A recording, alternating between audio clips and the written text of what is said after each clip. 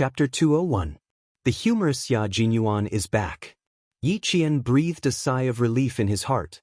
His vigilance, which had gone off somewhere, instantly returned. The elegant and humorous Xia Jinyuan was the Xia Jinyuan he was most familiar with. Just as he secretly thought this, Major Xia, who had regained his humorous demeanor a second ago, became exceptionally serious in the next second. He took off his gas mask and stood under the faint light. His handsome face appeared exceptionally cold, and his eyes were like cold stars as he stared coldly at the exit in front of him. I'll cover for you later and divert their attention. J5 and the others have already left. It's not suitable for the members of our operation group to appear in public, and you, little girl, can't show your face either. Because all the international police outside think that you've already been rescued and sent to the hospital along with the other kidnapped Chinese student. After Gao Yang came out, the Chinese soldier told the international police in order to protect and hide Yi Qian. After all, Yi Qian was only a student who could inform the police of Red Scorpion's activities in the hotel.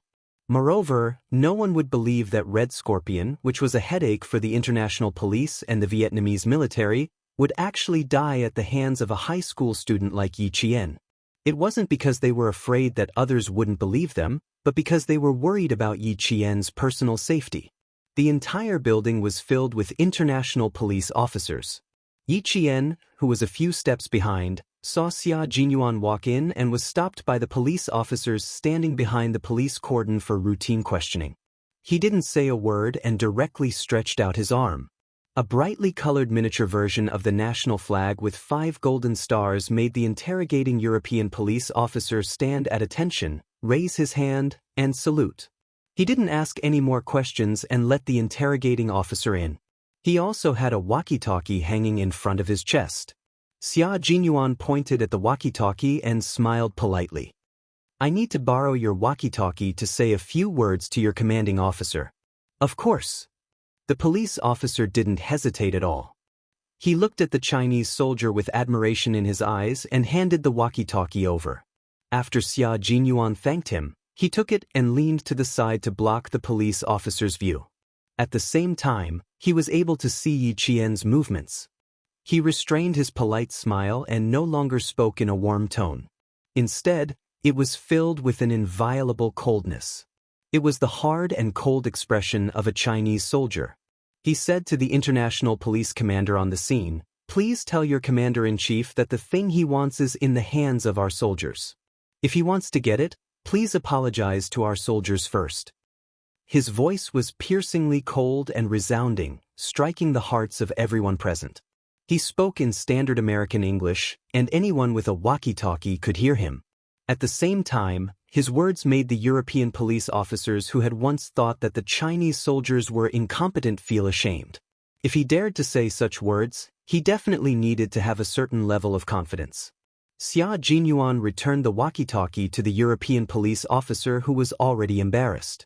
He smiled again and did not forget to maintain his politeness and said, "Goodbye." His voice wasn't loud, but it was enough to attract the attention of the police officers on duty. They saw Yi Qian stick close to the wall and nimbly hide behind a tree. She didn't immediately come out. She was like a little fox that came out of its cave. After looking around vigilantly, she lightly jumped across the warning line parallel to the green ribbon and successfully avoided the sight of the police officers. Watching her leave, Xia Jinyuan's lips curled up slightly. She's strong and agile. No wonder she's a reserve soldier, trained by a first-class sergeant and the world's best sniper. Chapter 202. After setting up the cordon, Xia Jinyuan walked out and saw Yi Qian hiding behind a tall wall from the corner of his eye. He walked over with a gentle smile in his eyes. The ambulance arranged by the Chinese side drove over under his instructions. The doctors and nurses in the ambulance were all from the embassy. After Yi Qian got into the ambulance, they immediately gave her a simple checkup. After they were done, they gave Xia Jinyuan an OK hand sign to indicate that everything was normal. The two of them sat in front of the ambulance and pulled down a layer of cloth. Xia Jinyuan casually placed the gas mask to the side. He looked at the little face in front of him that had regained some color. His thin lips curved into a perfect smile. Your heart rate is correct. It looks like you're really not afraid anymore. Major Xia's smile was very lethal. Just now, she had been dizzy from his minty scent, and now, she saw his warm smile.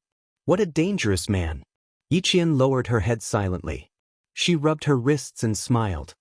Yes, I'm not afraid anymore if I don't think about it. Little girl, congratulations. You're one big step closer to becoming a qualified soldier. He smiled faintly. He raised his hand and gently rubbed her head. His voice became more serious. Also, even though I can't reward you for this operation, your achievements will be forever recorded in the military files. Everyone will be proud of you. Yiqian was only 14 years old. She had gone through a kidnapping, sacrificed herself to save others, participated in an operation, and fearlessly killed the top target. At 14 years old, she had done things that no one else her age could surpass. Yiqian felt that this was good. She nodded and said calmly, "This is good enough. I don't need to be rewarded, and I don't need too many people to know about it. This is very good. The glory that belongs to you will always belong to you. Accepting everything calmly will make it easier for you. Little girl, you have a very good attitude." Yiqian was indeed very suitable to join the military and become a soldier. At the hospital, when the 4 guards sent by the embassy saw the ambulance arrive, they immediately went out to greet it. Inside the ambulance, Xia Jinyuan confirmed that no one was following them before he removed the gas mask from Yiqian's face. He said in a low voice, "Don't show your face. The embassy guards will escort you back to the hotel. When you go back, don't tell anyone about what happened tonight. I still have things to deal with here. I'll come back tomorrow afternoon." He patted Yiqian's head gently. "Have a good rest and think about tomorrow's exam." Yiqian didn't know whether to laugh or cry. "I thought you would ask me to rest and not take my exam tomorrow's exam. Little girl, the exam is the most important thing for a student. Don't think too much." When Xia Jinyuan heard this, his handsome face smiled deeply. He saluted the 4 guards and returned to the ambulance without looking back. When Yiqian came out of the ophthalmology department, he saw Director Li pacing back and forth in the white corridor. A middle-aged man with a cold expression was sitting in a chair. It was Gao Yang's father. He had specially come to thank Yiqian. He was shocked that a young girl could remain calm in such a situation and give the opportunity to leave to a boy. This was a hospital that the Gao family had a large stake in. When Gao Yang's father asked the doctor about Yiqian's condition with a serious expression, Director Li's eyes were already filled with tears. "It's good that you're fine. If you didn't come back, I would have been lying in the hospital." Chapter 203. It's fine, we're all with our own people. Let's go, Director Li. It's too late and we still have exams tomorrow. Yiqian smiled. At this moment, even though the hospital was filled with the smell of disinfectant, she still felt refreshed. After Father Gao understood the situation from the doctor, he turned his head and saw the teacher and student preparing to leave. He quickly caught up to them. "Director Li, this female student, it's too late. I'll get the driver to take you back." It was almost 1 in the morning. No matter what, he couldn't let the female student who saved his son's life leave by herself. This time, Director Li didn't refuse. Father Gao seemed to be relieved. His cold gaze fell on Yiqian's face and he revealed a gentle smile. "You're willing to give life to others and leave danger to yourself. I want to ask for money to express my gratitude. To you, it's a form of humiliation. But if I don't express my gratitude properly, I'll feel uneasy. Student Yiqian, how about this? I'll use your name to provide a scholarship of $1 million to a middle school student in a disadvantaged area. What do you think? A scholarship of $1 million? Director Li faintly sucked in a breath of cold air. A scholarship of $1 million multiplied by 8 times the current exchange rate. Director Li, who had finally calmed down, felt like she had to take another heart-strengthening pill. The exchange rate in July 1995 was 1 million. It was a lot of money. After calculating in her heart, Yiqian, whose eyes were already curved into crescents, said generously, "Actually, I also need money. After all, the amount you're offering is quite tempting. However, it's pretty good as a scholarship. I'm very grateful for your generosity." I think I should also study hard for your scholarship. Her gaze was open and her eyes were clear. Even though she said she needed money, he still felt that she was natural and unrestrained. This made Father Gao's impression of Yi Qian even better.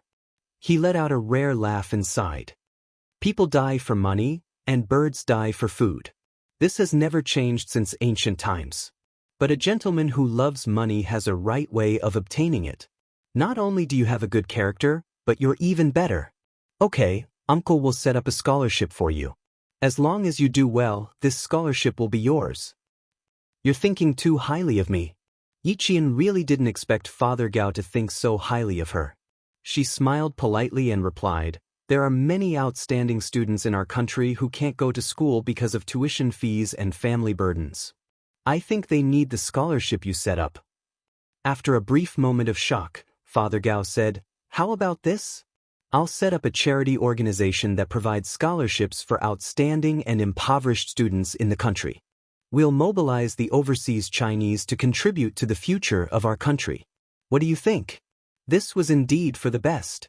Our country does need such a charity organization. We also need the help of overseas Chinese from all over the world.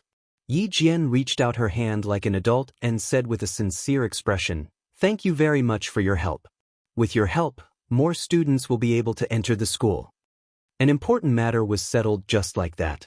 Director Li, who had not interjected at all, was dumbfounded. Gao Yang was still under the effects of the tranquilizer. Gao Yang's father promised to send him to the hotel at 7:30 a.m. sharp the next morning. After that, Director Li left with Yi Jian in the car. Chapter 204. Don't think about anything when you get back. I asked Teacher Yu to warm some calming tea for you. Drink it when you get back. Mr. Gao had been present just now, so Mr. Li had restrained himself a little. But now he began to nag. He was still worried that something would happen to his student, so he kept comforting him. Everything's over now. We came back safe and sound. You just treat it like a dream. When you wake up tomorrow, nothing happened. Yi Qian didn't interrupt, but listened with a smile. Occasionally, she would obediently say, okay. She didn't have the coldness of a gun-wielding girl anymore. She was completely an obedient girl. When they returned to the hotel, they didn't disturb the other students. Whether it was the Chinese students or the students from other countries, they didn't know that Yi Qian and Gao Yang had gone through a disaster. What happened in the middle of the night didn't affect the contestants who went to bed early. The next morning, Yi Qian appeared in front of her classmates as usual. No one knew that she had returned to the hotel at 1 in the morning. When Yang Yi saw her, she immediately came over. Dear, can I sleep with you tonight? I found out that I'm sleeping in the same room as Teacher Yu. Why do I have insomnia? You don't have freedom in romance anymore, do you? Yi Qian smiled and saw through her thoughts. The first night I slept with you, I helped you pick up your books twice in the middle of the night. You're quite relaxed. Tell me, where did you hide them? Before coming to Australia, the 4 teachers had specially checked the students' luggage, afraid that the students would bring books that had nothing to do with them. In the end, there were still some that slipped through the net. Yang Yi, who was startled, looked around guiltily and pulled Yi Qian to a corner. Oh my, you even found out. Good sister, I'll definitely thank you when I get back to the capital. The students hadn't all arrived yet, so the 2 of them huddled in the corner and whispered. Hurried footsteps sounded, and they heard Gao Yang ask the other students, did Yi Qian come down? Did you see her? Yi Qian? No, I didn't see her after I came back from looking for you last night. Wouldn't he be suspicious if he looked for her in such a big way? Yi Qian leaned over to take a look. Seeing that he was about to ask the other students, she quickly raised her voice. I'm here? What's the matter? This Gao Yang, looking for you early in the morning is like looking for his mother. I'm afraid there's something urgent. I'll go eat breakfast first. As Yi Qian snickered, Yang Yi waved at Gao Yang who was striding over. Come. Over here. I'll abdicate my position, and you can talk. On the other hand, Gao Yang, who was supposed to arrive at 7:30, was only staring at Yi Qian. He didn't even spare Yang Yi another glance. After he hurried over, he lowered his voice and said, You came to the hospital last night, but I didn't know anything. I'm sorry, Yi Qian. His eyes were still red, as if he had just cried. His expression was also somewhat haggard, as if he had not slept well the entire night. "I'm fine. It doesn't matter if you know or not." Yi Qian saw that more and more students were coming and going. He pointed downstairs and said, "Let's talk outside. We can't let anyone know about this." It could be considered a secret between her and Gao Yang. They didn't leave the hotel. They were right in front of the fountain. With the sound of the fountain as a cover, and with the volume lowered, it was a very good place to talk. "I'm fine here. You don't have to worry. But you, why do you look like you didn't sleep well last night?" Perhaps it was because of last night's experience, but when Yi Qian looked at him again, he wasn't as cold as before. He could even stand and talk to him calmly. "It's not a big deal. Yesterday's matter should be fixed on yesterday. Take me for example. If I don't think about it, it won't affect me." Chapter 205. Under the sunlight, her eyebrows and eyes shone brightly. Her skin was so fair that it seemed to glow like a pearl. What made him unable to look away were her bright eyes. Just like last night, they carried a coldness that he had never seen before. Her gaze was like an arrow that pierced straight into his heart. He couldn't help but listen, he couldn't resist. Yi Qian was so unfamiliar that it was as if they were meeting for the first time. Also, the way she held the gun made it seem like she was used to holding a gun, no different from a police officer or a soldier. Skilled marksmanship, shooting without hesitation. Calm response, nimble handling. She was not the Yi Qian that occasionally bickered with Yi Ying in school. After the sedative wore off, he woke up and didn't sleep again.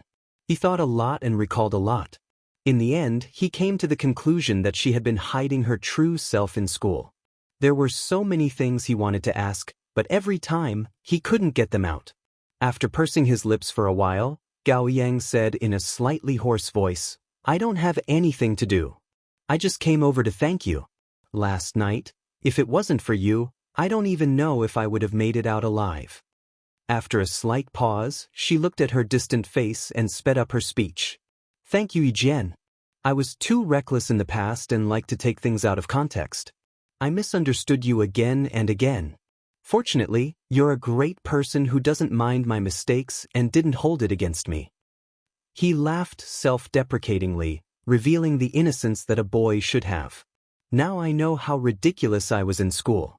I jumped around in front of you like a clown and didn't even realize it. If he wanted to talk about this, then there was no need." Yi Qian smiled faintly and interrupted. "It's not a big deal. I'm not that magnanimous, but I won't fight over the usual disputes and misunderstandings to the point where it's a matter of life and death.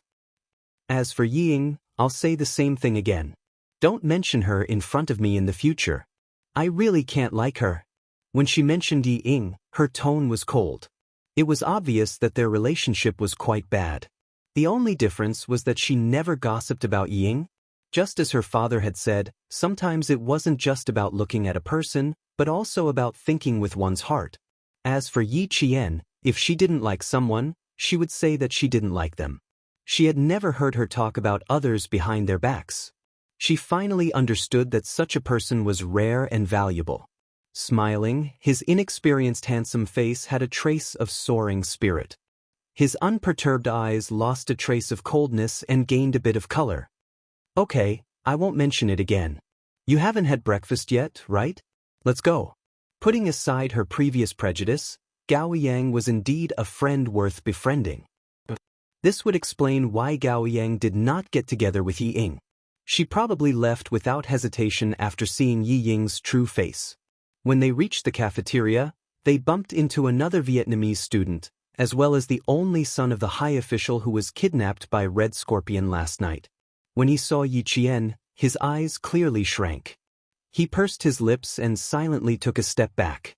This step back made the other two Vietnamese students who had appeared in the Red Scorpion room together involuntarily take a step back, allowing Yi Qian and Gao Yang to pass. When they passed by, Yi Qian suddenly stopped.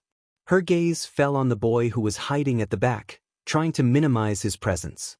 He was the boy who caused her and Gao Yang to be kidnapped. Chapter 206. Her pause immediately made the three boys nervous.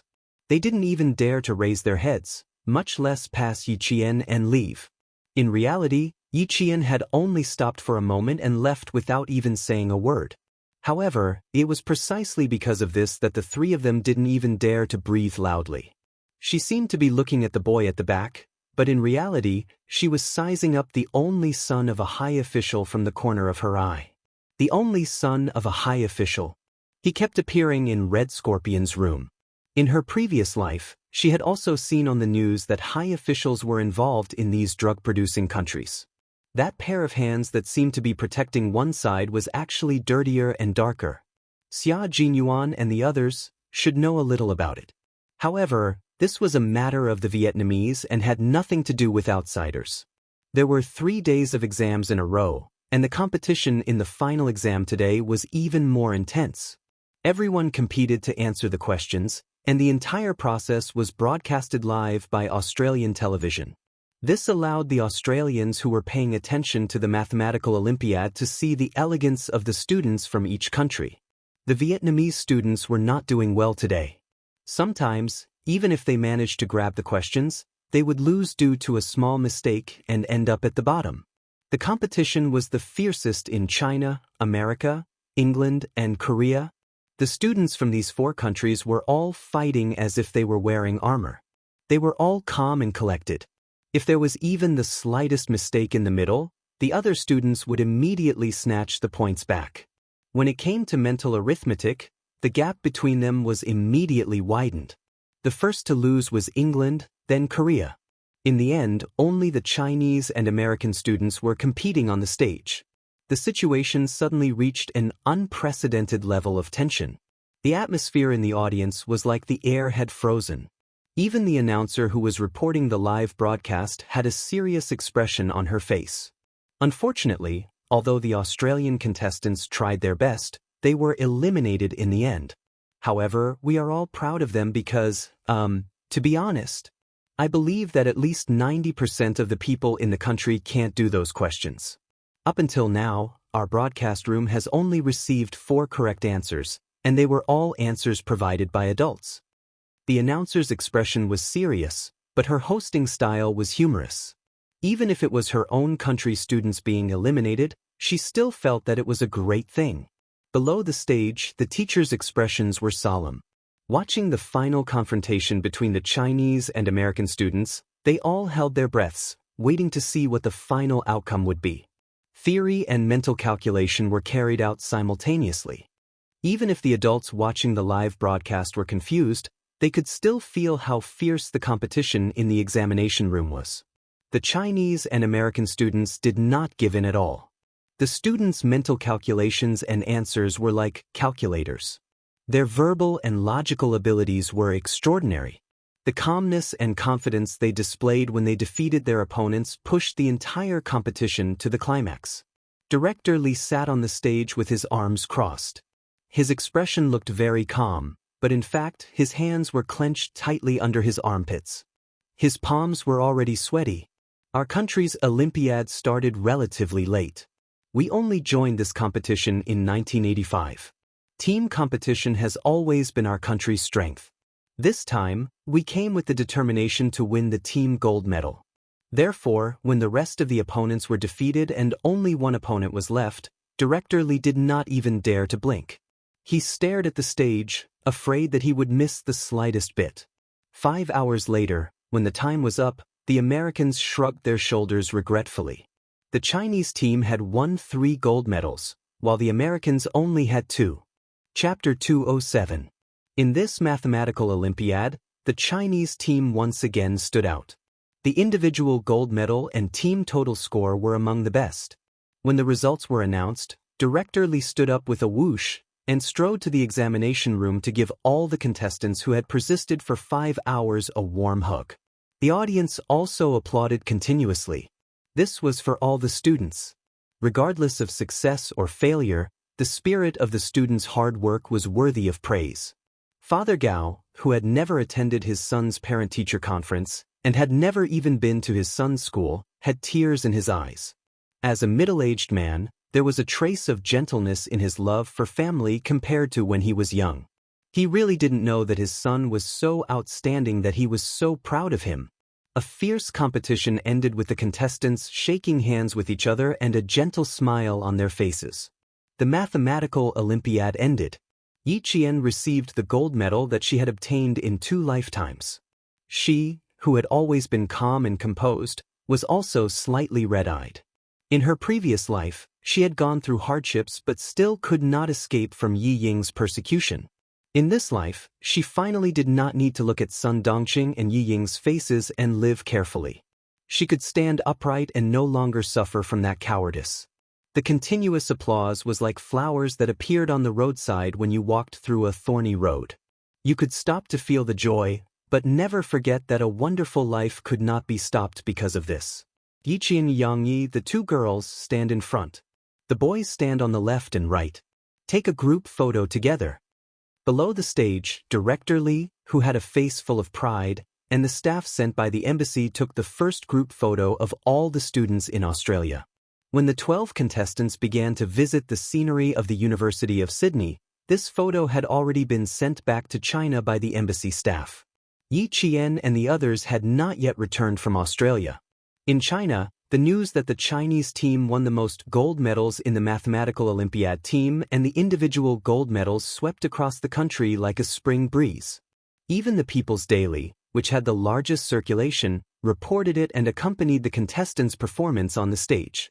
Yi Zhifan was the deputy mayor, and the People's Daily was the paper he had to read every time. When he saw the photo that occupied the most important section of the People's Daily, his gaze suddenly froze. Then he looked at the name attached. His originally relaxed brows suddenly furrowed, and his expression had changed greatly. He had just arrived at work. He picked up his briefcase from his desk, clenched the newspaper in his hand, and strode out of the office. A government worker saw that he seemed to have left in a hurry and asked kindly, "Deputy Mayor Yi, there are still 10 minutes before the meeting. What are you? Postpone the meeting for an hour? I have something urgent to attend to." How could he be in the mood for a meeting? Yi Zhifan didn't even look back. He left the office building with a gloomy face and sped home on his motorcycle. After breakfast, Sun Dongqing took Yi Ying to the streets to buy groceries. When they came back, they happened to meet the villagers of Shuka village. At this time, they were already proudly talking about Yi Ying's results in the midterm exam. It's not that I want to praise my Ying, but this child is very sensible. Old Yi and I have never had to worry about her studies. As a matter of fact, he was one of the top few students in the entire cohort during the final exam. Everyone says that all things are inferior, and only education is good. My Ying is not a boy, but in what way is she inferior to a boy? During this period of time, Sun Dongqing was a little arrogant again. It was said that Yi Zhifan was very likely to become the mayor, and her daughter was very capable. Wherever she went, she held her chin high. Yi Zhifan, who was riding his motorcycle all the way, happened to see his wife chatting with the villagers. His gloomy face was almost squeezed out of water. Chapter 208. The women from the same village would more or less interact with Sun Dongqing. After all, she was the wife of an official. Sometimes, if they wanted to do something, it was difficult to find Yi Zhifan, but it was definitely not a problem to find Sun Dongqing. Sun Dongqing was greedy and liked to listen to flattery. Sun Dongqing was both. My old Yi always says that even though my Ying is not a man, she will definitely not be bad in the future.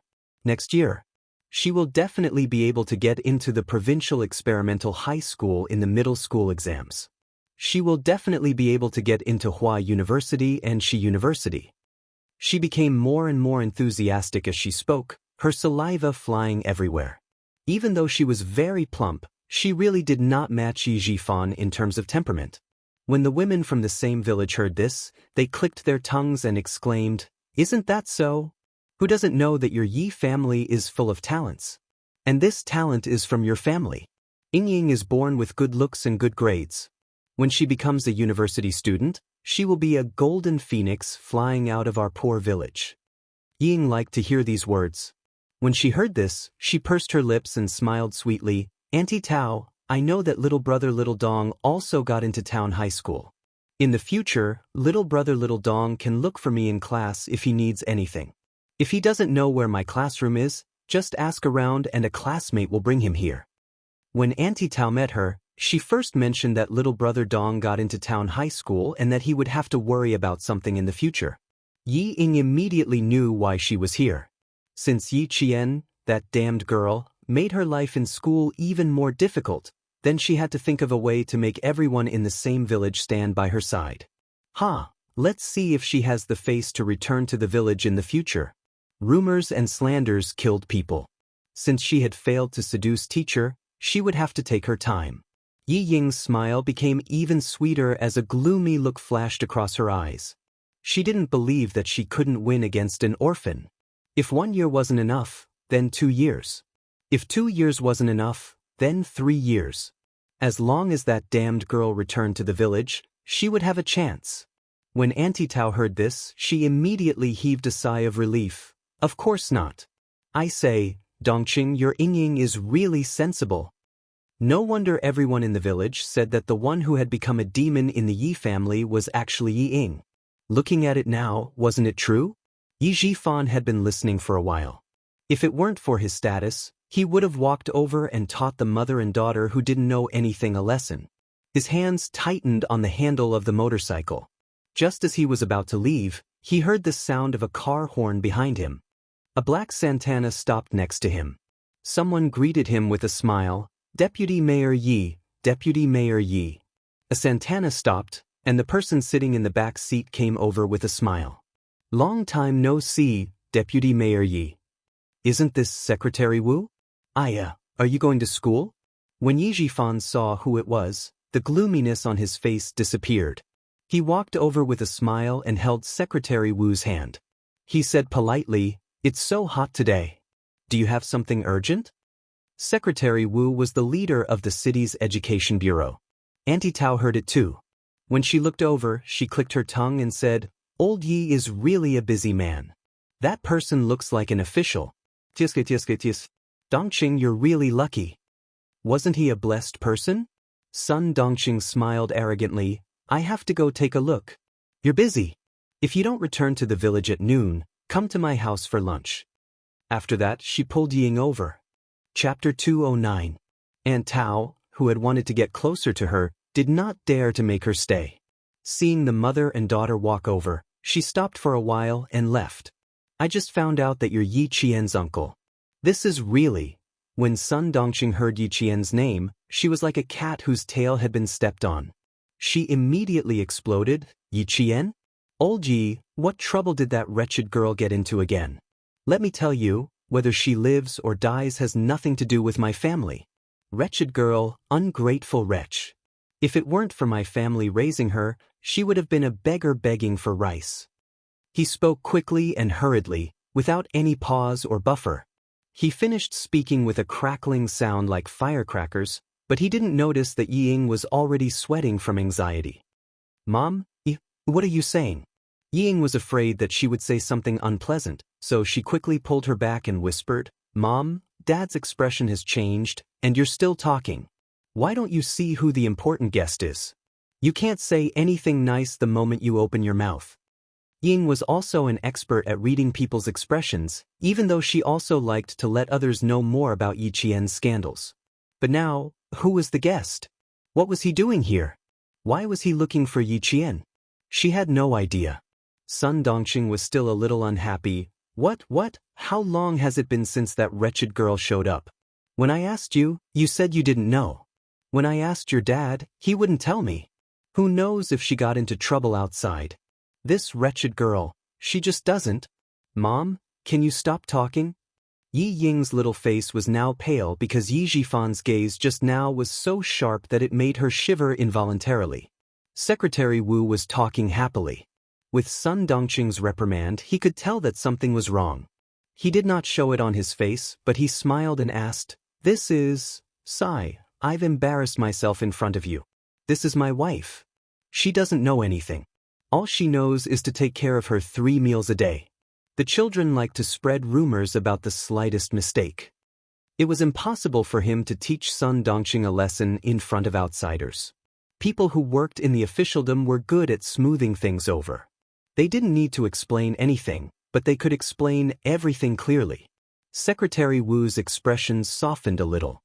He had wanted to say a few more words, but now he was not in the mood. It seemed that he should wait for Yi Qian to come back. He smiled and said, "So it's Madame Yi. That little classmate must be Deputy Mayor Ye's daughter." "That's right. Come, Ying, say hello to Secretary Wu." How could Yi Zhifan not see the change in the situation? The other party was clearly here for Yi Qian, but he could not bring himself to mention it. He had to smooth things over first. In terms of social interaction, Ying had always been polite and appropriate. With Sun Dongqing's previous offense, Yi Ying's actions and words were very dignified. "Hello, Uncle Wu. If my mother offended you just now, please don't take it to heart. She was just worried about my sister, so she spoke without thinking. Please don't take it to heart." Yi Zhifan, who was suppressing the anger in his heart, saw this and calmed down quite a bit. His daughter was still sensible, but she was still a little narrow-minded. He would teach her slowly in the future. It's normal for a family to be worried. Then I won't disturb you. Deputy Mayor Yi, let's chat again next time. Secretary Wu saw some clues, but for Yi Zhifan's sake, he naturally wouldn't embarrass his wife. He said a few words of courtesy, which was considered as giving face to her. Chapter 210. Yi Zhifan knew that he couldn't persuade him to stay, so he smiled and said, "That's good.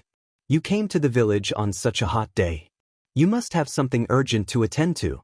I'll have a drink with you when I'm free." After watching Secretary Wu get into the car, Yi Zhifan's smile immediately disappeared.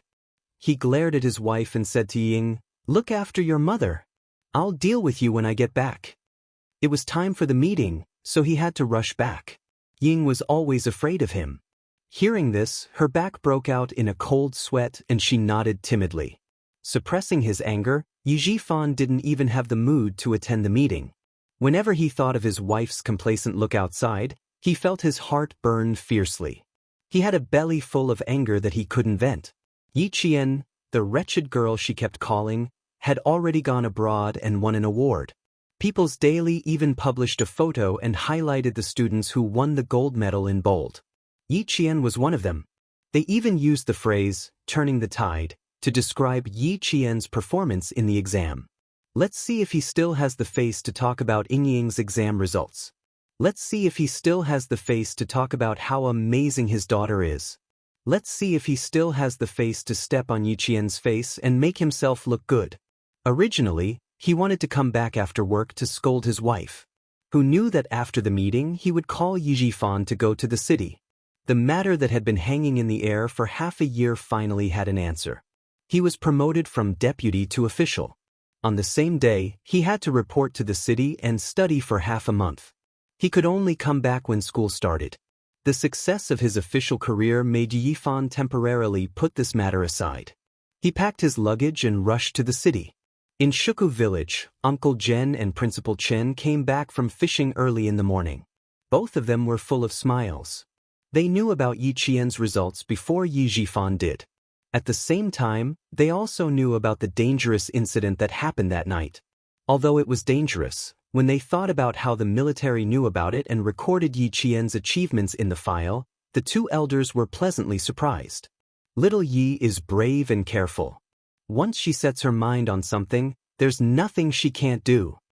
Old man Zhen dealt with the big grass carp that he had caught early in the morning and laughed out loud. Even the deep wrinkles on his face looked like blooming flowers. "I feel at ease now." Ever since Principal Chen returned from the province, he and Uncle Zhen, to live in Shuka village and go to the military once a week or so. Hearing that, a smile appeared on his wrinkled face. He sighed and said, "A 4-year plan is a long time, but half a year will pass in the blink of an eye. Little Yi will only be with us for a year. The rest will have to wait until the winter and summer holidays." There was no high school in town. If there was a high school with little Ye's talent, she would not be held back if she went to high school in town. She was smart and eager to learn. No matter where she went, she wouldn't be bad. Uncle Zhen was already laughing. "Children grow up. Sooner or later, she'll fly high. She can see further. She just has to come back to visit us occasionally. Don't restrict her. Although the time is short, we'll teach her strictly. If she studies seriously, she'll be admitted to school sooner or later. They removed the scales, dug out the innards, and washed the fish clean. Their lunch of braised fish was inevitable. Chapter 2:11. The two elders usually talked about Yi Qian. Other than that, they also talked about the training of some soldiers in the army. For the two elders, this kind of topic was their hope and spiritual sustenance. In the hotel, Yi Qian had already packed her luggage. She sat on the bed and looked at the letter that the front desk had just handed her. After a while, she finally tore up the envelope and the letter inside, and flushed them down the toilet. It was from Xia Jinyuan. It wasn't a letter, just a few words. He said that he wanted her to rest in Jing City for 2 days and that he could only go back to China after 2 days. So what if he went back to China? Dangerous men were like poison. She couldn't touch them, especially when this dangerous and poisonous man liked to show signs of ambiguity from time to time. This made her even more unwilling to have too much contact with him in her life. Without any hesitation or consideration, Yi Qian maintained her original attitude and insisted on staying away from Xia Jinyuan in her life. After shaking hands with the local Australian students one by one, the Chinese students finally embarked on their journey back to China under the guidance of Director Li and the other 3 teachers. It was 11 a.m. when they arrived in Jing City. Yi Qian didn't plan to stay in Jing City for too long. Her plan was to fly back to the province at 2 p.m. If time didn't allow for it, she would rest in the province for one night and take the train back to the city early the next morning. Not only did she have to travel back to town from the city, but she also had to take a bus back to town. Don't think it's over. From town to the village, she still had to take a bus. Old people would probably feel their scalps tingle when they heard this, but for Yi Qian, she couldn't wait to take the train back to the city as soon as she arrived in the province. She was anxious to return home. Director Li tried her best to persuade her to stay in Jing City for a few more days and visit their school, but was rejected by Yi Qian. This made the eloquent Director Li so worried that her hair turned white. "You little girl, why don't you understand?" Teacher Li took a big gulp of water. He wanted to persuade Yi Qian to come down, but when he saw the sly smile in her eyes, he didn't know whether to laugh or cry. "Good girl, are you pretending to be confused in front of your teacher?" He was smart and well-mannered, and he handled the relationship between students quite well. He was not arrogant, and he was not arrogant because of his strengths. He really did not want to give up on such a good seedling so easily. When Yi Qian heard that he wanted to continue, he stopped feigning ignorance. He smiled and said, "Director Li, to tell you the truth, if there was a high school in our town, I would have studied there as well." "But why was that?" "Everyone is racking their brains to get into a top school. Why is it so weird when it's your turn? I can tell you that in the whole of Beijing, our school has the strongest teaching staff. Not to mention Hua University and Shi University, most of the students who study abroad have a bonus." In response to Director Li's well-meaning advice, Yi Qian smiled faintly and replied, "You're honey, you're arsenic." He didn't say anything else.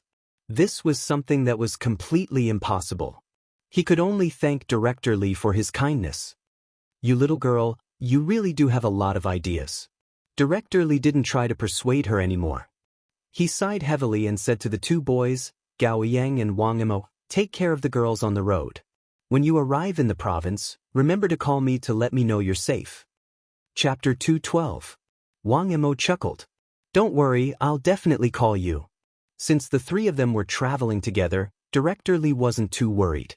However, he still called Teacher Zhu from the provincial high school, who was responsible for bringing the 3 of them to school. He told him what time the students would be arriving at the provincial high school and personally escorted them to the departure lounge before leaving. "After I get off the plane, I'll go directly to the train station to see if there are any train tickets back to the city tonight." As soon as they boarded the plane, Yi Qian told Gao Yang her plan. "I can go back alone, and I want to go back earlier." She hadn't trained in a long time, so she was very anxious to go back. Gao Yang glanced at her and frowned slightly. He pursed his lips and said, "There are tickets. Let's go back together." He didn't hear her mention that if she hadn't been able to get the tickets, she would have gone back alone. "That's fine too." Yi Qian nodded slightly. Although there was no misunderstanding like before, she wasn't very interested in closing the distance between them. It was enough to maintain a casual friendship.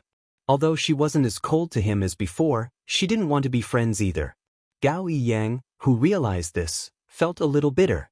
He didn't say anything more and closed his eyes to pretend to rest. After Wang Mo and Yi Qian chatted for a while, Wang Mo also yawned and closed his eyes to sleep. Only Yi Qian, although she also closed her eyes, her mind was clear.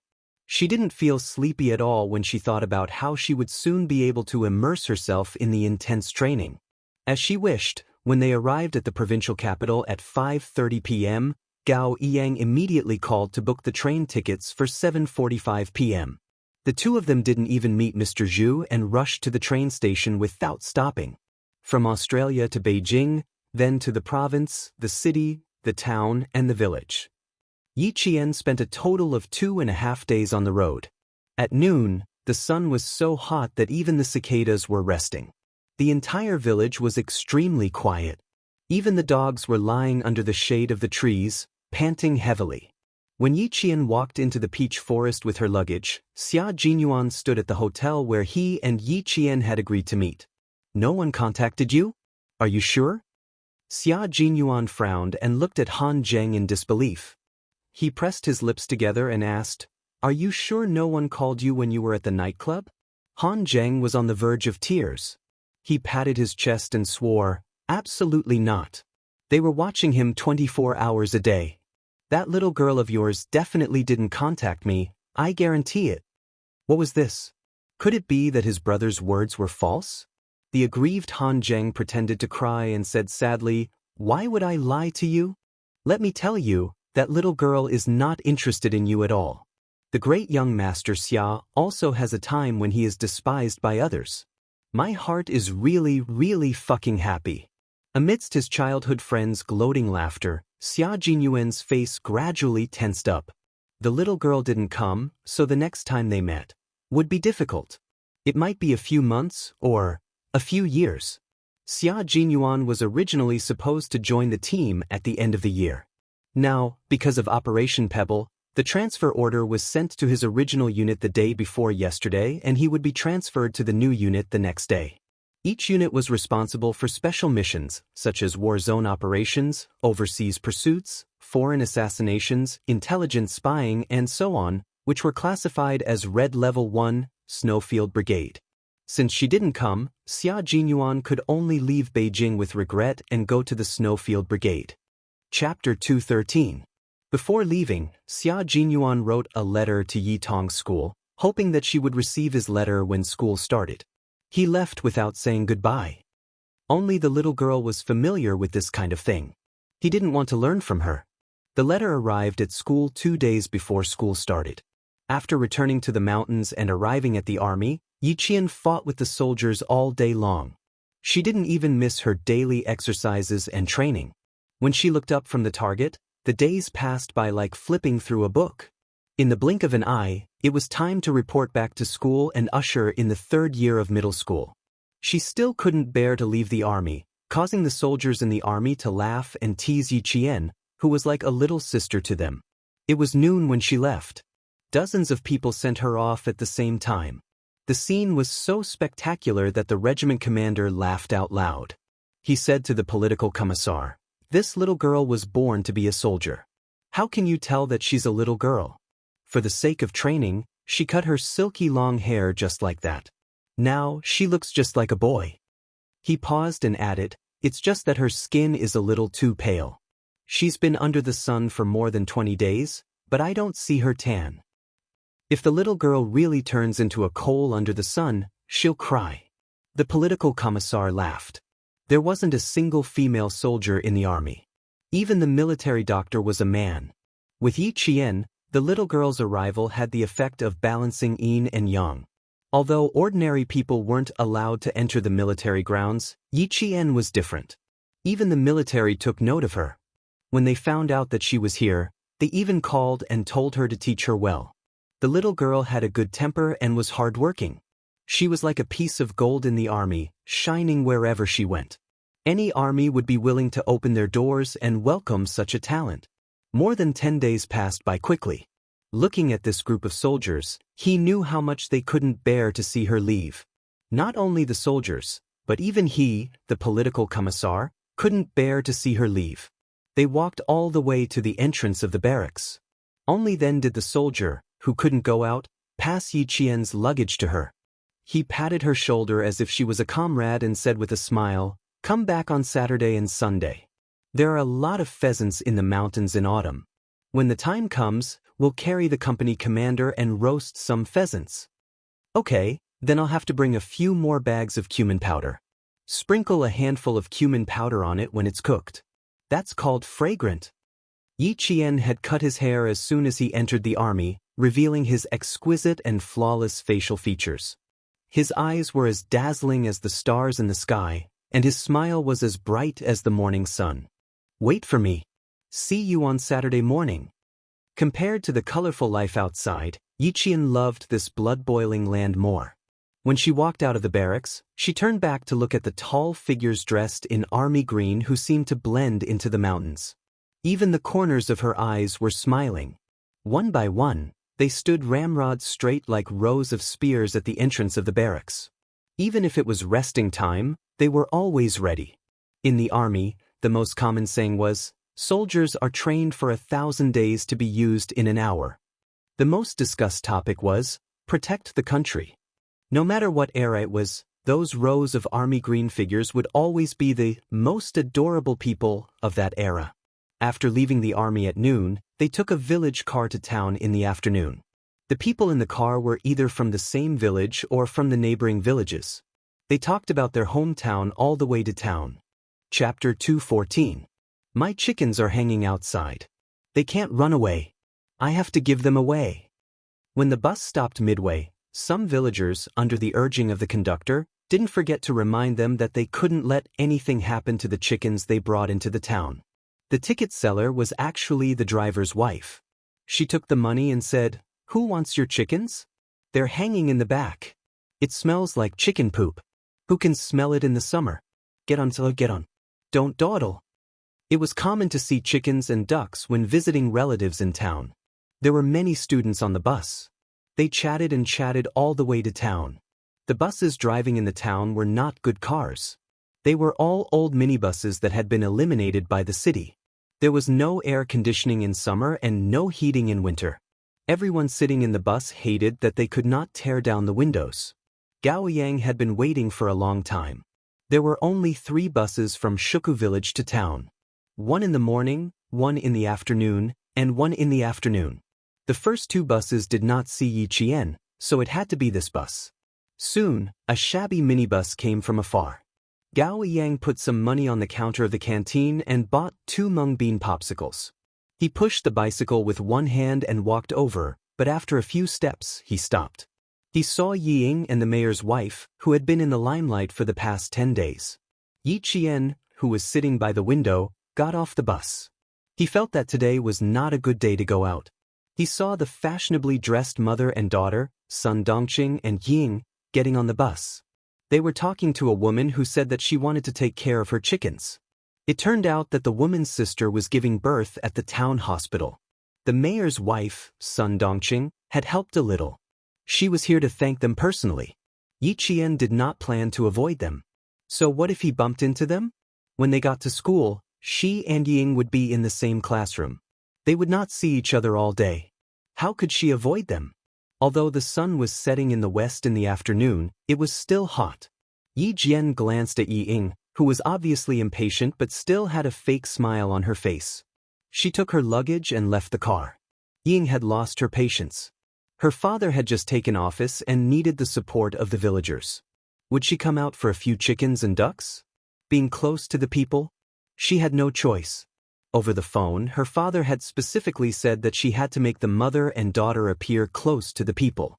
Yi Ying, who was waving a paper fan in her hand, said a few words with a fake smile. She looked up slightly and saw a face that she hated for a long time. His gaze suddenly became exceptionally sharp and fiercely swept over as if he were looking at an enemy. Every time she thought about the humiliation at the farm in the suburbs of the capital, she hated that she couldn't tear this face apart in her dreams. Yi Qian. She gritted her teeth and shouted in a low voice. Her cold voice was filled with coldness, but she didn't walk over. She just stared fiercely at him. Even on a hot day, the coldness in her eyes would cause goosebumps. She was still the same. A leopard could not change its spots. Yi Qian curled his lips. Facing Yi Ying's coldness, he returned a cold smile. His smile was as clear as water, filled with indifference and disdain. Sun Dongxing already had a conditioned reflex when she heard the name Yi Qian. She immediately shouted, "Where are you? Where is the wretched girl?" She looked up and saw Yi Qian grabbing his luggage and leaving the bus. She was furious. Like a weed on fire, it instantly started a prairie fire. "Wretched girl, stop right there. Do you still have any respect for your elders? Hey, where did all the reading go? You don't even have any respect for your elders." Chapter 215. After not seeing Yi Qian for a few months, and hearing her daughter say that she was bullied by Yi Qian at school today, Sun Dongxing was so pleased with herself that she wanted to teach Yi Qian a lesson. Yi Qian turned a deaf ear. She wanted to make a fool of herself in front of everyone, but she didn't want to. Of course, if she really wanted to make a fool of herself, she wasn't afraid to play along. He ignored her and didn't even look back. He was clearly ignoring her. Sun Dongxing thought about it. Which one of them didn't greet her with a smile in the past 10 days? Only this wretched girl dared to disobey her. She was so angry that she swung her arms and chased after him. Her reaction was so big that it made Yi Ying's heart sink. She thought to herself, "This is bad." She hurriedly chased after her and stopped her. She whispered, "Mom, we're on the streets. There are so many people coming and going. Don't embarrass Dad. Don't forget, Dad specifically told you not to." The mention of her husband made Sun Dongxing slam on the brakes. Her chubby body trembled a few times under her skirt before she managed to calm down. She glared at Yi Qian's back, her chest still heaving up and down violently. "Wretched girl, she's lucky." She cursed in a low voice before she stopped. Yi Qian, who had walked far away, could still hear her bad-mouthing her to the women in the neighboring village. She said that she didn't come back for the whole summer vacation, that she didn't come back at night, and that she didn't know where she went to fool around. She walked quickly and didn't see Gao Ying, who was pushing his bicycle, walk coldly behind Yi Ying. In the past, she only saw one side of it, but now she heard it for real. She saw it with her eyes, heard it with her ears, and felt it with her heart. Only then did she realize that some things were so unbearable. For example, this mayor's wife clearly didn't know anything, but she was still shamelessly talking nonsense and bad-mouthing Yi Qian. No matter how bad Yi Qian's relationship with your family is, at least I've never heard her talk behind your back. He spoke coldly, but his words were like thunder that exploded in Yi Ying's heart. Yi Ying's mind spun rapidly. How much did he hear, and what did he know? No, she had to divert his attention. Last time in the suburbs of the capital, he was especially cold to her. This time, she had to salvage her image no matter what. She restrained the shock on her face and slowly turned around to let her eyes be filled with surprise. Using a kind of natural joy that was just right, she said with surprise and joy, "When did you come back? Today? Why did you come back so late?"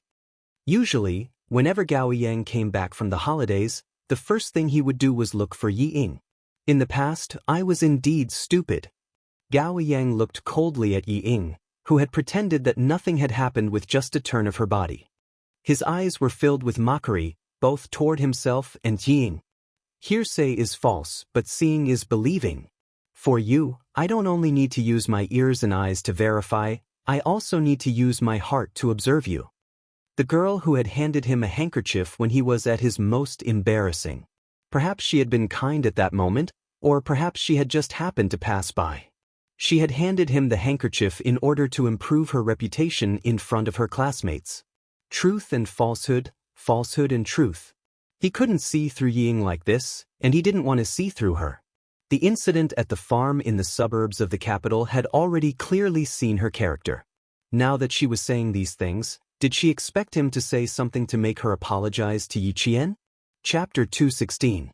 She was afraid that even if she apologized, Yi Qian would not accept it. Sun Dongxing was confused.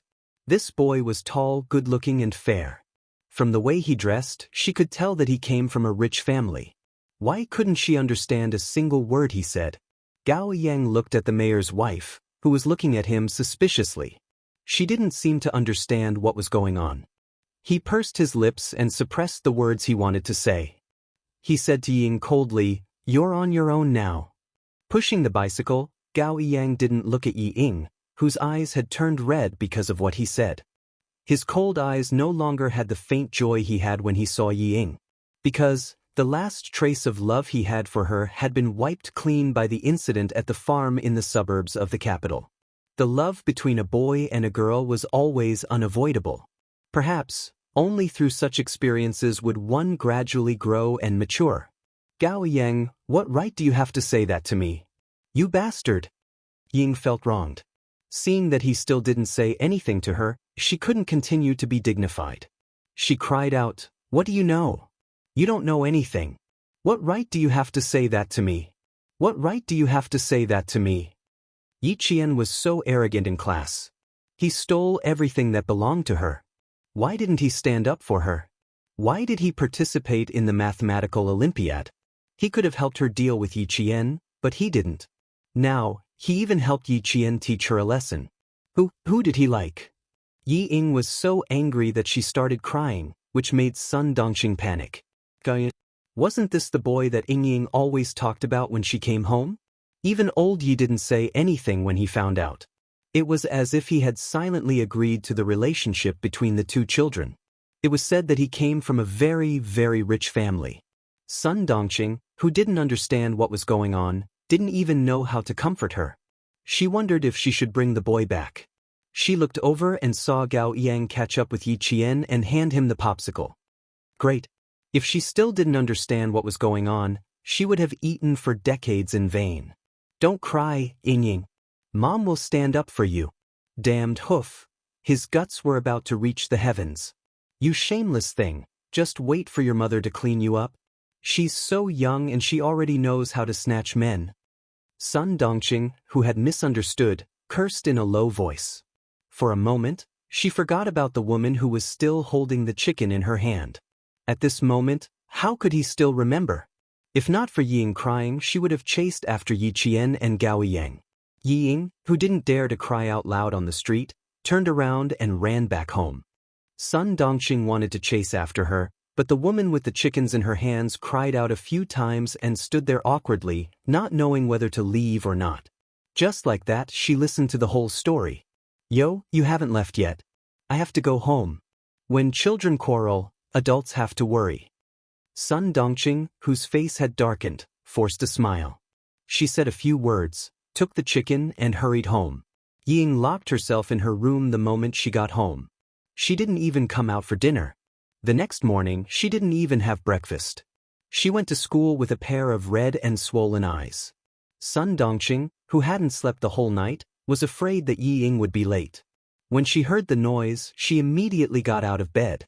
Ying was just about to go to school when she slammed the door. Damned hoof. Ying was so angry that she didn't even eat breakfast. "If I don't tidy up, she really thinks she's going to heaven." She muttered as she tidied up her clothes and hurried out. When the phone rang, she had just finished changing because she was in a hurry to go to school. She ignored it and went straight to school. Chapter 217. At 6 o'clock in the morning, Yi Qian was the first to run to the school. However, Principal Chen was even earlier than her. He held a letter in his hand and stood at the school gate, leisurely waiting for Yi Qian to come over. Not long after, he saw a figure in the school's summer uniform running over. Bathed in the morning sun, the figure was like a young eagle fluttering its wings. Although its wings were still tender, it could already fly freely under the blue sky and white clouds. He took out the letter and read it. When she was about to run past, he hid behind his back with his hands behind his back. His gaze was kind and encouraging as he waited for the young eagle to fly over. Yi Qian, who was drenched in sweat from running, had already seen the elder standing at the school gate. She ran a little faster. "You're here so early. Are you here to welcome our new students?" The admission of new students has always been handled by Dean Ku.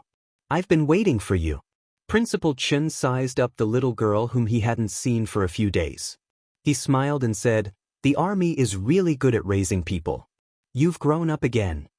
As he spoke, he handed the letter over. Sender, Xia Jinyuan. Recipient, Yi Qian. Little girl, have you become pen pals with Major Xia? His words were strong and clear, yet he knew how to restrain himself. His words were like his person. This Major Xia seemed to treat little Yi differently. Yi Qian was a little surprised. He wrote to her? She took the letter and read it. It was indeed Xia Jinyuan's handwriting. She couldn't figure out why he would write to her out of the blue. She pretended to tear the letter and read it, but Principal Chen hurriedly stopped her. Read it later. I have something else to talk to you about first. Come, let's go to my office. At 6 o'clock in the morning, the school was still quiet. Registration was in the morning, the freshman assembly in the afternoon, and classes started the next day. The registration time was very tight, which was in line with Principal Chen's style of doing things. When they reached his office, he smiled and said, Secretary Wu from the city's Education Bureau is coming over today. He came over a while ago, but he didn't see you or me. He rushed back to the city for nothing. Make some preparations later and have a good chat with Secretary Wu. This girl had a mature personality and always kept a low profile in everything she did. Even though she had won the grand prize this time, she still acted as if nothing had happened and did what she had to do. Yi Ying, on the other hand, had made it into the top 10 of her grade in the final exam and made it known to the whole town. That child, if she didn't properly educate and nurture him, he might really be ruined by his mother. Yi Qian nodded and said with a smile, All right, is there anything we need to pay attention to? That way, I can be mentally prepared. She had never experienced these things in her previous life. Even if she had to do it all over again, she had to learn it all over again. Moreover, if there was no need for them to meet, Principal Chen would definitely decline on her behalf. Now that he had personally told her about it, she had to be cautious. No need, it's because of your award and… Principal Chen paused for a second, then the smile in his eyes deepened. Also, it's about setting up an outstanding student scholarship in our city. The organizer, Mr. Gao, specifically mentioned your name to the mayor, saying that you were the one who suggested it. Speaking of this, Principal Chen felt proud. She was able to think of things that others couldn't. She was broad-minded, had a deep sense of righteousness, knew how to refuse, and was able to act appropriately. How could he and Uncle Jen not be proud of such a girl? However, this girl was able to keep her composure and didn't mention a word about it when she came back. No one knew that she had done something big without saying a word. Chapter 218. Yi Qian did not expect Father Gao to act so quickly. She joked, Then I have to work harder and aim for the scholarship. Who knows, maybe I won't have to worry about tuition fees when I go to university. Ha, little girl, that depends on what university you go to. If it's a military school, not only will they not charge you a single cent, they'll even give you an allowance. Principal Chen laughed. The little girl could be quite childish at times, and it was very interesting to watch. Don't worry. As long as you get into a military school, you'll be waiting for a monthly allowance as your living expenses. After laughing, there was some bitterness. A child without parents even had to worry about tuition fees. Fortunately, the little girl was the orphan of a martyr and had no tuition fees for the 3 years of junior high school. Otherwise, Sun Dongqing, the mayor's wife, would probably have to make the little girl quit school and go out to work. It was already past 7 o'clock in the morning, and there were more and more students in the school. The freshmen who came in for the first year of junior high still looked childish. They laughed and played with each other as they entered the campus. Yi Jian came out of the office and walked around the campus for a while. She didn't go back until the classroom door opened. After not seeing her for a summer break, her classmates seemed to have grown taller. And Jiesin pounced on Yi Qian from behind like a tiger pouncing on its prey. She laughed and said, "What kind of food did you eat? You grew so fast." The little girl was getting further and further away from Yi Qian. Yi Qian, who had grown up a week ago, had also started the normal process of a girl's development. Over the summer break, she had indeed grown quite quickly. "You want to eat? Don't eat it for breakfast tomorrow. I'll send some over tomorrow. I promise you'll grow taller." Yi Qian turned around and looked at her friend with a smile. After a glance, she laughed even louder. Did you go to work as a child labor? You're so tanned. Your face really makes your teeth look so white. And Jessin, who had gone out with her father for the whole summer break, waved her hand and said boldly, "My father said that it's better to travel 10,000 miles than to read 10,000 books." I followed his expedition team for the whole summer break and was exposed to the elements. How can I not be tanned? And Jessin's father was a geologist. Not long after, Zhang Na, Zhang Bin, and the other students who had a good relationship with Yi Qian entered the classroom. Zhou Liao, who was a math enthusiast, was also added in. The few of them sat together to discuss Yi Qian's Olympiad questions. Lagrange's mean value theorem and Cauchy's mean value theorem. These are things that can only be learned in advanced mathematics. This written exam also covers them. Not only that, there's also a higher-order derivative formula. Leibniz also has it. It can be said that the mathematical Olympiad is not just a middle school level. The difficulty of the questions is quite wide. Yi Qian's expression was a little serious. She had seen a lot and knew why Director Li said that there was still a big gap between their country's theoretical knowledge and the international knowledge. The foreign students may not know how to do it, but they have all understood it. As for our own students, looking at the shocked faces in front of him, Yi Qian sighed and said, "So, there is still a gap between us and them. Oh my God, this is too difficult. I've never even heard of it." TSK. No wonder he was eliminated in the exam. Luckily, he was eliminated. Otherwise, he would be a disgrace abroad. And Jessin was very emotional. Although her math results were not bad, it was only middle school math. As for high school advanced, sorry, she did not understand any of it. Zhou Liao pushed up his glasses and sighed heavily. That's what I thought too. Fortunately, I was selected. It's fine if I lose face in my own school, but if I really lose face abroad, I'll be a sinner. Chapter 219. Go, go, go.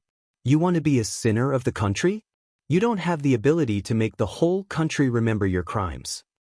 Zhang Na rolled her eyes and put her chin on the table dejectedly. She said sullenly, "I'm not good at math. What will I do when I get into high school? Yi Qian, you're going to take the provincial high school entrance exam. I'm afraid I can't even afford to take the city's high school entrance exam." There was only 1 year left until the general entrance exam. Although everyone was smiling, the students with good grades were actually feeling a certain amount of pressure. Yi Qian flicked her forehead with his finger and smiled. "You're worrying too much.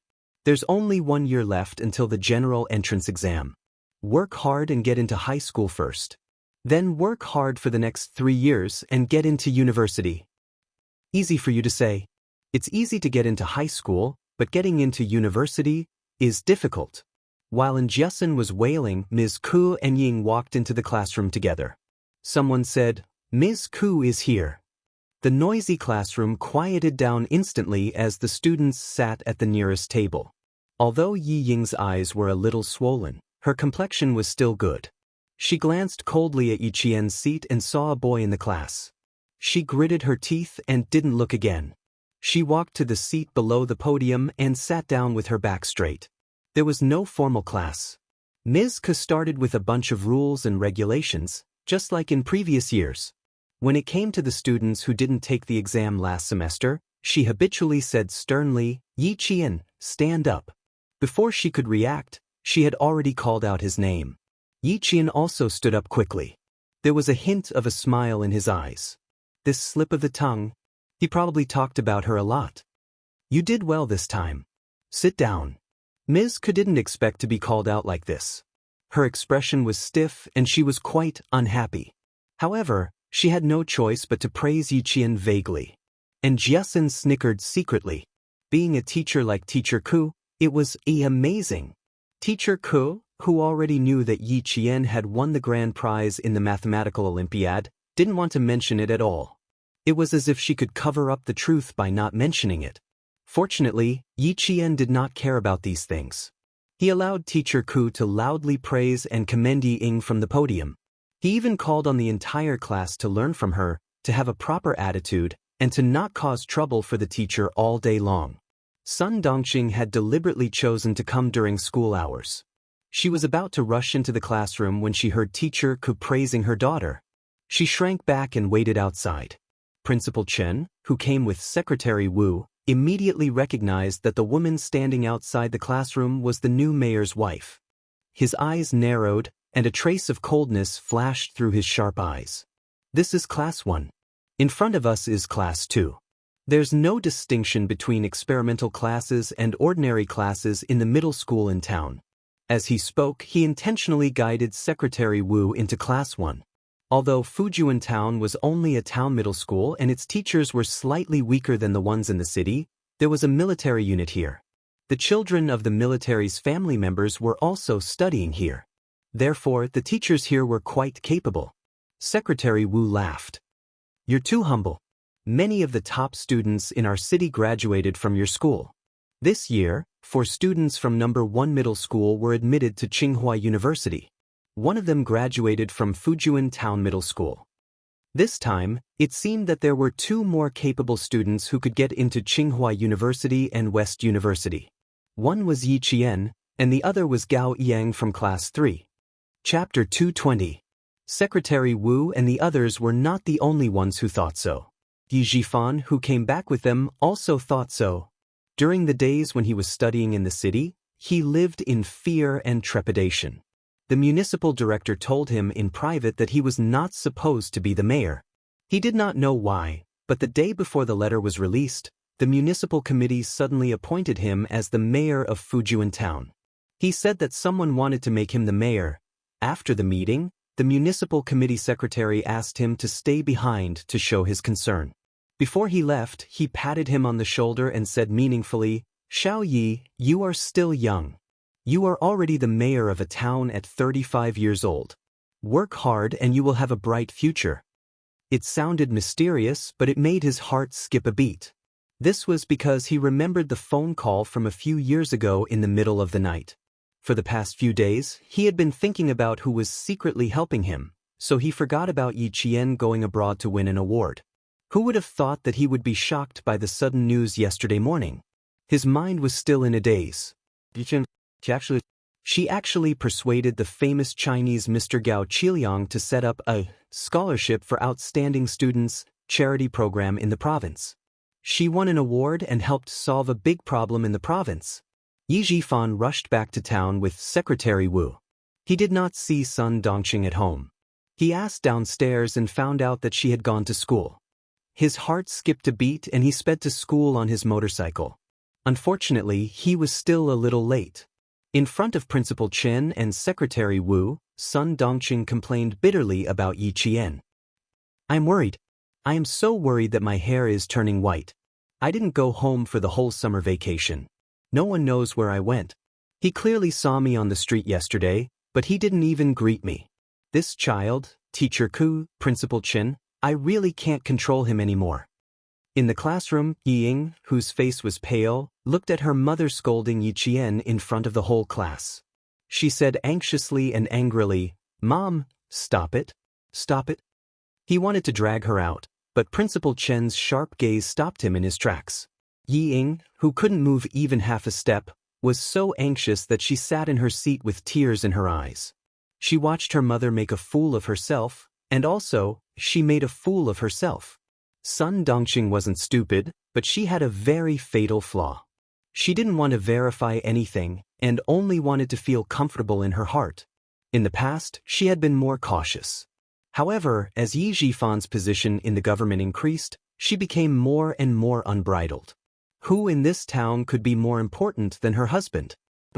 Since there wasn't, then everyone in the town had to follow the mayor's orders.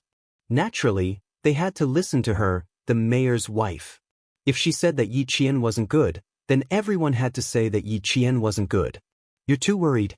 I wouldn't be this tired even if I taught 10 children. My Ying has never made me worry much since she was young. It's just her. My white hair is all because of her. Her parents died early, so I have to take care of her. However, I can't control her. I really can't control her. She left early, didn't go to school, fell in love, and was whispering sweet nothings to a boy named Gao Yang on the street yesterday. This time, I didn't misunderstand. Yesterday, I saw the two of them side by side. They even shared a popsicle. Teacher Ku, you're a teacher. You have to control them. You have to. Chapter 221. Sun Dongqing's behavior had aroused the disgust of the rebellious students from the moment she barged into the classroom and appeared in a high and mighty manner. When they heard her talk about Yi Jian's achievements, she didn't forget to praise Yi Ying as if she was a goddess who had descended to the mortal world. This made more and more students dislike her. Now, she even dared to talk nonsense about Yi Qian and Gao Yiyang as a couple. It was as if someone had poked a hornet's nest. The entire class was filled with shouts of anger. Zhang Bin was the first to speak. He shouted, "Auntie, you've got the wrong person. Yi Ying and Gao Yiyang are in a relationship. It has nothing to do with Yi Qian. You're too good at making things up. You're confusing right and wrong. Auntie, you've given us an interesting lesson. Yi Ying, your mother is so amazing. She has a glib tongue.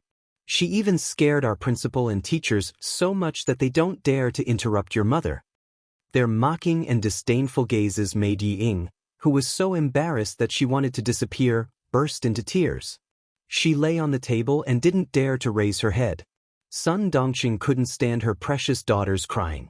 She felt that the entire class was bullying Yi Ying. She slammed the table and pointed at the boy who spoke first. She said angrily, "What's your name? Who are your parents? Do you have any manners? Don't interrupt when adults are talking." She then said to Yi Ying, "Ying, what are you afraid of? Tell Mom, which of your classmates bullied you? Tell them all."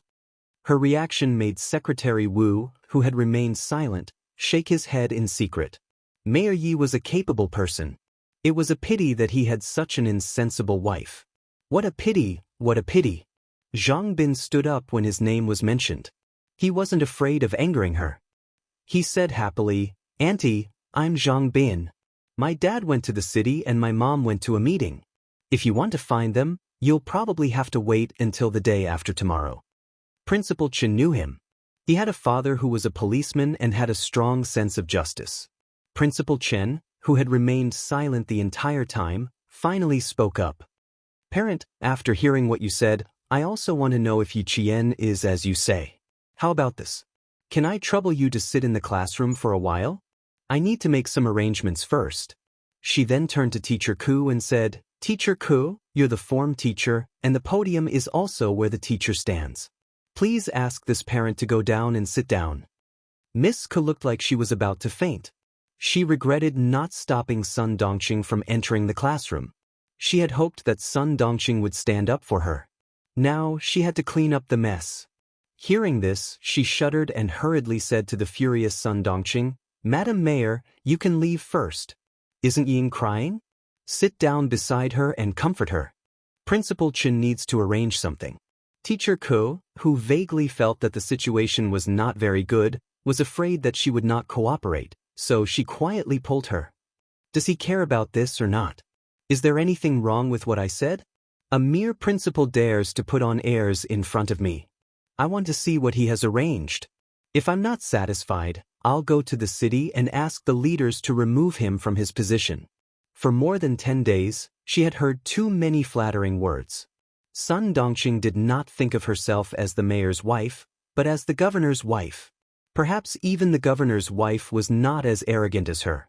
Principal Chen, who pretended not to hear her, smiled slightly and said to Zhang Bin, who had not yet sat down, "Go and find a few PE teachers to bring the TV and video camera in the meeting room into the classroom." Chapter 222. Zhang Bin was a member of the sports committee, so he was familiar with all the teachers.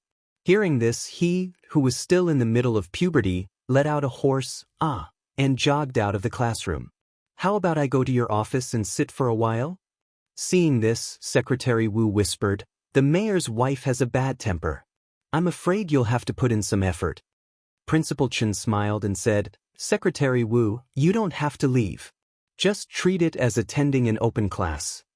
Last time she just made a scene, and now she's starting again. The mayor's wife is not only bad-tempered, she's asking for a beating. Does she think that the teachers and students are afraid of her?" Unfortunately, Chen Dongfeng isn't afraid. This matter also involved another student, Gao Ying. He then instructed the student sitting next to him, Go to the third-year class 1 and ask Gao Yang to come over. If the teacher asks, tell him that I'm looking for him. Oh, right, tell him to go to my office and get the videotape on the table. After everything was arranged, Principal Chen gave Yi Qian a calm-down look and asked Secretary Wu to sit at the back of the classroom. It really was like an open class. Principal Chen asked Fu Dong to go out. I'm guessing he asked Gao Yang to come down. And Jiasen's face was livid. She gritted her teeth and said to Yi Qian, just you wait. With how much Principal Chen cares about you, he won't let her have it easy. Zhou Liao, who usually didn't care much about class matters, also had a heavy expression. He whispered to Yi Qian, like mother, like daughter. Yi Qian, it's a miracle that you're still alive. Just you wait. There's going to be a good show. Zhang Na sneered. She glanced at Yi Ying, who was sitting on pins and needles. Her heart was laughing even harder. She also didn't like Yi Ying. Yi Qian knew that Principal Chen wouldn't give up so easily this time. The corners of his mouth curled up slightly. He didn't expect Sun Dongqing to be so arrogant. How could Yi Zhifan, who had a mind of his own, tolerate her ignorance and arrogance? When she heard them talking behind her and feeling indignant for her, she said disapprovingly, this is nothing compared to what happened in the past. You guys can also learn something from her. Did you vomit? Imitate her? Am I tired of living? Don't disgust us. I'd rather learn from Liao Jian's father than her. Yi Qian, whose expression remained indifferent despite the profanities, smiled faintly and said, learn from her how to be a person who doesn't make others hate you. Learn from her how not to be a person who doesn't want to live a long life. This is what she taught you. And Jiasen turned her head and quickly glanced at Yi Qian. She sighed and said, classmate Yi, your psychological endurance is really extraordinary. I really admire you. Even the Buddha would be so angry that he would jump up and down after hearing such words, but you are still able to sit still. You even know how to remind us how to be a person who doesn't make others hate us. Student Yi, if I want to study medicine in the future, the first subject of my research will definitely be you. Why is your brain structure so different from ours? The more she didn't care, the more impatient Sun Dongqing was on stage. If this continued, the one who would be at a disadvantage would definitely be Sun Dongqing. Yi Qian, who understood, smiled but didn't say anything. When she saw Gao Yang walk into the classroom with a videotape in his hand, the smile on her delicate lips deepened. No matter how smart Yi Ying was, having an arrogant mother was a tragedy. Chapter 223. Ying was almost out of breath from crying. At this moment, she finally understood why her father reminded her to keep an eye on her mother. She didn't come to school to stand up for her. She was clearly here to make a fool of herself. Listening to the students' mockery, Principal Chen glanced at Yi Ying, who hadn't stood up to speak to protect herself. It would be a lie to say that he didn't feel sorry for her. She was also a smart child, but she had raised such a selfish and narrow-minded person. However, with such a mother, it wasn't strange. Principal Chen, who was determined to dampen Sun Dongqing's spirit, signaled for the students to be quiet. He then asked Gao Yang in a deep voice, Yi Ying's mother said that she saw you and Yi Qian kissing on the streets yesterday. Is that true? Tell me about your relationship with Yi Qian first. Gao Yang, who was unprepared, frowned. He glanced coldly at Sun Dongqing, who had her chin raised. He pursed his lips and said in a deep voice, I don't know how she saw Yi Qian and I having that kind of relationship. When Yi Qian came back yesterday, I did buy a popsicle for her. As for what happened, it was because I brought back a set of mathematical Olympiad questions from Australia. There was one question that I didn't know how to solve, so I wanted to discuss it with Yi Qian.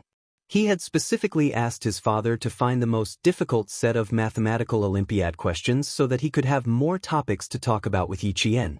He wanted to clear up all the misunderstandings so that she wouldn't have any prejudice against him.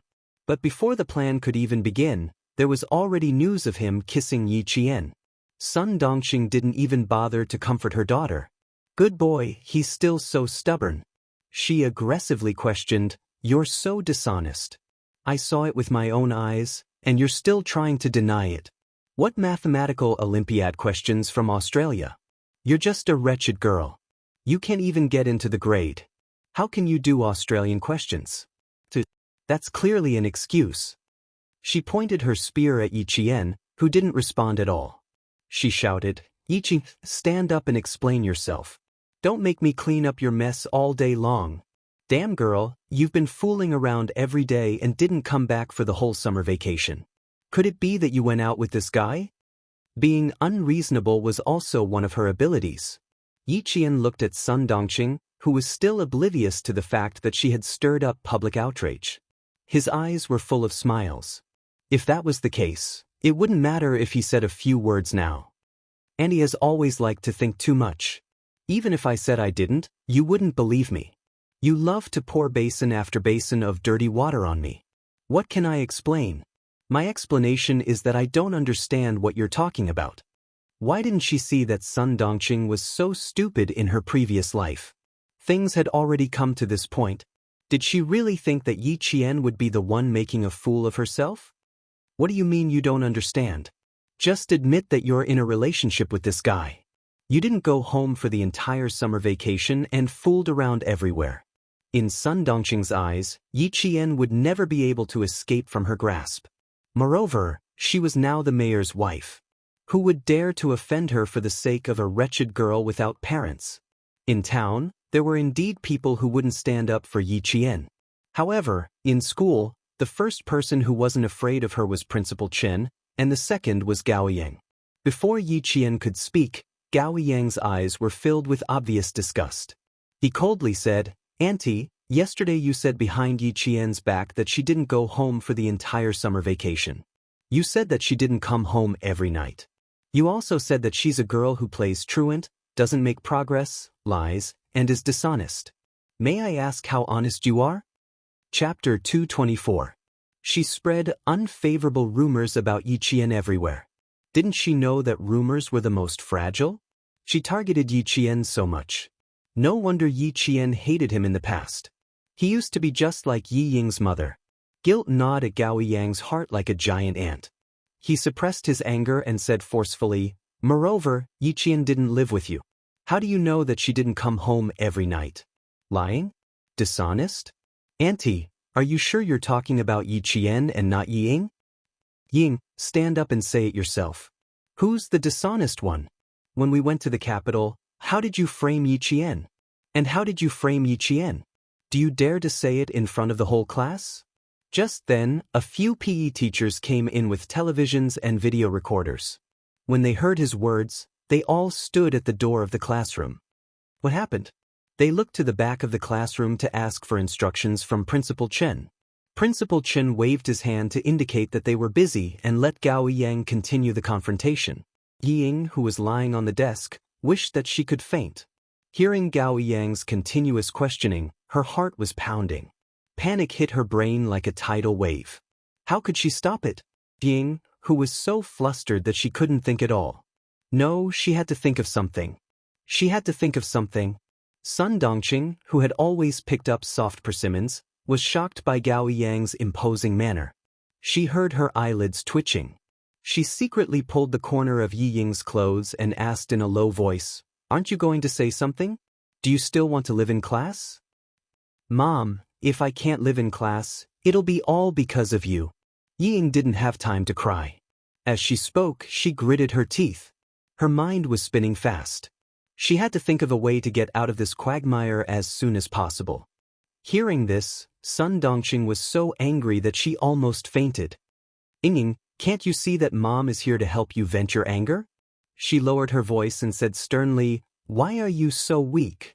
Let others ride on your neck. I'm here to support you. What are you afraid of?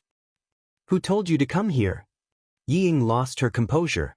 She raised her head and glared fiercely at her mother. Don't you know that you're just causing trouble by coming here? His usual cheerful and kind face was nowhere to be seen. His face was gloomy and cold, and even his facial features revealed a hint of ruthlessness. The students sitting around her, especially the students on her right, were frightened by the ferocity on her face. They turned their necks and stared at the podium, not daring to look at her. Yi Ying was so terrifying. And Jiasun was listening with great interest. Suddenly she saw Ying raise her head. She seemed to have thought of something and stood up. Ying, don't you have heart disease? You have to hold on. Otherwise, if you have a heart attack, you'll be in big trouble. But you don't look like you're sick.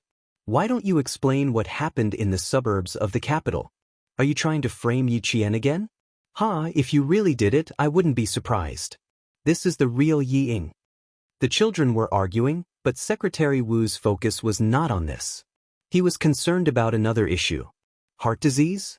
Mayor Ye's daughter had heart disease? Secretary Wu's eyes narrowed. Having a heart disease was not a good thing. The school had to bear a great risk. He leaned to the side and asked Principal Qin, "Is it confirmed?" Chapter 225. According to Mayor Yi, it should have been confirmed. You know that the school won't ask the parents to prove anything for this kind of thing. Principal Qin said casually. From his tone, one could tell that he didn't really believe that Yi Ying had heart disease. Could it be that this kind of thing was faked? What good could it do? Secretary Wu, who was shocked, looked thoughtfully at the mayor's wife who only knew how to protect her own child while trampling on other students. His gaze flickered slightly before he looked away. It seemed that he had to remind No. 1 middle school that regardless of whether Mayor Ye's daughter had heart disease, it would be better for her to study at another school. If she didn't study in the city, that would be even better. No school would accept such a troublesome parent. Moreover, if she really did have heart disease and something went wrong, the entire school would be so disturbed that classes couldn't be held normally. At this moment, Sun Dongqing had never thought that she would almost ruin Yi Ying's future with her actions. When Yi Ying, who wanted to pretend that she had a heart attack, saw that her plan was blocked, her shoulders trembled even harder. She replied, "You can ask Yi Qian yourself. Why are you forcing me?" She lowered her head and didn't say anything else. She bit her lower lip until it was bleeding. She didn't dare to face Gao Yiyang's questioning, nor did she dare to quarrel with Jiasin. Yi Qian looked up slightly and glanced at her. He said to Jiasin, "Miss, you're more agitated than I am. Sit down. We've already dealt with the past. This isn't the main point now." At this point, was there still a need to harp on the past trivial matters? No, there was no need at all. Making a scene like this would not only embarrass Yi Ying, but also embarrass Sun Dongqing. Of course, it would also embarrass Yi Zhifan. If that was the case, why did she have to add insult to injury? Gao Yang wasn't a man who would force Yi Ying. He didn't force Yi Ying to answer. Instead, he looked at Sun Dongqing. "Auntie, why don't you go back and ask Yi Ying what happened when we went to the capital to study?" Went to the capital school? What else could they do when they went to the capital to study? Wasn't it just studying? The problem was Yi Qian, that wretched girl, was also there? Why didn't Ying mention it? Sun Dongqing only knew that her daughter had excellent grades and was going to the capital to study and participate in the competition. Other than that, she didn't know anything else. She also didn't know that Yi Qian was also going. This was because Ying had never told her parents that Yi Qian was better than her and had even been selected to compete overseas. How could Sun Dongqing not understand her daughter? After being interrogated by Gao Yang, she quickly understood that her daughter had concealed the fact that Yi Qian had gone to the capital to study. From the looks of it, it would not make sense for him to say that the wretched girl did not return home during the summer vacation and fooled around outside. Fine, since he couldn't win this argument, he would talk about something else. And this kid from the Gao family is also a playboy. He was clearly with Ying, but in the blink of an eye, he was seduced by that wretched girl. Little brats, if this old lady wants to take care of one, it's the same as taking care of two.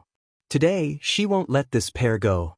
Sun Dongqing, whose expression was cloudy, slammed her hand on the desk and accused him, "Principal Chen, look at how the school teaches the students. Each and every one of them has no respect for their elders.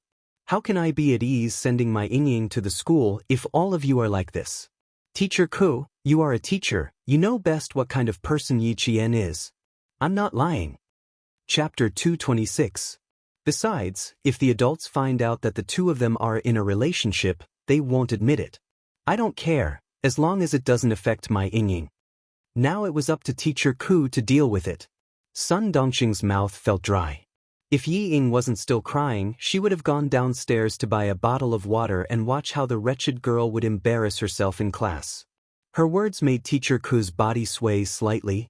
She was about to be killed by the mayor's wife. Gao Yang thought that even the stupidest person would know that they were wrong after what he said.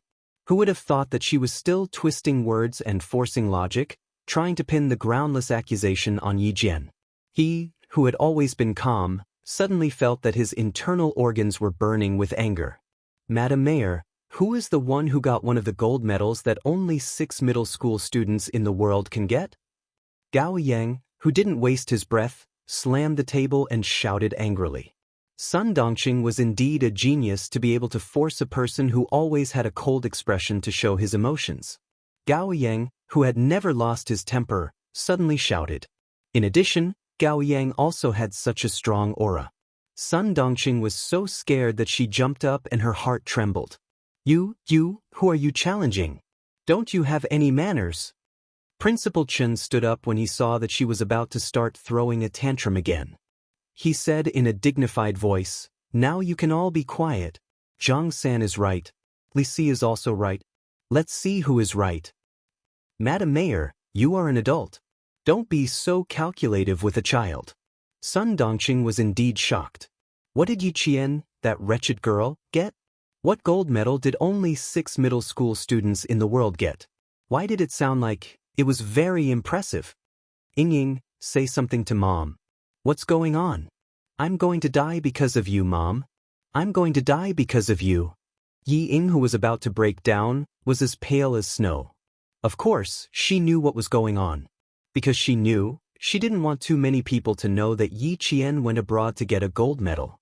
How was she inferior to Yi Qian? In the past, she had always been superior to Yi Qian. But now, she was inferior to Yi Qian in every way. How could she accept this? How could she admit defeat? But the more it was like this, the more she couldn't get the results she wanted. Gold medal. Yi Qian had won the gold medal, but she had nothing. Even Gao Yang, who used to stand by her side, no longer helped her. Everything had changed. Everything was different. She hated this wretched girl to death. If it wasn't for her, he wouldn't have ended up like this. Her daughter was crying nonstop, which made Sun Dongqing anxious like an ant on a hot pan. What if she cried her eyes out? Yi Qian, that wretched girl, how could she act like an older sister? He had clearly told her to help her younger sister in school. Look, she only knew how to gang up with her classmates to bully Ying. The more she thought about it, the angrier Sun Dongqing became. Her expression darkened. She turned around and pointed at Yi Qian. Stupid girl, can't you see how sad your sister is? How could she act like an elder sister? Get over here and admit your mistake. Quick. That wretched girl was becoming more and more disobedient. When old Yi came back, she would have a good talk with him. As an uncle, disciplining his niece was a matter of course. Chapter 227. This time, even Secretary Wu was flabbergasted. How could there be such a woman? How could Mayor Yi like someone like her? He even married her as his wife.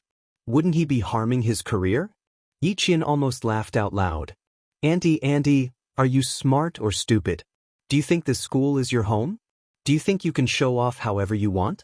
She didn't even need to say anything, and the entire class was already on her side. Tan Wei, Xie Sifeng, and the others who were close friends with Ying were also dumbfounded. They couldn't accept how Auntie Sun, who was usually so nice to them, became like this. Xie Sifeng wanted to stand up and say something, but she didn't dare to do so now. She was also afraid of being despised by the entire class. Auntie, how can you be so shameless? You're too shameless. Who do you think Yi Qian is? A slave? Auntie, you're Yi Ying's stepmother, right? Yeah, only a stepmother would do something like this. If she was Yi Ying's biological mother, she wouldn't cause a scene in school. This was an embarrassing thing. When Yi Zhifan rushed in, his wife became the target of public criticism. When the students saw that the teacher didn't stop them, they all spoke up for Yi Qian. Even so, they didn't target Yi Ying. At this point, Yi Qian felt that it was only right for her to stand up and say something back. She just stood up and raised her hand slightly. The students who were speaking up instantly quieted down. From this point, it was enough to see that Yi Qian had a certain level of influence in the class. At least, the students all respected her. Then, she slowly smiled and said, "Auntie, I still have some self-respect. You scolded me, hit me, humiliated me, wronged me, and spread rumors to slander me. It's already like this. Don't tell me I still have to treat Ying as my own sister and respect you as an elder? You should just be the mayor's wife. As for me, I'm sorry, I don't have an auntie like you or a sister like Ying." After saying that, she sat down. Secretary Wu nodded in secret. She was natural and generous. Her every move was open and aboveboard. There was no trace of despicable behavior. Her character could be seen at a glance. He said to Principal Chen, "She is indeed a good student. She has a strong tolerance. It's a pity that she has such an auntie. Adversity makes people grow. Yi Qian, this girl has her own principles. Listen, this isn't over." Principal Chen purposely didn't. If he didn't come, she, as a teacher, would have to go to the hospital. She picked up the blackboard brush and slammed it on the podium a few times. Using her authority as a teacher, she made the students who had been chattering the moment Yi Jian sat down quiet down. She said sternly, "Quiet down. Everyone quiet down. If anyone dares to speak again, go outside and memorize for an hour." After the classroom quieted down, Teacher Ku said to Principal Chen, who didn't stand up to preside over the situation, "Principal, Mayor Yi is here. What do you think? Then let's invite the mayor into the classroom." Since the mayor was here, he naturally couldn't leave. Principal Chen was quite willing to invite the mayor into the classroom. He then ordered Gao Yang, who didn't leave and had a cold expression, "Student Gao, put the tape away. Let's invite Mayor Yi to watch it together." Chapter 228. Did Yi Jian go out to fool around like the mayor's wife said, or what happened? It's all in this videotape. Students, you are all a group of students who want to find out the truth. Now, let's applaud and invite Mayor Yi into the classroom to find out what the truth is with us. Applause? What kind of applause is this? This is a slap in the face. The number of people who clapped was equal to the number of people who were slapping their own faces. Yi Zhifan, who had never been so embarrassed, still had to pretend that he didn't know anything. He had to shamelessly say, "Thank you," before going to the back of the classroom and sitting next to Secretary Wu. After sitting down, he heard Secretary Wu say meaningfully, "Mayor Yi, your wife is a master. I admire her, I admire her." Compared to the children's undisguised contempt, the real masters, like Secretary Wu, made Yi Zhifan suffer unspeakably. He took the initiative to shake hands with Secretary Wu and said with a bitter smile, "Sorry to make you laugh. Sigh, I also have a headache." Then he shook hands with Principal Chen and apologized repeatedly, "I'm really sorry. My wife has caused trouble for the school again. It's not the first time. I'm used to it. Mayor Yi, please sit down." Principal Chen smiled. His words also made Yi Zhifan so embarrassed that he couldn't even maintain the calm expression on his face. When Sun Dongqing saw her husband come in, she was very happy at first. She thought that he came to support the mother and daughter. However, she threw a few glances at her husband, but he didn't look at her.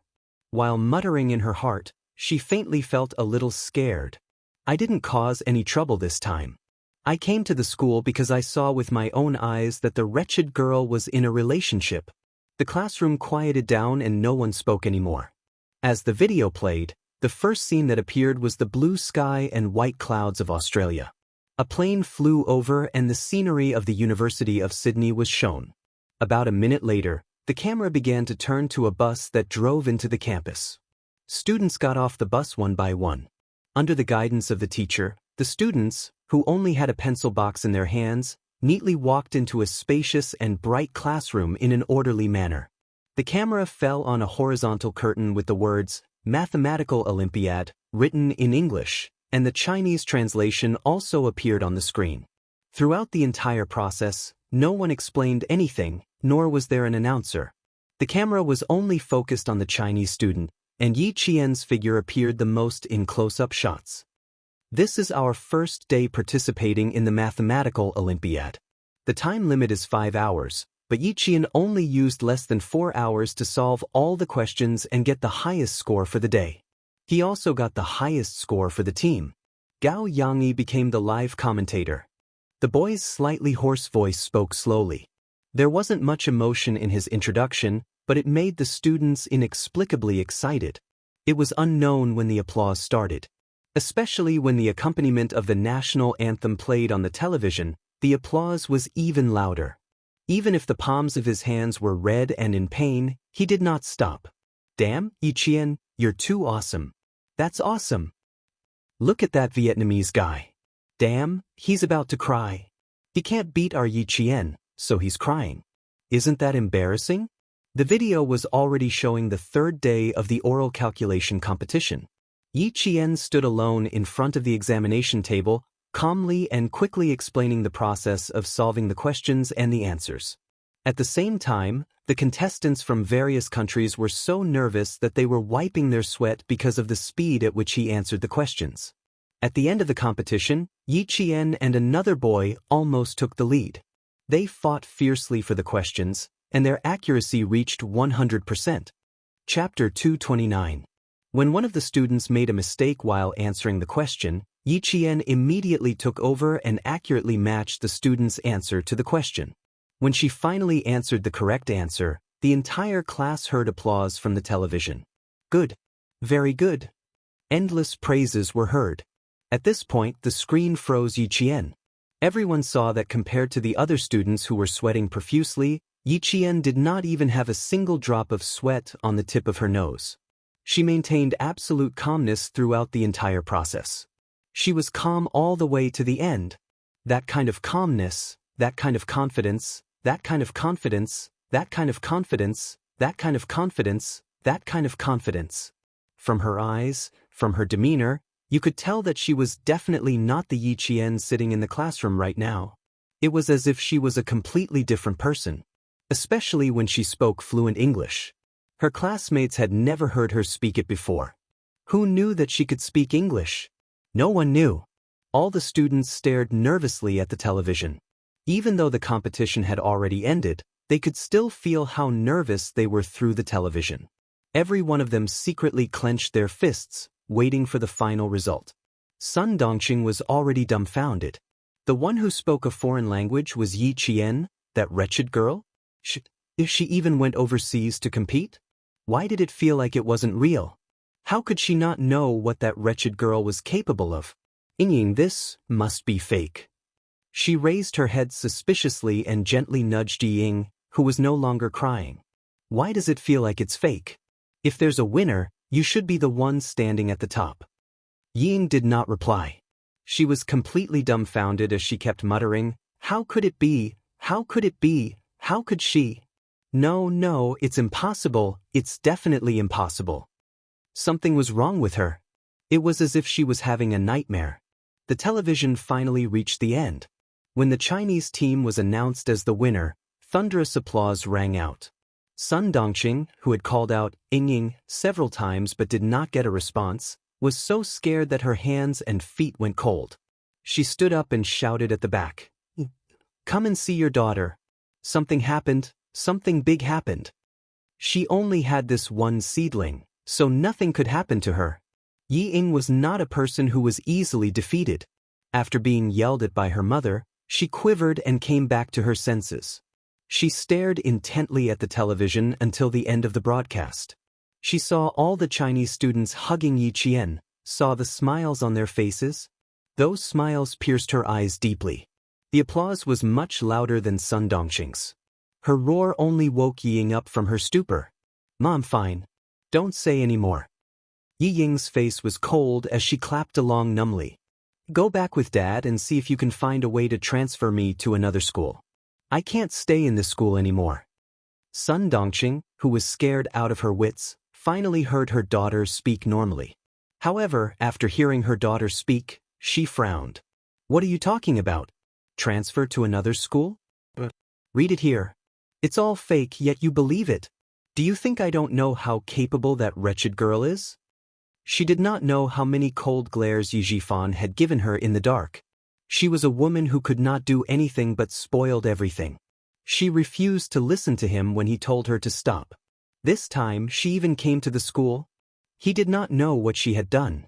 After the recording ended, Gao Yang turned off the power and said in a low voice, "This is why Yi Qian was not in town for the entire summer break. She went to study. After passing the municipal, provincial, and national exams, she went to Sydney, Australia." Chapter 230. Madam Mayor, your slander of Yi Qian is baseless. I don't know why you can speak ill of Yi Qian so confidently.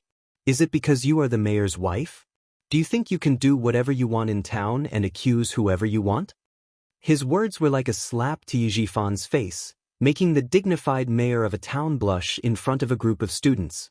Sun Dongqing was relying on her husband's presence. Now that she was being slapped in the face by a middle school student, she frowned and shouted, "Jackals of the same tribe, this kind of thing is obviously fake. Do you think I don't know Yi Qian's capabilities?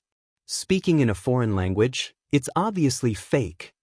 She then glared at Yi Qian, who did not take the initiative to speak. "Do you even act like an older sister?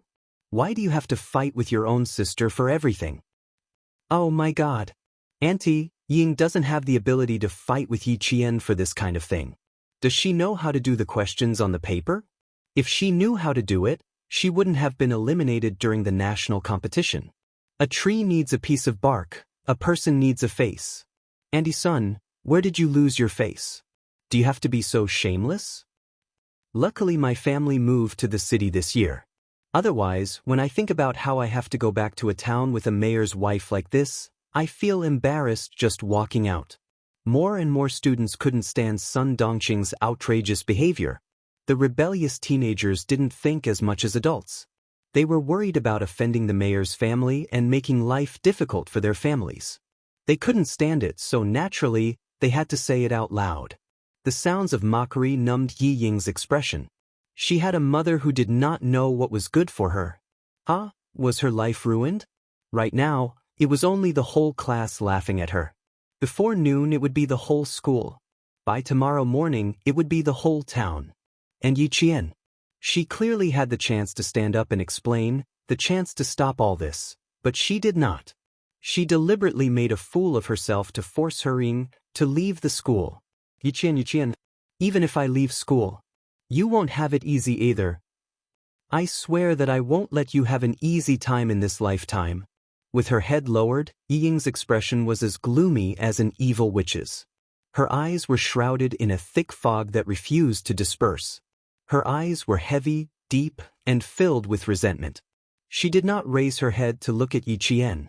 She was afraid that she would not be able to stop herself from rushing forward and tearing Yi Qian's face apart. Well, let me get up and say a few words. Student Gao Yang must be tired after standing for so long. Why don't you sit down and listen? How could Secretary Wu not see the anger on Yi Jifan's face? It was because he was there. After watching and listening for so long, he understood the situation. When it was his turn to say a few words, this matter became Mayor Ye's own family matter. After walking to the podium, he first introduced himself. He deliberately looked at Sun Dongqing, who was sitting down, and said with a smile, "About Yi Qian winning the gold medal in the mathematical Olympiad, I can be sure that it is not fake. No one would dare to fake something like this. Mayor Yi, you know this very well." It is not fake? Then it is real? That's not right. Didn't Ying say it was impossible just now? Sun Dongqing, who actually understood in her heart, was not willing to choose to believe it.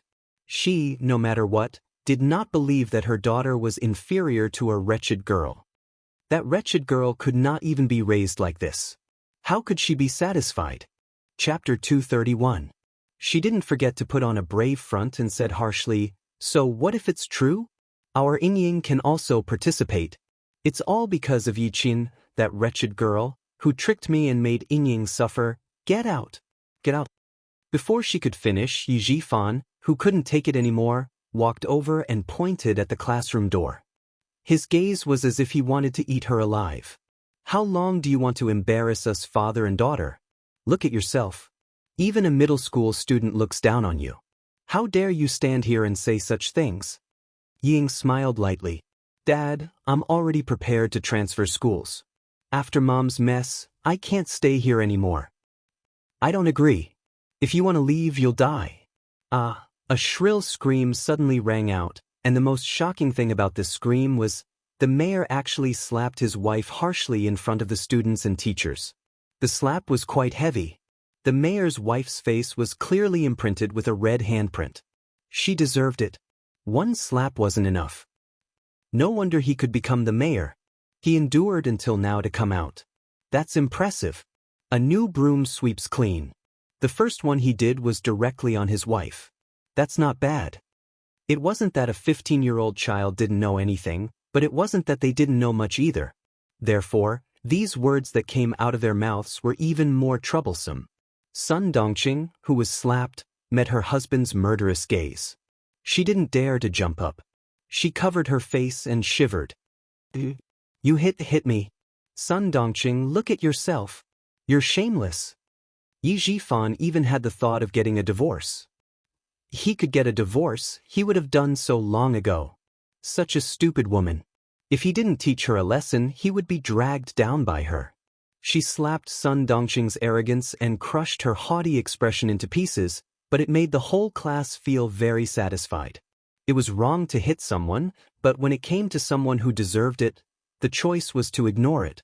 Even Secretary Wu chose to ignore it. He cleared his throat and continued to talk about Yi Qian. Now that we're done talking about the award, let's talk about something else. I believe that after you hear this, you'll be even more grateful to Yi Qian's students. How could they not be grateful? All the students of Fujian Middle School who got into the top 10 of their grade received scholarships. The first place received a 1,000 yuan scholarship, while the rest received a 600 yuan scholarship. The entire classroom was boiling with excitement. No, it should be said that the entire school was boiling with excitement. She had always thought that scholarships were only available in universities. Who would have thought that it was even available in junior high schools? And it was all thanks to Yi Jian from Class 2. Not only did the students receive scholarships, the scholarships were also the teachers. Gao Yiyang, who was still in Class 2, naturally knew about it. He knew about it before anyone else. When he saw Yi Jian, who was surrounded by applause, still able to maintain her indifferent smile, a faint smile appeared on his indifferent face. It was as if there was a trace of water on the watermark. Damn, Gao Yang is really handsome when he smiles like that. And Jiasun, whose palms were almost numb from clapping, was distracted by the boy's smile. She turned her head and leaned over to Yi Qian. She laughed mischievously. He was especially protective of you just now. Do you think he's interested in you? As she spoke, she laughed even harder. I feel so good thinking about it. Yi Ying is going to vomit blood again. Chapter 232. Yi Qian didn't know if she was angry to the point of vomiting blood, but he was sure that Yi Ying was in a bad mood. Yi Qian smiled and said, "You're thinking too much. As far as I know, Gao Yiyang will probably go to Australia after he finishes middle school. He won't be coming back in the future." That can't be. His grandmother is still here. Then I don't know. Yi Qian spread his hands, indicating that his knowledge was limited. All she knew was that Gao Yang went to Australia after he graduated from middle school. This was what her father, who came to pick her up, told her when she came back to China. He wanted to see if Yi Qian could persuade Gao Yang. Since it was a family matter, she naturally wouldn't interfere. She immediately rejected it, but she knew that a person like her father wouldn't change his mind easily once he decided on something. Also, Gao Yiyang was supposed to take the general examination this year, but he didn't take it. Instead, he stayed in school for another year. Who knew what he was thinking? The Provincial Education Committee has decided to award Yi Qian the Outstanding Youth League Member. He will be awarded the Certificate and Medal of the Outstanding Youth League Member at the Provincial People's Great Hall on October 1st. On the stage, Secretary Wu's words were followed by thunderous applause. This meant that Yi Qian would have to go to the provincial capital on October 1st. Secretary Wu, who had finally explained everything, shook hands with Principal Chen, who was walking up the stage. He smiled and said, "Principal Chen, Yi Qian has won glory for the country and the province." Thank you very much for nurturing such an outstanding student. When the time comes, you will have to accompany Yi Qian to the provincial capital. Thank you, Secretary Wu. I will definitely accompany you. Principal Chen smiled as he led Secretary Wu out of the classroom. After taking 2 steps, he returned to the classroom as if he was worried. He said to Yi Jifan, who hadn't left yet, Mayor Yi, please let your wife go home first. The school is a school, after all, not Mayor Ye's home. Yi Jifan was still standing there because of Secretary Wu. He immediately sighed and said, we have to give Yi Qian an explanation for this. My husband has caused trouble for the school today, but my daughter is really fine. She was just implicated by her mother. She then looked coldly at Sun Dongqing, who was being held tightly by her daughter, and said in a deep voice, go and apologize to me right now. Apologize to Yi Qian. Yi Jifan had already thought of a countermeasure. He could not implicate his daughter in this matter. Secretary Wu was a member of the Municipal Education Commission. No matter what, he had to protect his daughter first. He lowered his head and gave Yi Ying a look that only the father and daughter could understand. It seemed that they had already discussed something. Sun Dongqing's expression changed drastically. She raised her hand and pointed in the direction of Yi Qian and screamed, you want me to apologize to this wretched girl? I can't wait to beat her to death. Ying Ying just said that she wanted to transfer schools. She doesn't want to study at this school anymore. Mom, what else do you want? If you continue to make a scene like this, are you trying to force me to my death? Are you trying to force me to my death? Suddenly, Yi Ying screamed hysterically. Her eyes were red with tears. Will you only be satisfied after you force me to my death? Am I right? It was as if she had gone crazy. She rushed out as she spoke, looking as if she was really being forced to commit suicide by her mother. The students didn't react to her sudden rush. Yi Qian glanced at her indifferently, then his cold gaze landed on Yi Jifan's face. Chapter 233. Coincidentally, Yi Jifan was also looking in her direction. When the calm Yi Qian saw this, the corners of his mouth gradually curled up. There was a slight smile in his cold, star-like black eyes. With a dignified mayor here. Sure enough, big problems could always be turned into small ones, and small ones into nothing. It was just a faint smile, but it made Yi Jifan's heart skip a beat. Her smile was too calm and carried a sharpness that could see through everything. In an instant, Yi Jifan knew that his niece had already seen through his secret conversation with Yi Ying. She also knew that Yi Ying was just putting on an act. His niece was not simple. He had underestimated her in the past. With a vicious glint in his eyes, Yi Jifan sneered in his heart. He did not evade and revealed a smile of an elder as he walked towards Yi Qian. Niece, you see that this matter is getting out of hand. As the elder sister, you should come out and say something. And Jiasun had been watching all this time. When she heard this, she looked at Yi Qian with a worried expression. After returning her a gaze that told her not to worry, Yi Qian stood up and calmly looked at his shrewd uncle. He smiled and said, this is Mayor Ye's family matter. It has nothing to do with me. Family? The mayor, who did not seem to understand what Yi Qian was talking about, slightly furrowed his brows. Then he smiled and said, Yi Qian, you are also my family. What you say is family matter is also your family matter.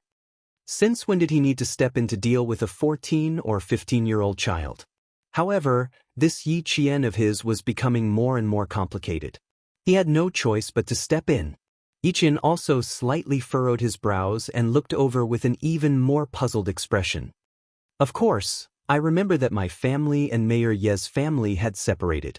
In the countryside, after separating, aren't we 2 families? Since we are 2 families, then I am definitely not family with Mayor Yi. Look, one of them is your wife and the other is your daughter. What does that have to do with me? Moreover, you're worthy of being an official. You can keep your composure. Your daughter wants to commit suicide, and your wife can't persuade her. Instead, you're making things difficult for an outsider like me. I really admire you. She was so eloquent. No wonder President Ying came back and said that she was bullied again. No wonder, even an adult like Sun Dongqing couldn't deal with her. Yi Jifan, who had a serious look in his eyes, didn't dare to look down on this niece of his who made him feel like a stranger. His face darkened, and he said unhappily, "You can't write 2 characters with one stroke. You're my niece, and your aunt is your biological aunt. Even if we're separated from the family, we're still related by blood. You're talking too far. Of course, you can't write 2 characters in one stroke. Everyone with the surname Yi in the world was a family 500 years ago. Unfortunately, my relationship with Mayor Ye's family is estranged. Also, don't tell Mayor Ye's wife that I'm eating your food, living in your house, and using your house. Although I was only 2 or 3 years old when I came to your house, I clearly remember that the town government sent you a sum of money to raise a martyr's orphan.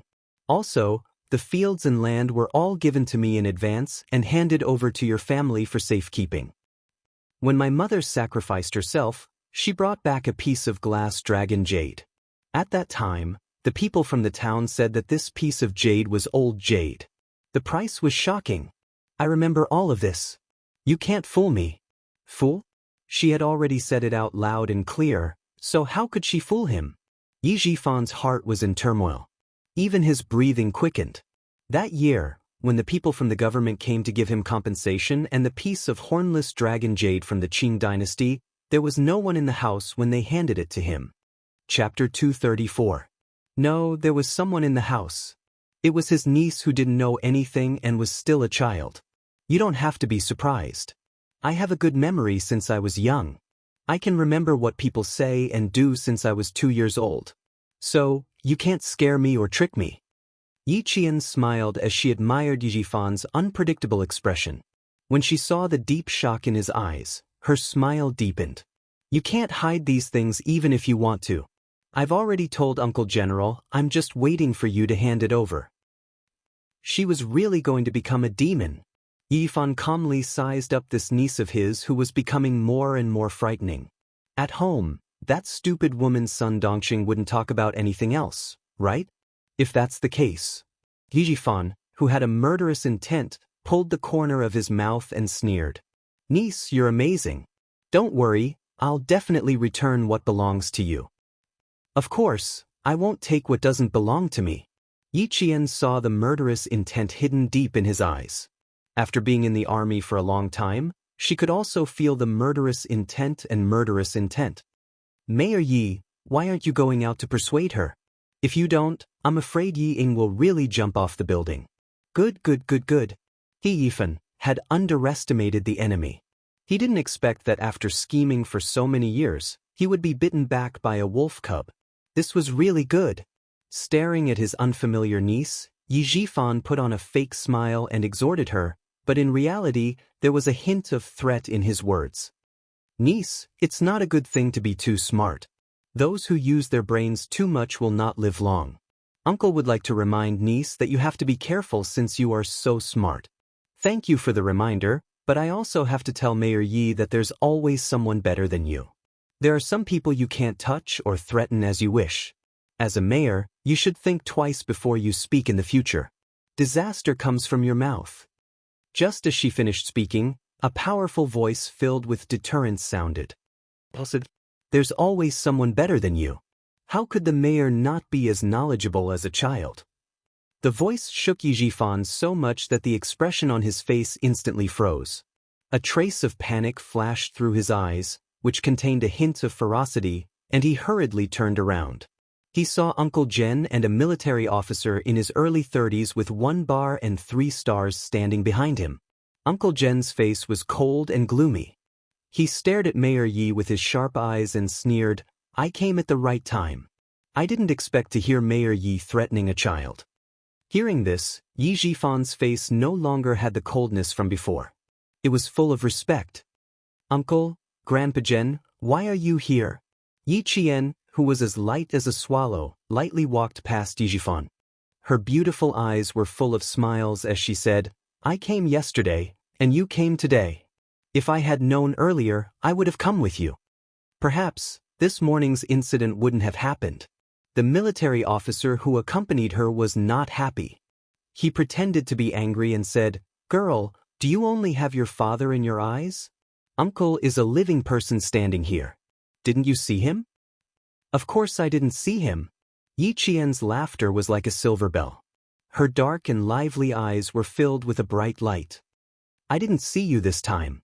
I heard that you were on vacation with your chubby son. Congratulations on becoming a father, Uncle Yu. Also, did you bring my red eggs? Chapter 235.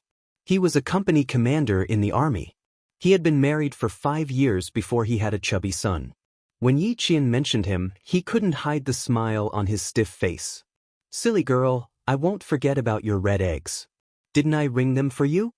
His left hand really was holding 10 or so red eggs, while his right hand was holding a document with the army's serial number. As he spoke, he raised his head and lightly patted her head. Silly girl, you didn't even take your living allowance. Because of you, I couldn't sleep well last night. Early this morning, I bumped into you and wanted to give you your living allowance. Who knew that they would coincidentally overhear a middle-aged man threatening Yi Qian? Everyone in the army treated Yi Qian as their own family. How could they not be angry when their own family member was threatened with not having a long life? Yi Jifan didn't dare to interrupt. The chaos in his heart wasn't any less than Yi Qian's memories of his childhood. It was even more so. He was so shocked that his palms were sweating. When did she have such a good relationship with the army? No wait, Ying had mentioned this to him before. She said that Yi Qian was close to the army and even knew a major. At that time, he didn't take it to heart. He thought that they were just friends from running into each other in the village. He definitely didn't expect that they were so close that Yi Qian would call him uncle. Moreover, this wasn't a major that his daughter was referring to, but a captain. Old man Zhen didn't have a smile on his face. He waved at Yi Qian and said sternly, "Come over to Grandpa." "Go quickly, old man is sad." Company commander Yu gently reminded Yi Qian. His tall and cold body directly blocked Yi Jifan's line of sight. His gaze was cold and ruthless. Under this kind of gaze that was filled with cold metal, even if Yi Jifan was the mayor of a town, his heart still trembled slightly. The army was the best place to cultivate a man's aura, and company commander Yu had participated in all kinds of actual combat exercises, both big and small, in the army. Moreover, he had carried out military operations from the north to the south. His body was covered in blood, and his gaze was extremely intimidating. Seeing that Yi Jifan had obediently retracted his gaze, Commander Yu withdrew his gaze and stopped staring at Yi Jifan. She wanted to bully Yi Wanwan? The regiment commander and the political commissar would not agree.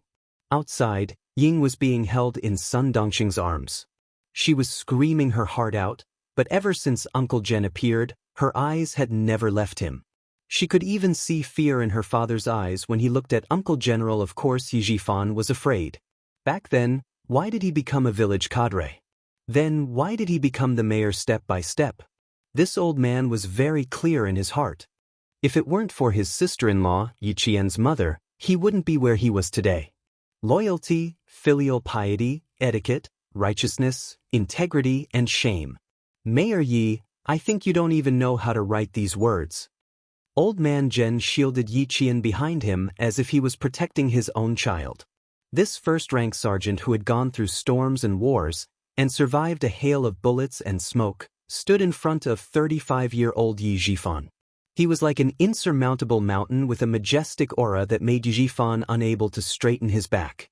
The old man's voice wasn't loud, but every word he said made Mayor Yi feel ashamed. Threatening a little girl, what? You can control the entire Fujian town with one hand, but you're a local tyrant? Chapter 236. What is Yi girl? The orphan of a martyr. Her mother's body was personally sent to the crematorium by the premier. Her pension was personally sent to the town by the head of the military commission. The prime minister had personally instructed that Yi Jian, the orphan of the martyr, must be raised into a talent. You say she's smart, but of course, with a smart mother, how can a daughter not be smart? It's because she's too smart and too kind that she tolerated your family time and time again. The vigorous voice had a great penetrating power. The surrounding students and teachers all heard it clearly. They really didn't expect Yi Qian to be the daughter of a martyr, and even more so that she even knew the premier. Yi Qian's heart felt like it was being pierced by thousands of sharp needles at that moment. piercing thousands of holes and dripping with blood. In her past life, Grandpa Jen came looking for her. She was blind and rejected him. Later, when she escaped to the village, Grandpa Jen came looking for her again. She was immature and thought that everyone would laugh at her, so she secretly ran away that night. In the end, she never returned to Shuka village and lived the life of being persecuted by Ying until her death. Now that she thought about it, not only did she let herself down in her past life, she also let down the people who had high hopes for her. Uncle, let's talk outside. Yi Jifan, who had become the most disgraced mayor in history, bowed slightly and didn't dare to act rashly. The bell is ringing. Let's not disturb the students in class. If there's anything, let's talk outside. He had lost a lot of face today. If this matter was blown out of proportion, the mayor position that he had been in for less than 15 days might very well be gone. The bell rang urgently. The surrounding students had no choice but to return to class under Teacher Ku's yelling. Girl, go back to class. Grandpa is here. Let's see who dares to touch you. Uncle Jen didn't want to disturb Yi Qian's studies. He turned around and said kindly, go back to class. Let Grandpa handle this. Things weren't that simple. If Yi Jifan dared to make a move, then he dared to make a move. Yi Qian hesitated and pursed her lips. Just as she was about to speak, she saw Commander Yu secretly give her a hand signal. After a slight pause, she pursed her lips and smiled. Okay, then I'll go back to the classroom first. Please don't be angry, I'm really fine. If there's a problem. She leaned closer and smiled slyly. Ying is the one who's in trouble. Don't worry, I won't let anyone bully her. The girl was right. She was no longer the taciturn person who could endure being taken advantage of in the past. Go to school quickly. Grandpa knows what to do. Seeing her smiling face, Lord Jen also smiled happily.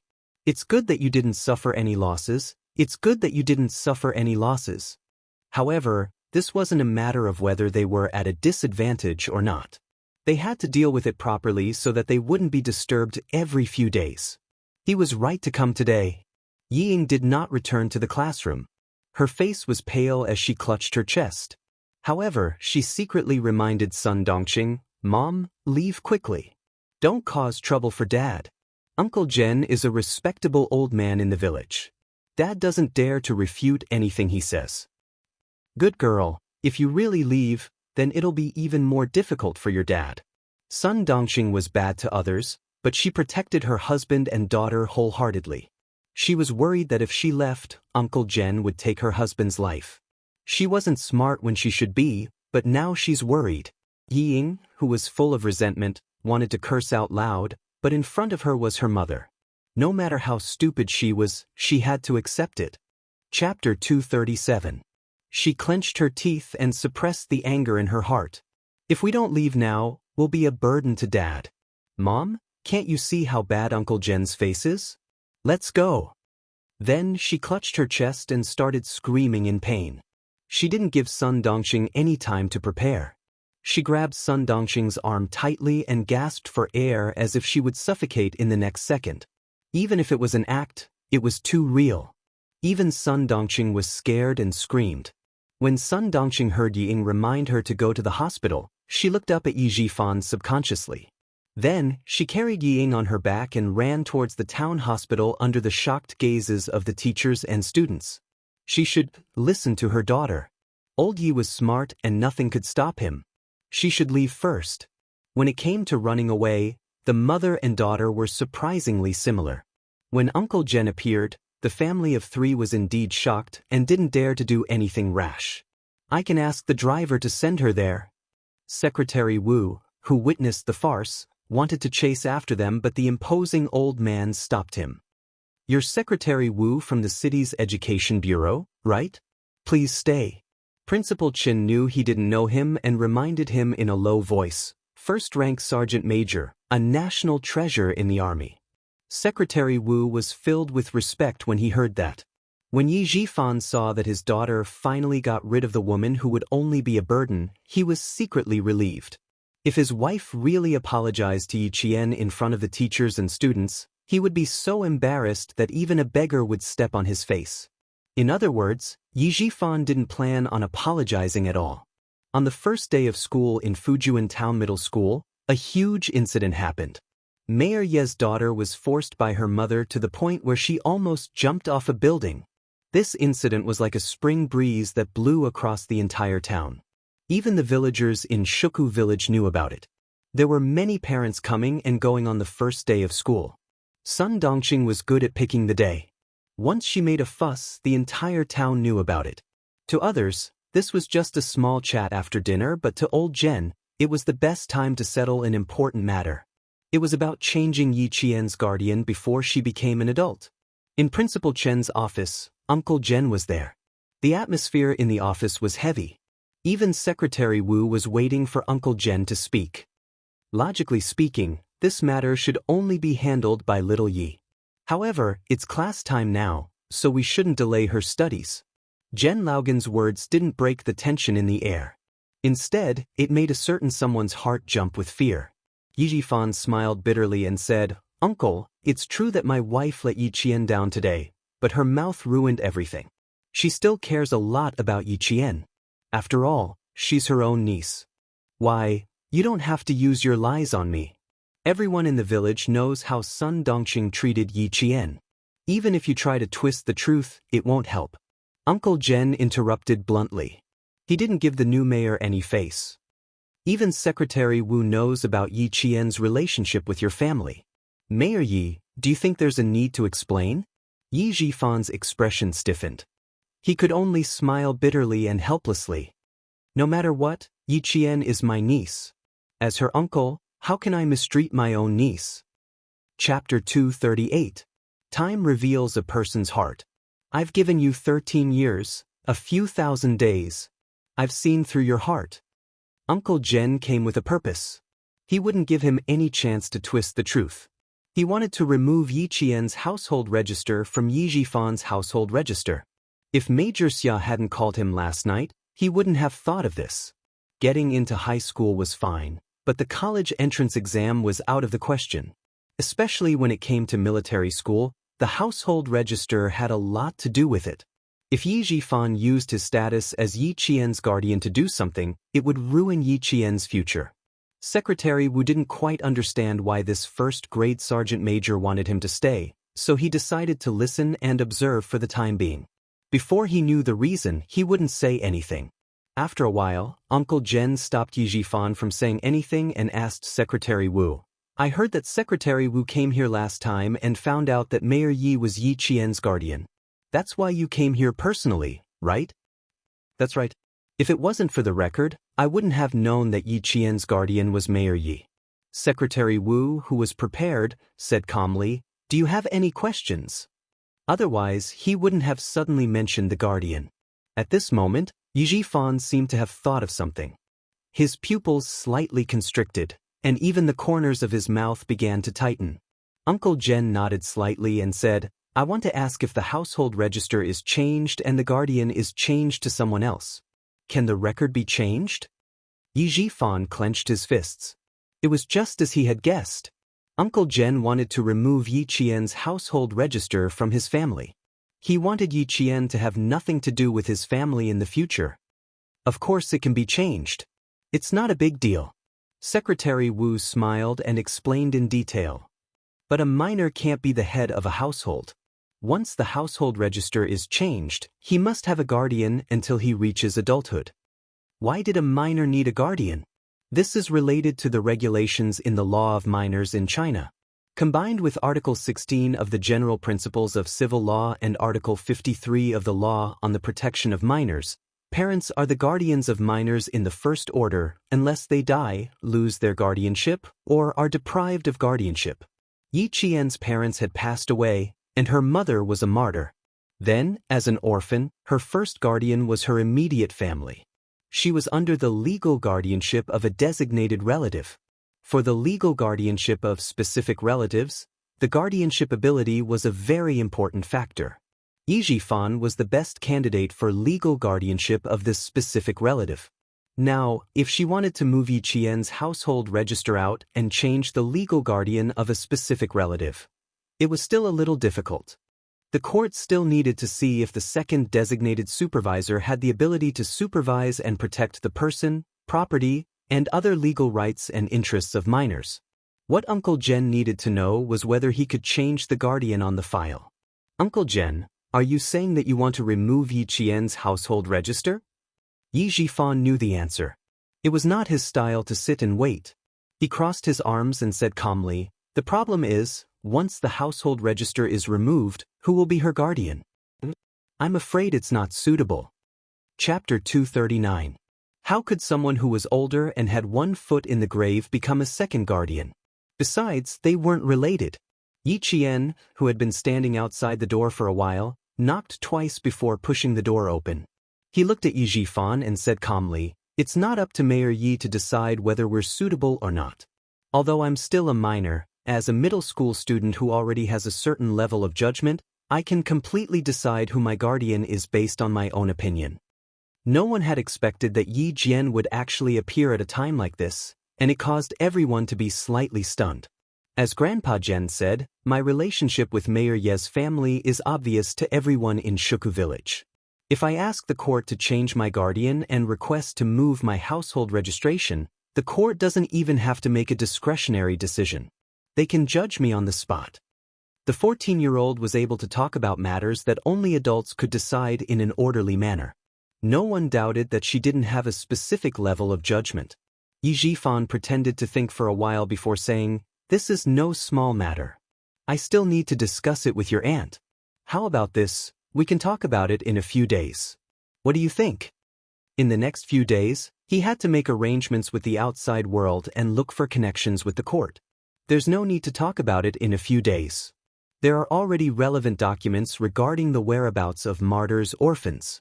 Mayor Yi might as well read the Revolutionary Martyrs' Commendation Ordinance that was issued on June 4, 1980. As the representative of the army, how could Commander Yu allow Yi Jifan to delay at such a critical time? He opened the document bag that he had been holding in his hand and took out a special document with the words XX Military Commission written in red and handed it to Yi Jifan. "Mayor Yi, please take a look at this document. After you've finished reading it, you can sign it here." His tone was not one for discussion. It was clear that Yi Jifan had to sign it immediately after he read it. There was no other choice. If a mayor wanted to fight with an army, it was no different from throwing an egg at a rock. It was suicidal. Since Xia Jinyuan called to remind him last night, it meant that he already had plans. When he found out that Yi Jifan's family didn't have any familial ties with his little fox, he knew that in his absence, there might be hidden problems around his little fox that hadn't erupted yet. He had to get rid of them one by one. He said that he would protect his little fox. How could he go to the Snowfield Brigade without any arrangements? Yi Qian didn't know anything about his secret arrangements. When he saw that Commander Yu even took out the document from the army, he was amazed. The army's efficiency.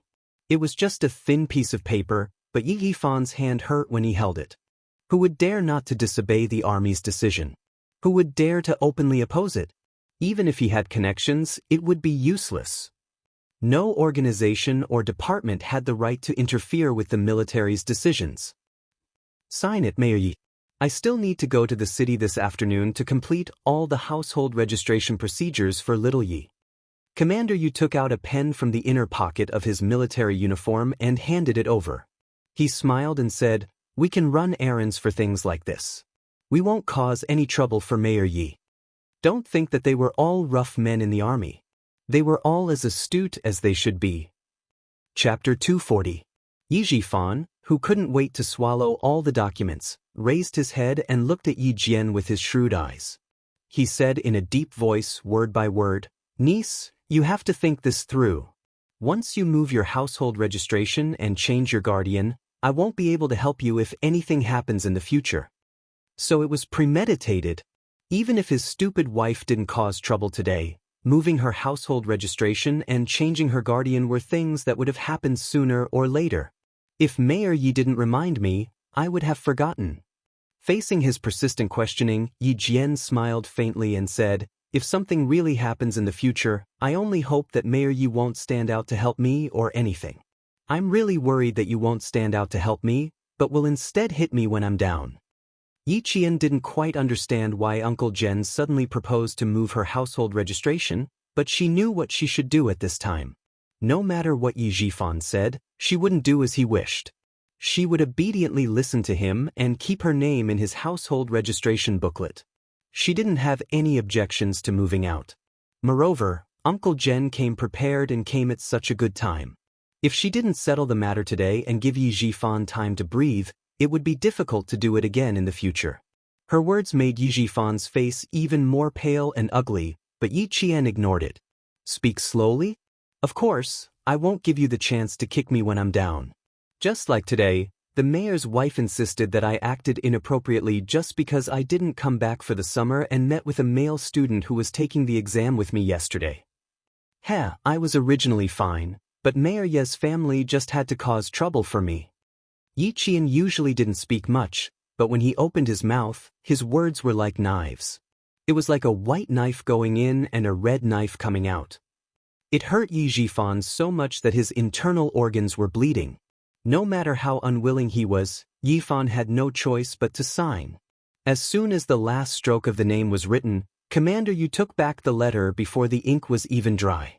He used a piece of paper to gently dry the ink and said with a smile, "Mayor Yi, don't worry. Other than Uncle Jen, all the soldiers in our troop are guardians. Even if something happens to little Yi, it will be our army that will take responsibility. We will definitely not trouble Mayor Yi. If you tried to reason with the soldiers, sometimes you were no match for them. Who would dare to reason with them when they were talking about the army?" Looking at Yi Zhifan's angry footsteps as he left, Yi Qian's eyebrows curved into crescents. His eyes were like the water in the moonlight, clear and clear with a hint of relief. In her previous life, it was precisely because her household registration was Yi Zhifan's that she became a pitiful person without any identification. She couldn't find a good job and couldn't go to any night school. How could he not be happy now that such a huge matter had been resolved? Little Yi, from now on, you have nothing to do with his family. After today's incident, Yi Ying won't be able to hold her head up in school. Just focus on your studies and don't let irrelevant people ruin your future. Uncle Jen, who was leaving, also said the same thing. They all hoped that Yi Qian would choose the right path and not let bygones be bygones and let bygones be bygones.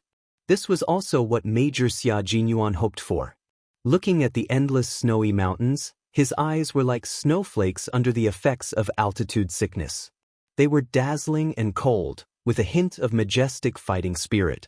This was the Snowfield Brigade's first training base. He would have a year of difficult, high-intensity, and high-risk training here. Chapter 241. While Yi Zhifan was signing the papers, Xia Jinyuan, who was sitting in the truck, was jolted by the bumpy mountain road. He opened his eyes, which were slightly dazzled by the light from the snow. There was a 2-hour time difference between Beijing and the Snowfield Plateau, which was covered in white snow. Under the sunlight, everything was dazzling and bright. "Do you want to take some oxygen?" Someone turned sideways and asked calmly. His deep voice was so calm that there was no trace of anger. "The sea level is just over 5 kilometers. If you want to rest, let the car." In front of them, the rumbling sound of rolling rocks interrupted his words. The soldier driving the truck seemed to have predicted this and stepped on the brakes. He turned his head and smiled. "Q King, the Snow Mountain welcomes your arrival with an appetizer." Regardless of whether it was the soldier driving the truck or the soldier sitting beside Xia Jinyuan, they were all familiar with each other. The soldier driving the truck was J5, who always spoke lazily and casually with a sense of cynicism. The soldier sitting beside Xia Jinyuan was K7, a soldier with a medical background and the rank of captain. Xia Jinyuan opened the military water bottle and drank 2 mouthfuls of cold, snow-like water. He glanced at the gray-weathered rocks rolling down the mountain road and said calmly, "What an exciting way to welcome you. We are still a few hours away from the Ministry of War. We still have to repair the mountain road later. Can we pass it in half an hour?" "I don't know. We have to see how long the rocks will roll down. Sit tight. I have to go back a little bit first." In front of them were rolling rocks and the mountain road behind them was steep. On the left side, they could see a rapid river, which looked like a huge dragon. The mountain road was not an asphalt road or a cement road, but a gravel road. As the engine of the military truck turned, J5 nimbly and quickly turned the steering wheel. In less than 10 seconds, the truck had reversed several meters. J5 and K7 were both soldiers from the Snowfield Brigade. They joined the army 2 years before Xia Jinyuan. J5 graduated from the Army Academy, while K7 was a forensic doctor who joined the army halfway through his career. After the car was reversed and there was no sign of the rocks rolling down the road, the three of them took out crowbars from the toolbox and directly pried the biggest rocks from the roadside into the river.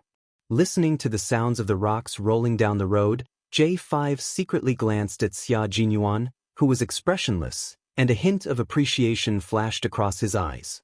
The all-round soldier king. The king who took down the trump card Q in one fell swoop was indeed a soldier with guts. K7 picked up the lever and threw it into his toolbox. He looked at the young major, who didn't even frown, and said coldly, "Much better than you." He always spoke inexplicably. If he didn't mention names, no one would know who he was talking about. Other people didn't know, but his comrade, J5, knew. "I'm much better than you. I still remember that you started vomiting on your first day when you were less than 5,000 meters above sea level. Your little face was so pale that it really made my heart ache." J5 smiled slightly and patted Xia Jinyuan's shoulder. He sighed and said, "Q King, I have high hopes for you. This kid has always been arrogant in the army. Before the brigade leader retired, we could still suppress him a little. Now, we're hoping for someone better to suppress his arrogance." As a new recruit to the Snowfield Brigade, even if Xia Jinyuan was a major, he couldn't put on airs in front of them. The Snowfield Brigade was a very special unit. The soldiers in it were nameless. No one knew where they came from, and no one knew where they were going. Even if they died, they were nameless heroes. Their code name was their name until they retired.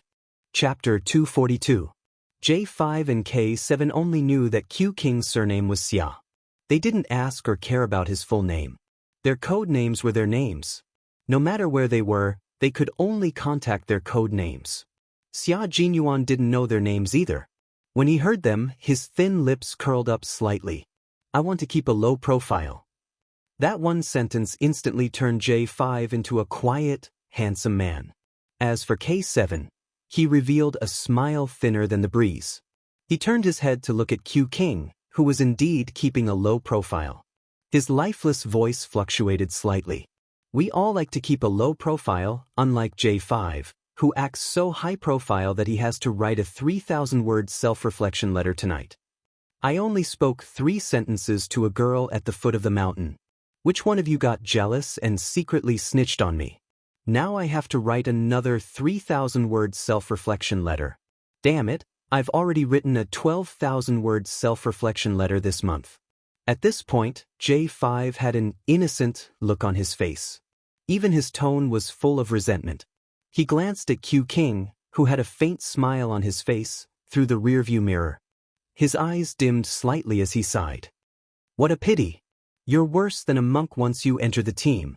A monk can even say amiable to a female benefactor."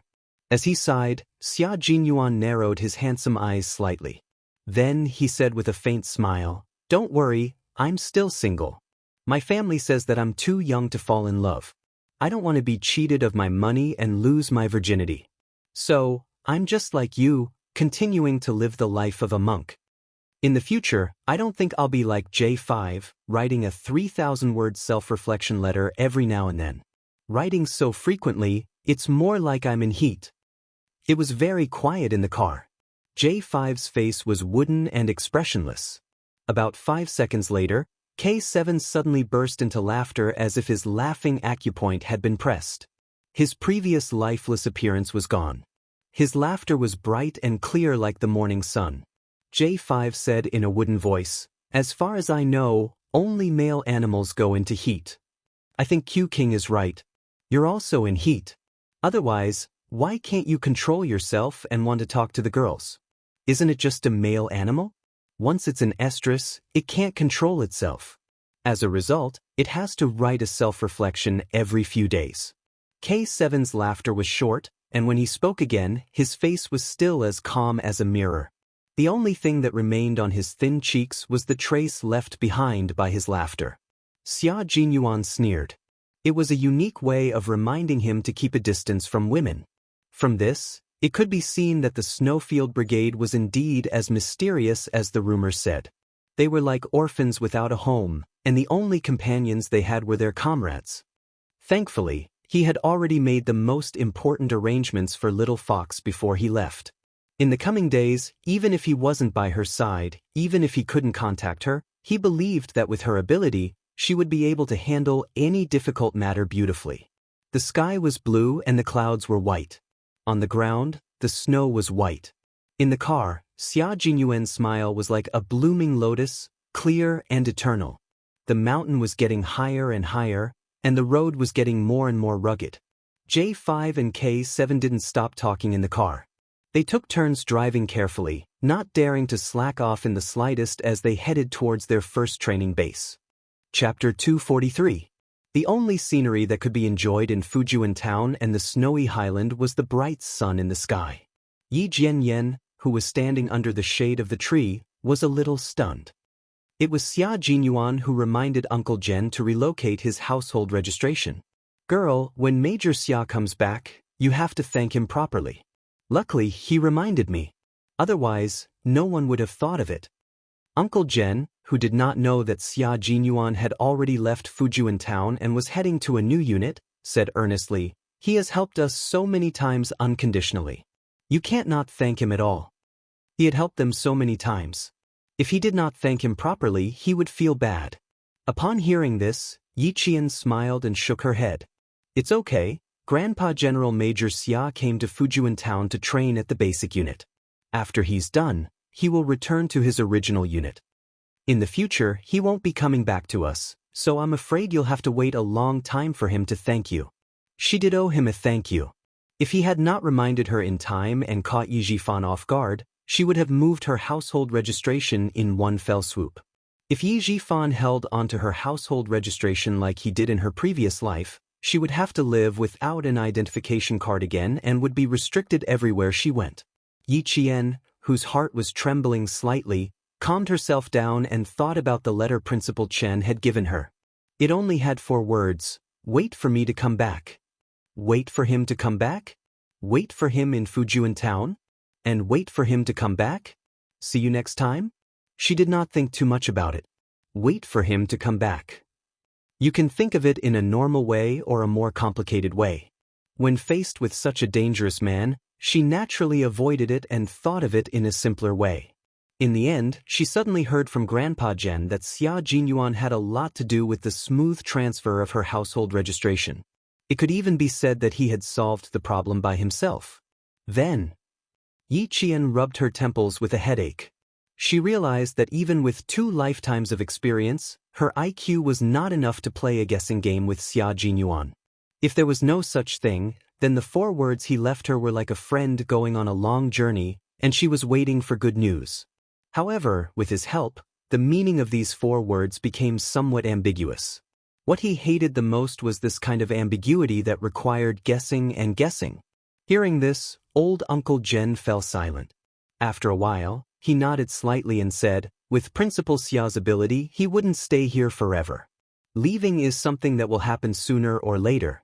I just didn't expect it to be so soon. As an all-round soldier, Xia Jinyuan had been assigned to Fujian town to fight against some outlaws. Firstly, the school had assigned him to the basic training, and secondly, Commander-in-Chief Xia wanted him to train his only son more. It had been almost a year. Even if Xia Jinyuan wanted to stay, Commander-in-Chief Xia would not allow it. Therefore, his departure was destined. It was a result that could not be changed. Faced with Grandpa Jen's sigh and his admiration for Xia Jinyuan, Yi Qian smiled faintly and said, "You don't have to feel that it's a pity. I won't be bad either. I definitely won't embarrass you and Principal Chen." That dangerous and elegant man had already left, but his brief appearance had left a deep impression on many people. In her life, because of his appearance, her memories of that year and that day were imprinted in her mind. Chapter 244. Fighting side by side on a rainy night, drawing a gun and killing people in a foreign country. These memories, filled with the flames and smoke of war, were all wonderful memories he brought to her. Actually, before she left Australia, she wanted to ask him how he dealt with the dozens of kilograms of poisonous powder that had been swapped, and how he dealt with those international police officers who were biased and looked down on Chinese soldiers, and how he retaliated against them. However, based on his personality and the bravery of a Chinese soldier, he definitely wouldn't let those arrogant megalomaniacs off so easily. You don't have to worry about the hornless dragon jade. This isn't something that can be explained in a few words. Although it's valuable, it's just a dead object in your hands. If Yi Jifan and his family try to hide it, little girl, Uncle Jen didn't know how to bring up the hornless dragon jade, but as he spoke, he noticed that the little girl was looking up at him. Her left hand was gently caressing the silver wire that was wrapped around her right wrist. Her gaze was pierced through the mottled sunlight and the twinkling leaves. She was lost in her thoughts as she stared at it.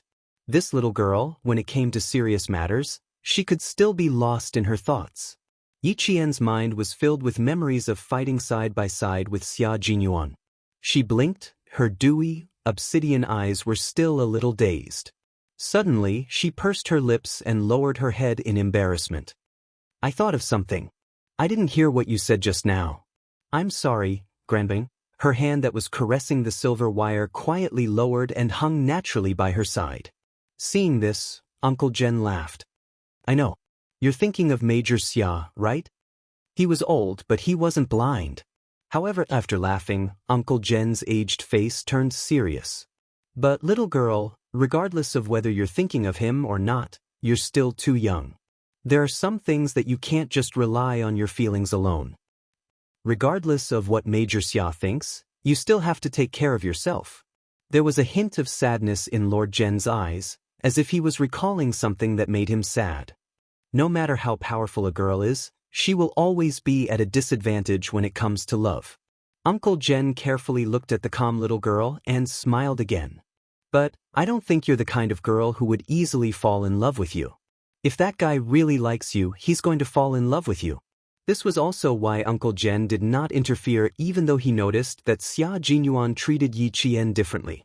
Don't worry. No matter how outstanding Major Xia is, he's still someone else's Major Xia. It has nothing to do with me. Yi Qian was indeed open-minded. She had always been an indifferent person. She had been through so much and had even survived the calamity of death. How could she be so easily swayed? After brushing it off with a smile, he asked about the hornless dragon jade. You seem to have mentioned the hornless dragon jade earlier. Is there something I don't know about it? That jade is valuable, but it's not a good thing. If Yi Jifan doesn't give it to you, don't take the initiative to ask for it. Our focus is on moving out of our household register. Material things don't matter. To Yi Qian, what Uncle Jen said was the most important thing. As for the matter with Xia Jinyuan, it didn't matter. Hearing this, she smiled and said, okay. Whether the jade was valuable or not was not Yi Qian's main concern. Since it wasn't a good thing, of course she wouldn't take it. Chapter 245. On the other side, Secretary Wu, who was about to leave with Uncle Jen and Commander Yu, reminded him in a low voice. Mayor Yi signed the documents so reluctantly. It's obvious that he's not satisfied with the transfer of Yi Qian's household registration. In the future, the school will need the support of the local government. I'm afraid Mayor Yi will remember what you did today. The school seemed to have nothing to do with the government, but in fact, they were closely related. For example, the school's construction funds had to go through the government. In the future, if Fujian Town High School needed government funds, the local government would be the first to approve it. Therefore, Secretary Wu's worries were not unfounded. This was a kind reminder to let Principal Chen be prepared. However, if he wasn't prepared, Principal Chen wouldn't have disrespected Yi Jifan. He smiled and said, Secretary Wu, don't worry. Our school has some connections with the army. If Mayor Yi can't handle things well, the army can help us. Therefore, Principal Chen didn't take it to heart. Moving out of Ye's household registration was much more important than the construction funding for the school. Now, All they needed to do was wait for Mayor Yi to send the household registration booklet to Uncle General. They needed to get everything done today. However, for Sun Dongqing, transferring Yi Qian's household registration was definitely a happy event. She didn't have time to pretend to have a headache and quickly took out the household registration booklet. However, when Yi Zhifan wanted to take out the old jade, Sun Dongqing refused. That piece of jade was valuable. 10 years ago, it was said to be worth more than 200,000 yuan. Moreover, it was 10 years later now. How much was it worth? Taking the jade away was equivalent to taking her life. Her voice suddenly rose and she said sharply, "You agreed? You agreed to give it to her? Yi Zhifan, do you have any brains? Do you know how much that piece of jade is worth? You want to give it to her? No way." Faced with his wife's brainless questioning, Yi Zhifan didn't even have the energy to argue. "I'll go to the city in the afternoon and find a jade shop. Give me the jade, quick." "Mom, give the jade to Dad." Hearing the noise, Ying came out of the room and stood at the door of the master bedroom. She frowned and said impatiently, "Did you hear Dad say he's going to the jade shop? If we both have real jade, where can we get an identical fake jade?" With just one sentence, Ying knew what Yi Zhifan was planning. This sentence immediately made Sun Dongqing beam with joy. "I went to the city with Uncle Jen and the others to do the paperwork for the relocation. Also, Ying, you don't have to go to school for the next few days. Yi Qian has a strong aura, and you're not her match." Yi Zhifan had never thought of transferring his daughter to a school in the city. Instead, he adopted the method of avoiding it. Just like last time, he would temporarily wait for the storm to calm down before going to school. Yi Ying's eyes darkened. After a while, she said, "I'm really leaving. Do you really think I'm afraid of Yi Qian? She might as well stay in school and see what she's capable of. I don't believe that I'm inferior to her in every aspect. Also, Dad, go to the city and find me an English teacher. I'll go to the city every Friday and come back on Sunday." Yi Zhifan naturally agreed to this kind of thing.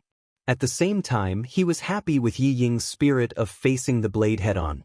His daughter should naturally be like this. Running away wasn't a solution. The best way was to respond directly and use actions to tell the other party that she wasn't inferior to anyone. Chapter 246. But today's incident. Town Middle School's Principal Chen, he would remember it in his heart. Yi Zhifan wasn't the only one who would remember this incident.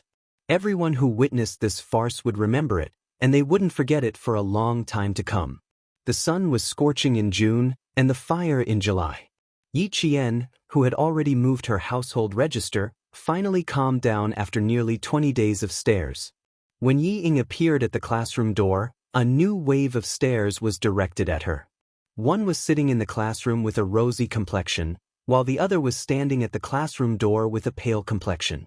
The moment their gazes met, the pale Yi Ying's gaze turned cold. When their gazes met, Yi Qian's lips curved slightly, and she returned a faint smile. Seeing this, Yi Ying, who had a gloomy look in her eyes, moved her feet slightly under the gaze of her classmates and walked towards Yi Jian. Then, she did something that almost made Jiasen's jaw drop. "Yi Qian, I'm so sorry." As she walked over, she actually apologized sincerely. "My mom is sometimes not very kind when she does things. She makes decisions based on her own feelings. I've always wanted to apologize to you, but I couldn't leave the hospital until last night because of my health. I'm so sorry that I didn't apologize to you in time." Not only did she apologize, but she also bent over to apologize. Yi Qian had already stood up calmly. When she straightened up, she looked at Yi Ying with a slight smile. "I hope that in the next year, we can live in harmony. I also hope that the mayor's wife will think twice before doing anything. After all, you're the wife of an official. If the city's disciplinary committee hears anything, I don't think that's what the mayor's family wants. Disciplinary committee, damned girl. She's secretly threatening me. Of course. I also hope that we can live in harmony. Also, thank you for your reminder. I'll tell my mom to be careful." Yi Ying secretly gritted her teeth and smiled. Her gaze was gloomy. It looked like a relaxed smile, but in reality, it was full of coldness. And Jiasen, who was dumbfounded, stared with her eyes wide open. Even after Ying left, she did not react. Not only her, but the other students in the classroom were also unable to react. Yi Qian was the only one who had already exchanged countless blows with Yi Ying in secret. With a calm smile, he easily infuriated Yi Ying again. Over the next few days, Yi Ying would hear some very unpleasant words. However, no matter how unpleasant they were, she would endure them. Yi Qian could vaguely see the shadow of the Yi Ying from his previous life in this Yi Ying. On the 30th of September, the students who had only been in class for half a day left school like runaway horses without looking back. Yi Qian and Principal Chen also left the school without looking back. They needed to catch the 12:30 bus from town to the city. They had to take the train to the provincial capital that night and catch the train to the provincial capital at 9 a.m. the next day to arrive at the Provincial People's Hall to receive Yi Qian's commendation from the provincial capital. Time was so tight that they could not afford to waste even a second. After boarding the bus, Yi Ying, who was heading to the city to learn English, saw Yi Qian holding the handrail. She clenched her fists on her knees and a trace of coldness flitted across her eyes. "Ying, be careful. The bus is about to leave." Yi Zhifan, who sensed something, spoke calmly. After reminding his daughter, he smiled and greeted Principal Chen, who came up behind him. There was nothing strange about him at all. Chapter 247. This Yi Zhifan was the Yi Zhifan that Yi Qian was familiar with. He was a smiling tiger who stabbed people in the back, but always had a smile on his face. He was kind and generous. Everyone on the train knew Yi Zhifan and started chatting with him enthusiastically. Yi Qian, who was sitting in the back, said to Principal Chen in a low voice, "You should rest first. It's a bit far to drive 5 to 6 hours. You still have to catch the train at night. Your body won't be able to take it if it takes too long. The train leaves at 8 p.m. If you arrive early, you can find a place to rest for a while." Last time, Xia Jinyuan left at 6 p.m. and didn't arrive in the city until after 11 p.m. When she got on the train, she saw Principal Chen gently rubbing his left shoulder. Then she looked at the gloomy weather. It was July. As long as it rained, the temperature would turn cold. Principal Chen's shoulder, which had been shot, would ache faintly. Yi Zhifan, who was sitting in the front, turned his head. He looked past the seat and said to Principal Chen, "Principal Chen, our train leaves at 8 p.m. too. Why don't we go to the train station together?" What a coincidence! They took the same train to the city and took the same train to the city. Wasn't that a coincidence? After 5.5 hours, they arrived in the city. When they got to the train station, what a coincidence was that even the sleeper carriages were in the same carriage. Yi Ying looked at Yi Qian, who appeared in front of her again. She didn't hide her calm expression under the light. Instead, she glared fiercely at the figure who was about to board the train. Yi Qian, who was about to board the train, turned his head back as if he sensed something. Then he gently looked away. Such strong malice. It seemed that not only was he taking the same train as Yi Ying, but he was also in the same carriage. They were both in the number 8 sleeper carriage. "Hey, are you going or not? If not, don't block the way," a man urged in a gruff voice. Seeing that the person in front of him didn't move for a long time, he rushed forward with a gray travel bag. The bag directly bumped into Yi Qian's body. The fat man pushed Yi Qian to the side and got into the car first. There were some hard objects in the bag. When Yi Qian's shoulder was in pain, Yi Qian also heard the sound of metal pipes colliding with each other. In 1995, the security checks on trains were not as strict as later years. Things like metal pipes could be brought on board. If it was normal, Yi Qian would not have paid much attention to it. But after sensing a fierce aura from this fat man, Yi Qian pursed his lips. Principal Chen, who was escorted onto the train by Yi Qian, saw this scene clearly. After she got into the car, he said in a deep voice, "You were frowning just now. Did it hurt?" "Yes, that man's bag contained some metal pipes and things like that. And his body had a strength that made me uncomfortable." Yi Qian didn't hide anything. After she spoke softly, she asked in a low voice, "I remember the story you told us on the train the last time we came to the province." Principal Chen didn't treat Yi Qian's words as the words of an overly sensitive child. Hearing this, he said in a low voice, "Let's wait and see. We're on the upper bunk." If there's anything, we can secretly pay attention to it. The trains in 1995 were not peaceful. Pickpockets were the most common. At night, the sounds of crying could be heard. Sometimes, someone's money was stolen. Sometimes, that person's belongings were stolen. Especially at 2 or 3 in the morning, it was the time when pickpockets were the most active. Chapter 248. The train from the city to the province was a cross-provincial green train. Even if it was a sleeper ticket, there was no air conditioning. Although the temperature had dropped in July, sleeping on a narrow bed still required one to open the window of the carriage. Yi Qian and Principal Chen found their berth number and were about to put their luggage on it when a middle-aged man and woman sleeping on the left and right bunks suddenly stood up. They looked at Principal Chen vigilantly. "Where are you sleeping? Upper bunk or middle bunk?" The woman asked in an interrogative tone. "Have you changed your bed nameplate? This is a bed nameplate. You can't just randomly choose a bed to sleep on." When she spoke, her eyes clearly showed that she was on guard against thieves. One had to be vigilant when going out, but she could not use such a rude way to interrogate others like a police officer. Yi Qian pursed his lips in disgust and said to Principal Chen, "Principal Chen, I don't have a lot of things. You don't have to put them on the luggage rack. Just put them on the bed." He had to let them know that they were guarding against the wrong person.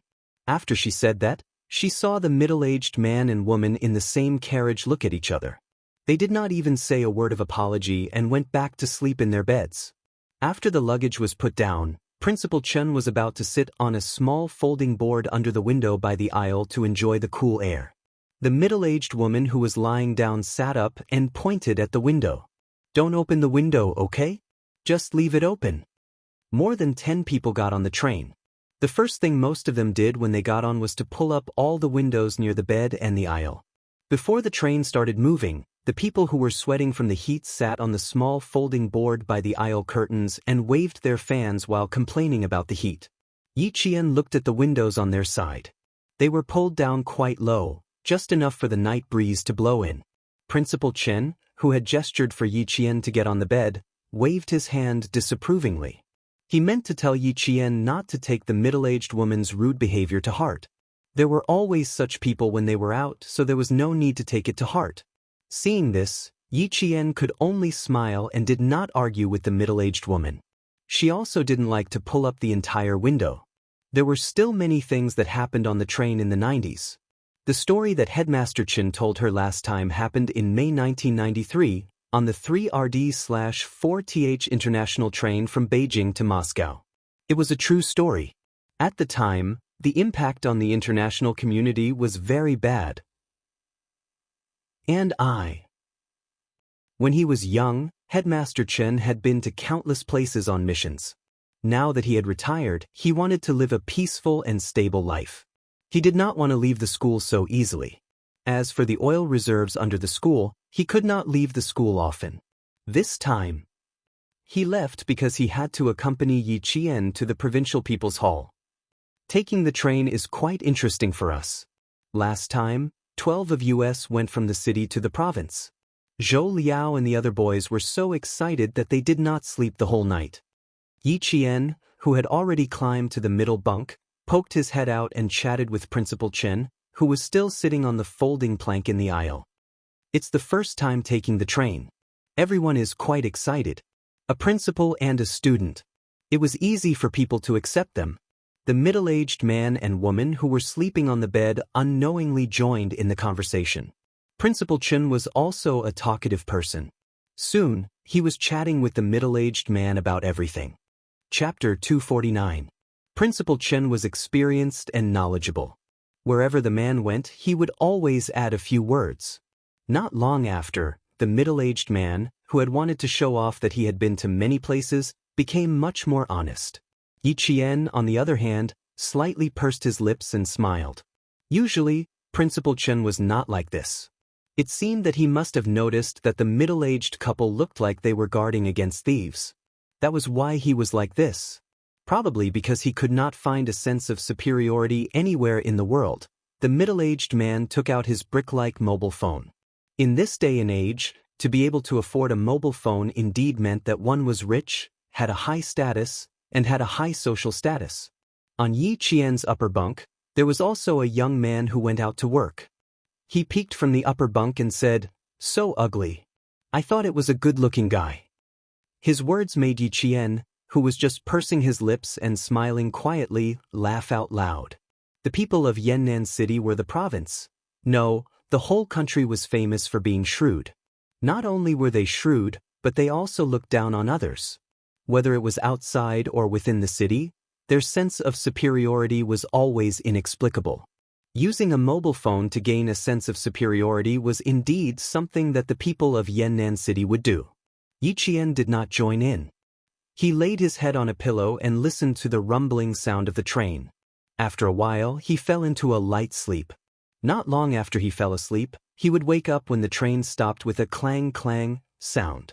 Yi Ying, who was 3 bunk beds away, also did not sleep much. During the 7-day National Day holiday, she went to the provincial capital to study. 7 days of intensive English learning. She was accompanied by a foreign teacher the whole day. Even if it was eating or sleeping, they had to talk in English. After tossing and turning, she still could not fall asleep. She woke up Yi Jifan, who was also in a light sleep. After hearing Yi Ying tossing and turning again, Yi Jifan's deep voice came from the rumbling train station. "Ying, you need to slowly learn how to be calm, how to restrain your edge, strengthen yourself in the dark, accumulate strength, and wait for the best time to amaze the world. Dad has said this countless times, but you don't seem to be listening." She had only met Yi Qian once, and they hadn't even exchanged a few words, but she had already lost her cool. Yi Jifan thought about Yi Qian's behavior during the day. Yi Qian's expression was calm. Even when he was talking to Yi Jifan, Yi Qian had a slight smile on his face. Regardless of whether it was his expression or his tone, he was calm and composed, as if he had forgotten everything that had happened in the past. He had to admit that Yi Qian was indeed much more outstanding than his daughter, Jing. Even if he didn't want to admit it, he had to. He didn't know when his niece, who had to make a living in the hands of his family, had changed from a cowardly girl who had no opinions of her own. She had become a powerful character that even her uncle had to take a few steps back.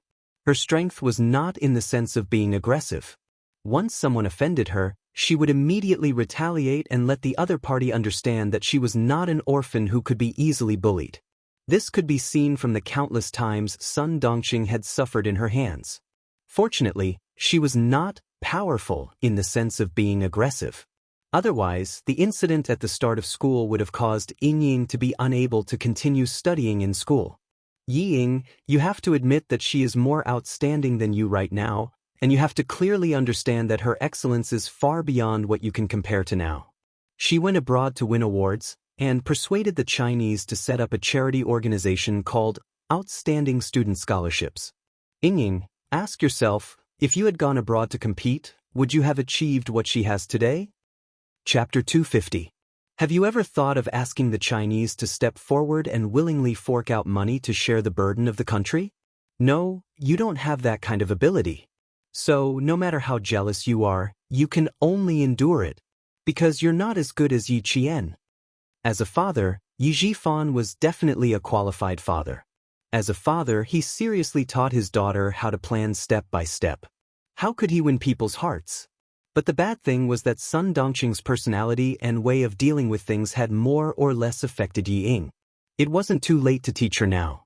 But unfortunately, Yi Jifan only taught his daughter how to scheme. He didn't teach her how to be a proper person. One had to know that not everything in this world could be obtained through scheming. Yi Ying didn't say anything. She just listened quietly. She looked like she was listening attentively, but in fact, her lower lip had already been bitten by her teeth, and there were faint traces of blood seeping out. Making her admit that she wasn't as good as Yi Qian was harder than killing her. Yi Ying fell asleep in the midst of this discomfort. She had bizarre dreams. She felt like she was sitting in a classroom, or at home, or on a train. She was on the same train as Yi Qian, but their roles had already been switched. She was the one suffering. At around 1 o'clock in the morning, the train started to slow down. This was to prevent another train from passing. The middle-aged woman sleeping on the lower bunk of Yi Qian had already opened her eyes. She and her husband took turns sleeping. When she saw the train stop, she gently touched the small black bag under her pillow and pricked up her ears to listen for any movements around her. Yiqian was also in a daze. One had to know that sleeping on a train was not a good sleep even when lying down. She woke up when the train slowed down. When she climbed down from the middle bunk, she paused slightly as she was putting on her shoes. She looked up at the middle-aged woman who was staring at her. She smiled gently and said, "Auntie, you don't have to be so nervous. The more nervous you are, the more you'll feel that something is going to happen. It's not bad for you to relax a little." It was really strange. Even if a businessman was leaving with a huge sum of money, there was no need to be so nervous, right? She had only come down to put on her shoes and go to the washroom, but the middle-aged woman actually put on a preemptive look. After hearing what the middle-aged woman said, Yiqian, who was no longer sleepy, crawled to the middle bunk and took out his toothbrush, toothpaste, and cup from his bag. He then picked up a towel and went to the bathroom. The washroom was at the front of the train. As the train rocked, Yiqian, who was walking from the back of the train to the front of the train, slowed down a little when he passed by Shop 5. Under the flickering light of the street lamp, she glanced at the burly man who had bumped into her from the corner of her eye. There were two other people sitting opposite him. Her delicate lips were pressed together slightly, and her expression was normal as she passed by. After passing by a few more carriages and seeing several people sitting quietly, Yiqian's heart skipped a beat. He couldn't suppress a very bad premonition. After brushing his teeth and washing his face, Yiqian, who was completely awake, came back. He discreetly glanced at the few passengers, who had just sat up but were now lying down. He quickened his pace and returned to his bunk. Chapter 251. There was not a single person in the front or back cabin. She wanted to ask the train attendants to keep an eye out, but they couldn't find anyone. This time, Yiqian didn't disturb Principal Chen. She lay quietly on the bed and didn't fall asleep again. At 2 o'clock in the morning, when the train stopped again, Yiqian, whose nerves had been stretched taut, quietly listened to her surroundings. About 15 minutes later, the train finally began to move slowly in silence. At 2:30 in the morning, everyone on the train was already asleep. Even the people on the hard seats were sound asleep. Not long after, Yiqian heard the door between the carriages close with a creak. She quietly opened her eyes, and her left hand subconsciously touched the silver thread on her right wrist. "Don't move yet, girl." Principal Chen's voice came from the neighboring bunk. "Let's see what's going on first." As he said that, he pointed at the middle-aged man and woman on the lower bunk. In the dim light of the train, he made a gesture, telling Yiqian not to disturb the other passengers. Obviously, Principal Chen also felt that something was wrong. Nodding slightly, Yiqian remained in her original position, waiting to see what would happen. It was deep sleep time. Yiqian could hear the middle-aged woman, who had been on high alert, couldn't stand the sleepiness of the night. She was snoring in her sleep. She was exhausted earlier, so it was normal for her to be in a deep sleep now. Someone started to move. Yiqian could faintly hear someone being woken up. The person let out an unhappy scolding. In less than half a second, the scolding turned into a frightened shout. "What are you doing?" It was very loud, but it was covered up by the rumbling of the train. Only the neighboring bunks were disturbed. The people sleeping in the bunks behind didn't react at all. They didn't know what was happening in front of them. They were all in deep sleep. "Robbery." Principal Chen sighed softly. Every time there was a holiday, there would be a lot of trouble on the train. "Girl, don't act rashly later. To catch bandits, first catch the ringleader. Wait until we know who the ringleader is." It was impossible to ignore it. Principal Chen had also brought a sum of money with him to purchase books from all the schools in the province. The passengers in the first shop were all alarmed. Faced with the steel pipes that were shining in the dark, no matter how angry they could only obediently take out their money and hand it over. "Motherfucker, that's all. Take off your pants for me." Someone only handed over a few yuan, which angered the robber who collected the money. He slapped the robber and shouted, "If I find out that you still have money on you, I will stab you to death. You guys are out of control." Seeing someone being hit, an old man couldn't stand it anymore. He stood up and said something. When the robber saw this, he slapped the old man's face and said fiercely, "Old thing, if you dare to say another word, I will kill your grandson." The old man had a 3-year-old boy with him. Being threatened like this was equivalent to grabbing his weak spot. Yi Qian's hands slowly clenched. Hitting an old man, threatening a child's life. They were really out of control. This slap on the old man's face also shocked the passengers who had been woken up. At the same time, they saw the steel pipes in the robber's hands. Some people wanted to stand up and criticize them, but they retreated because of the weapons in their hands. Chapter 252. Yi Qian got up and listened to the commotion around him. He whispered to the middle-aged man, who was clearly alarmed but did not move, "Uncle, you have a cell phone. Hurry up and call the police." His figure moved slightly. Yi Qian only saw him secretly stuffing something into the pillow cover. Then he continued to remain motionless, as if he did not hear anything. It was obvious that he did not want to get involved, and he did not want the robbers to know that he had a cell phone. Yi Qian, who did not say anything else, smirked. Did he think that he could protect himself by doing this? Did he think that he could just sweep the snow in front of his door and be safe? How naive! The commotion in front was originally carried out in secret. When someone did not cooperate, the robbers, who were initially acting in secret, suddenly picked up the steel pipes in their hands and began to hit the bunk beds violently, producing a series of terrifying banging sounds. It also woke up everyone in the carriage. A few young people who were in deep sleep and did not understand what was going on cursed, "You want to die," and then went silent. In the darkness, the steel pipes occasionally glinted coldly.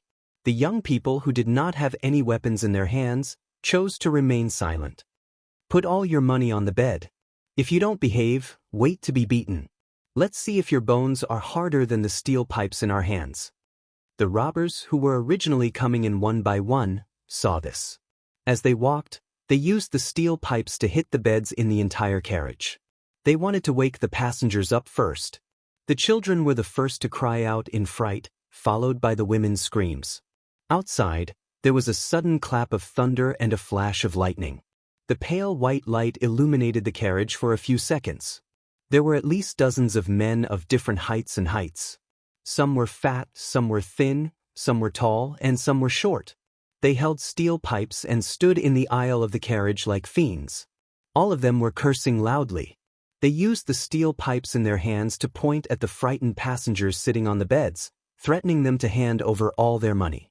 The middle-aged woman sleeping under Yi Qian's bed looked as if she had been brushed with a layer of lime powder. She was so pale that there was no trace of blood. Suddenly, she stood up and threw the bag hidden under her pillow onto Yi Qian's bed. She begged, "Daughter, you're a student. They definitely won't make things difficult for you. Help Auntie keep it. Auntie will get it from you later." Yi Qian didn't know whether to laugh or cry at her request. It was as if he didn't keep the bag for her, she would definitely ask him to pay for it after he snatched it from her. Was there such a good thing in the world? She threw the bag back and said softly, "They didn't even let off a child's body. Do you think they would let off a living person like me? Also, Auntie, put away your little schemes of Yannan City's people. I don't want you to ask me for compensation when the money is gone." The middle-aged woman, whose thoughts had been exposed, had an unnatural expression on her face. She turned her head to look at her husband, who hadn't said anything, and her gaze fell on Principal Chen. Before she could say anything, Principal Chen said coldly, "In the face of a disaster, you're still thinking about how to scheme against others. It's obvious that you're not good businessmen." The middle-aged woman who had failed twice cursed in Yannan City's dialect. "If you don't save him, you'll be unlucky for the rest of your life. I'm waiting for you to go out and save others now." Yi Qian heard this and his eyes turned cold. He looked at the middle-aged woman coldly and said in a deep and cold voice, "If you dare to take a step back later, you'll be unlucky for the rest of your life." Chapter 253. The people of Yannan City were famous for bullying the weak and fearing the strong. They were all smart, but they were also timid. Yi Qian's cold stare scared the couple so much that they didn't dare to make any small movements. The middle-aged woman was so shocked that her breathing quickened. She sat next to her husband and whispered in a voice that could not be any softer, However, Yi Jian could still hear her muttering, "Don't call the police. Maybe if there are too many robberies in the past, there won't be any robberies in the future. Don't talk to me so much. Keep the money." The middle-aged man didn't even think about whether his wife was right. He just reminded her not to talk too much and to keep the money. In an instant, Yi Qian didn't have a good impression of the couple. Yi Ying, who was near the front of the bunk, was already sitting next to Yi Jifan obediently. Her hands were tightly grabbing onto the corner of her father's shirt. There was not much fear on her face, but her eyes were full of panic. "Dad, let's not resist. We've already given them the money." Holding such a thick steel pipe, she didn't want to lose her life for money. Yi Jifan gently patted the back of his daughter's hand. They definitely had to take out some money, but taking out all of it was impossible. "Don't talk. You're a student. They won't do anything. Dad will give you the money." Yi Jifan wasn't the only one who thought so. Everyone in the bus thought the same. They definitely had to give them the money, but if they really took out all of it, who would want it? No one. Some people wanted to hide some of the money, but when the steel pipe came knocking on their beds, they screamed in fear. How could they calm down and think about hiding the money? When it was Yi Qian's turn to knock on the bed, the middle-aged couple was scared half to death. After the robbers left, the two of them were almost paralyzed. However, Yi Qian still heard the middle-aged woman say softly, "Thank goodness, thank goodness." "Thank goodness what?" "Thank goodness they didn't take away their money and mobile phone this time, right? Uncle on the lower bunk, you don't have to use your mobile phone to call the police. After 5 minutes, your things will definitely be gone. When the car slows down, these people will escape through the window. By then, it will be too late for you to call the police." After the robber left, Yi Qian reminded him again in a low voice. Even if she told the couple about their dangerous relationship, all she got in return was their indifference. His clear black eyes were already filled with coldness. It wasn't wrong to protect oneself, but he chose to protect himself when he could have secretly resisted. This was the coldness of human nature. Principal Chen sighed softly and waved his hand at Yi Qian. "There's no point in saying more. Everyone just wants to protect themselves." His tone was full of disappointment and helplessness. After a short pause, he asked Yi Qian, "Have you figured out who the leader is?" "I just took a look. There's still one person who hasn't stepped forward." Yi Qian didn't look at the couple on the lower bunk. He lowered his voice and said softly, "The man who knocked into me hasn't stepped forward." In front of them, there was another person who didn't cooperate. In return, they were punched and kicked. They could only hear the person being beaten scream, but no one stepped forward. "Damn it, I can't stand it anymore." The person sleeping on the upper bunk of Yi Qian suddenly spoke in a low voice. It was a young man who had gone out to work. He got up from the upper bunk and walked downstairs. Principal Chen knew that with his strength alone, it would be like hitting a rock with an egg. He stopped him. "Young man, wait a little longer. Let's think of something together." As long as someone couldn't stand it anymore and took the initiative to stand up for justice, then it would be easy to handle. Chapter 254. If this goes on, everyone on the bus will be in trouble. The young man jumped off the bed, gritted his teeth, and said in a low voice, "If no one resists, we'll let these bastards have their way." The middle-aged woman on the lower bunk heard this.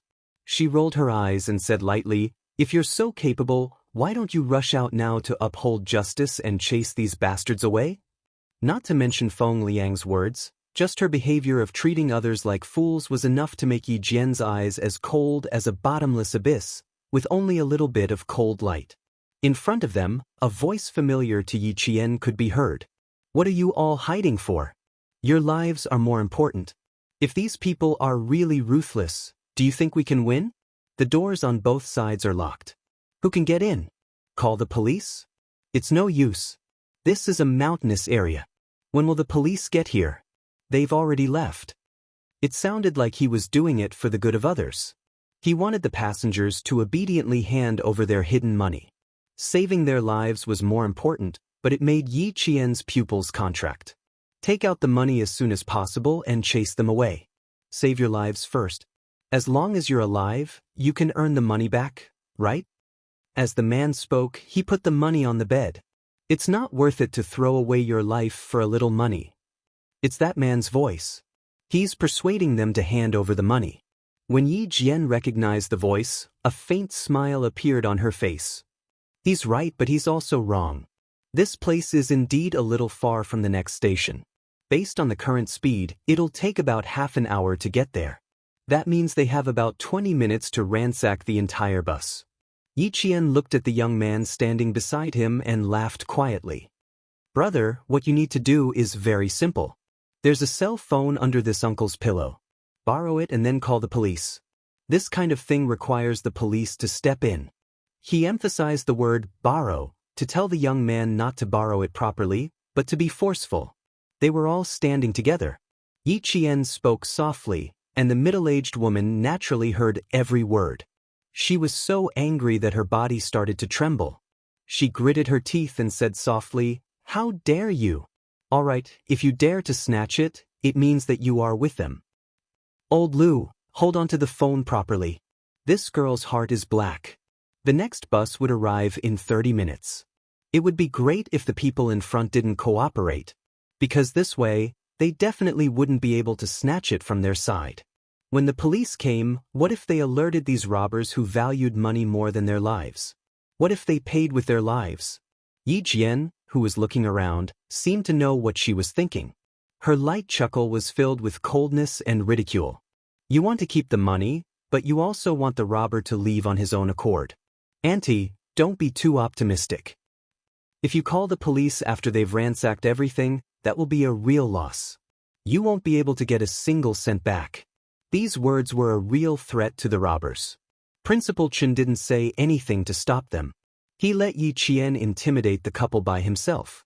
When the middle-aged man heard this, he said softly, "Block them for me. I'll call the police." He didn't feel at ease leaving the cell phone in someone else's hands. The commotion in front was getting louder and louder. The robbers knew they didn't have much time. They pointed metal pipes at the passengers and threatened them as fiercely as they could. Not only were the children crying in fear, even the timid women were crying. Chapter 255.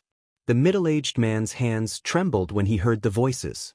He stuffed the mobile phone into Principal Chen's hands and said, "Big brother, you're here." The train continued to rumble on. The U.N. City Police Station dispatched dozens of police cars on this rainy night. All of the police officers were armed as they rushed towards the train station. They received a report that a group of robbers armed with controlled weapons was robbing the number 9 sleeper compartment of train 6483. There were more than 10 of them, and they were robbing the entire compartment. The police did not alert the staff on the train. The person who called the police had made it clear that there was not a single train attendant on duty in the number 9 sleeper. Therefore, it was not advisable to alert the staff on the train.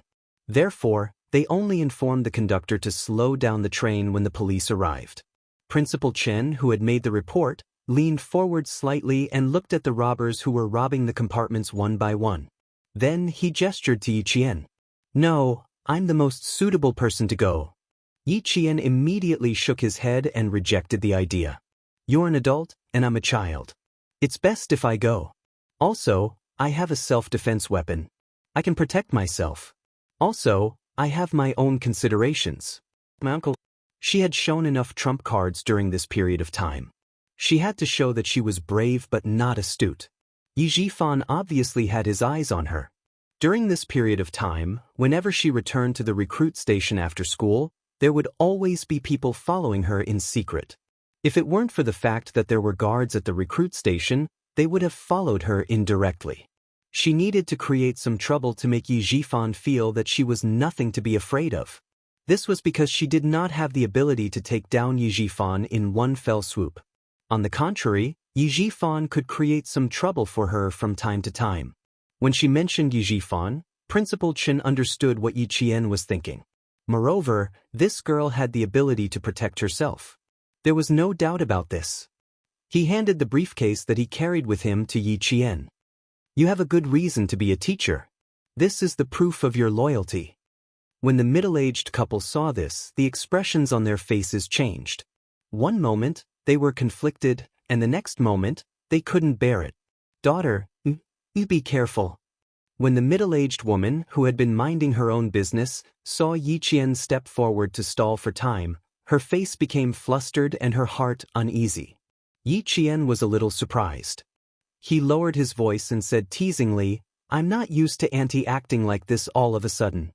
I'm just taking the initiative to give her money to buy more time. I'm sacrificing myself to help everyone. Auntie should be very happy." The middle-aged woman had a selfish side to her, but she was smart enough to know that she should choose what was best for her. Yi Qian used a teasing tone to expose her self-interest, which made her feel even more uncomfortable. She did not forget to say, "Then you, drag it out a little longer." When the young man saw that Yi Qian was really walking over, he was worried and raised his voice. "Be careful. Don't worry, didn't I tell you just now? They only wanted money, not lives.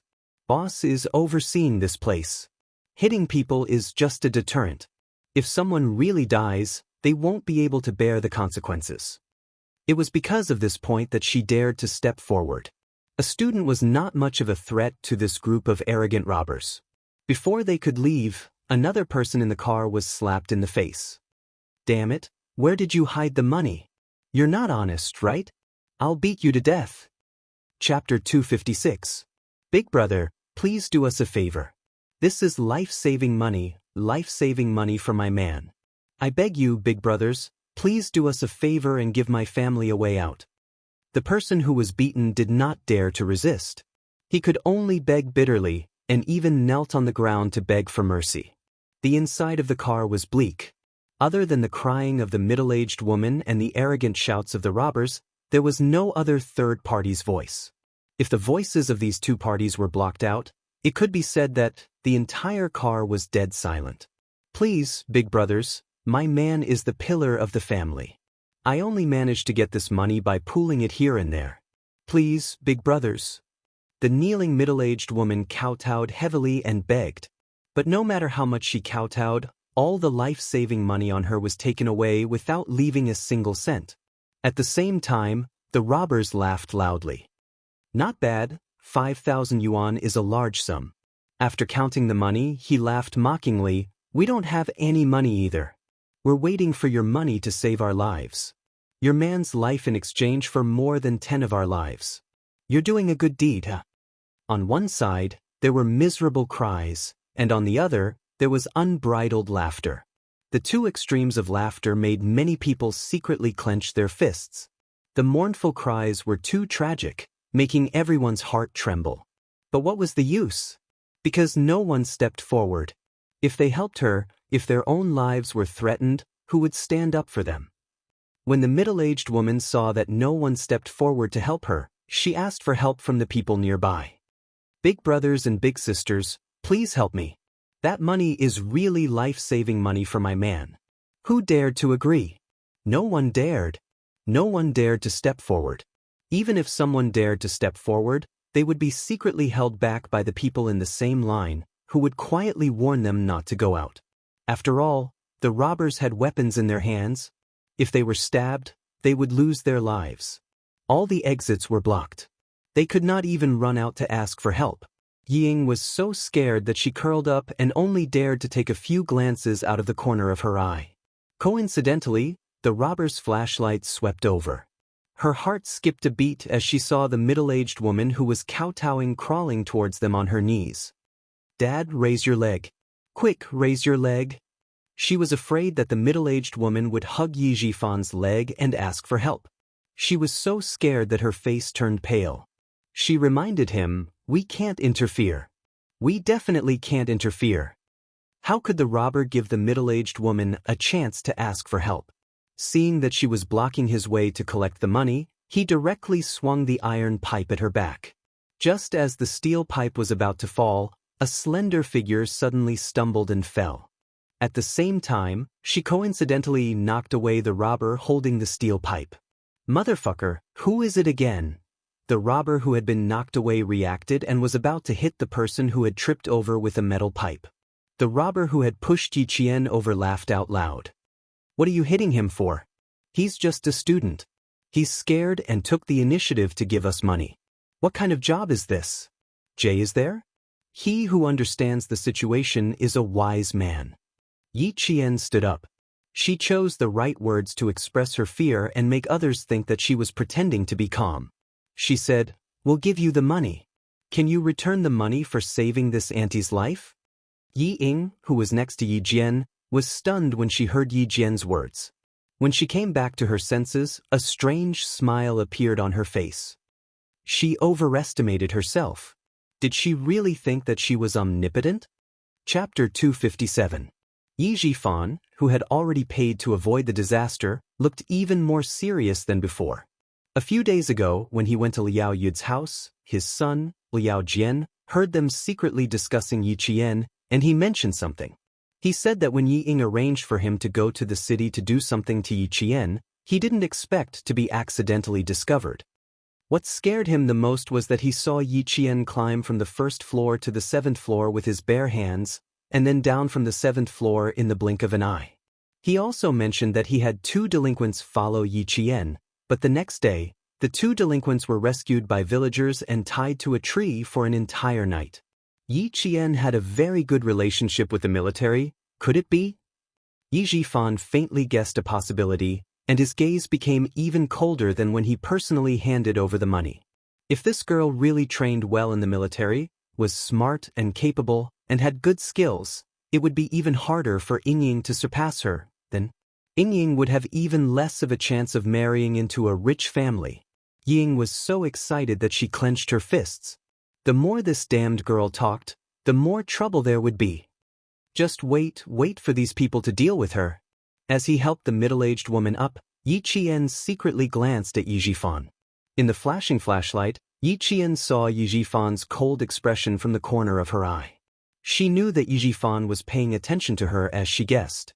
That day at school, after thinking about it, she was too aggressive and should have restrained herself. With a slight sneer, Yi Qian said to the robbers in a negotiating tone, "If we give you our money, then can you return this auntie's money to her?" Ying almost laughed out loud when she heard this. She even dared to stand up and show off her ability to deal with robbers robbing her of her money. Yi Qian, this kind of negotiation was simply wishful thinking, digging her own grave. Smart? Was this the so-called smart? This is called being bold but not astute. There was a saying that the more one spoke, the more mistakes one made. This saying was true. Yi Jifan's eyes flashed with a hint of mockery when he heard this. The little girl was smart, but compared to Ying, she was still a little lacking. If it was this kind of thing, Ying would never force herself to stand out. It was probably the first time the robbers had encountered such a newborn calf that was not afraid of tigers.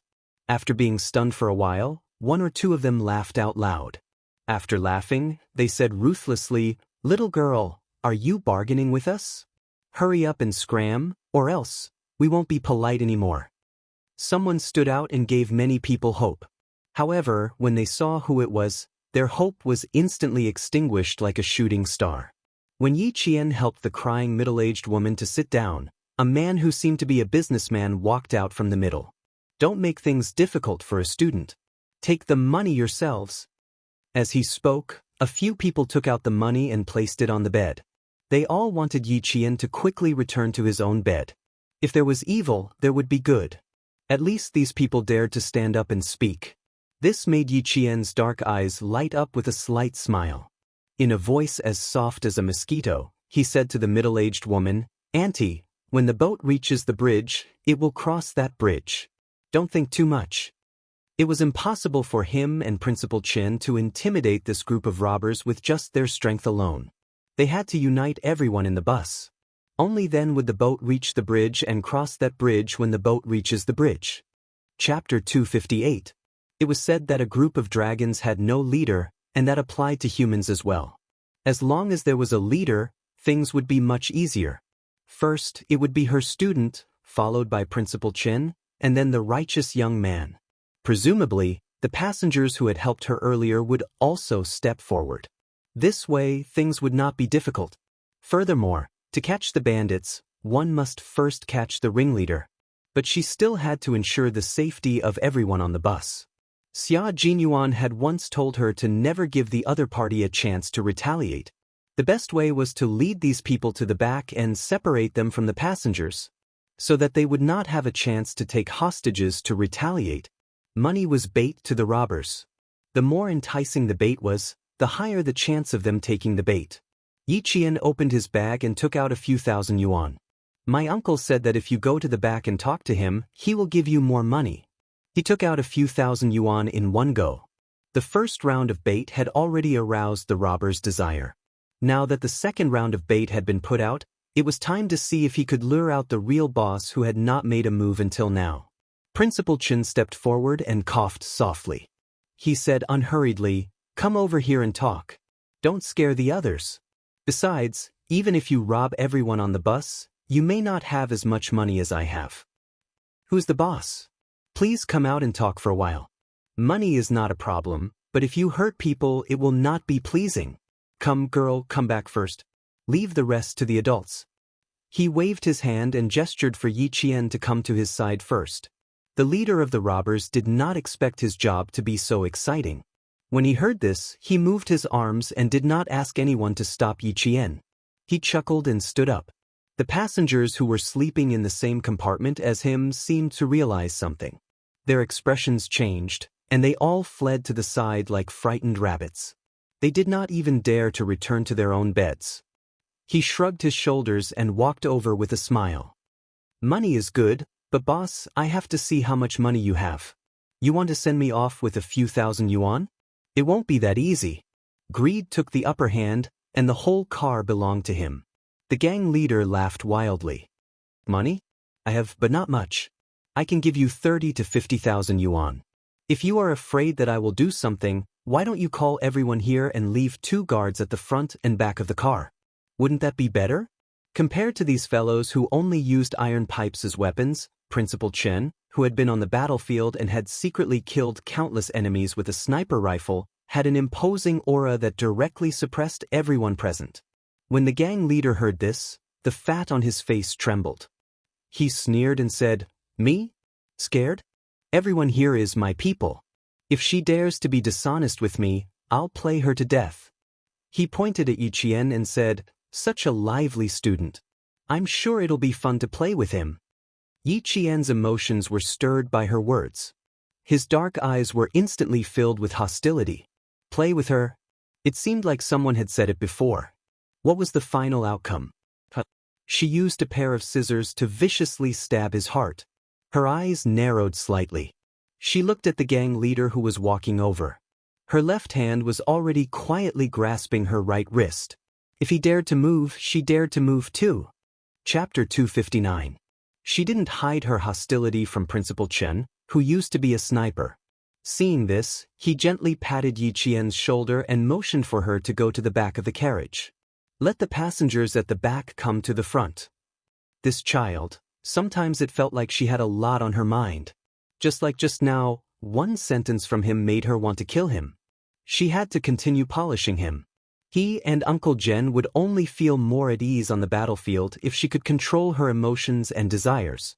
If a girl didn't polish herself, how could she survive on her own? This was what Uncle Jen and Principal Chen thought. They both hoped that even if they weren't around, Yi Qian would still be able to live a wonderful life on her own. And this wonderful life had to be achieved by her own hands, not by relying on others. The 2 elders had been cultivating Yi Qian's independence, so much so that it gave Xia Jinyuan a headache. At that time, Yi Qian really lived a wonderful life, so wonderful that she thought that a life without love would be more perfect. The gang leader didn't care about the old and the young. He walked to the back of the carriage and blocked Yi Qian and Principal Chen. "Old man, don't play tricks with me. Hand over the money obediently. Don't worry about anything else." There wasn't much time left. When the gang leader saw this, his eyes, which were squeezed by the fat on his face, flashed fiercely. He grabbed a metal pipe from one of his underlings and pointed it at Principal Chen. "Hand over the money. Quick." He then said to the other robbers, 3 minutes. Hurry up. They were going to rob him. When the young man sleeping on the upper bunk of Yi Qian heard this, he gritted his teeth and picked up a thermos filled with hot water. He shouted at the top of his lungs, "What are you waiting for? Are you really waiting for them to rob you? After that, he pulled the cork out of the thermos and looked like he was going to pour the hot water out at any moment. Once someone stepped forward, it was like a butterfly effect. A few of the passengers who had wanted to step forward reacted quickly.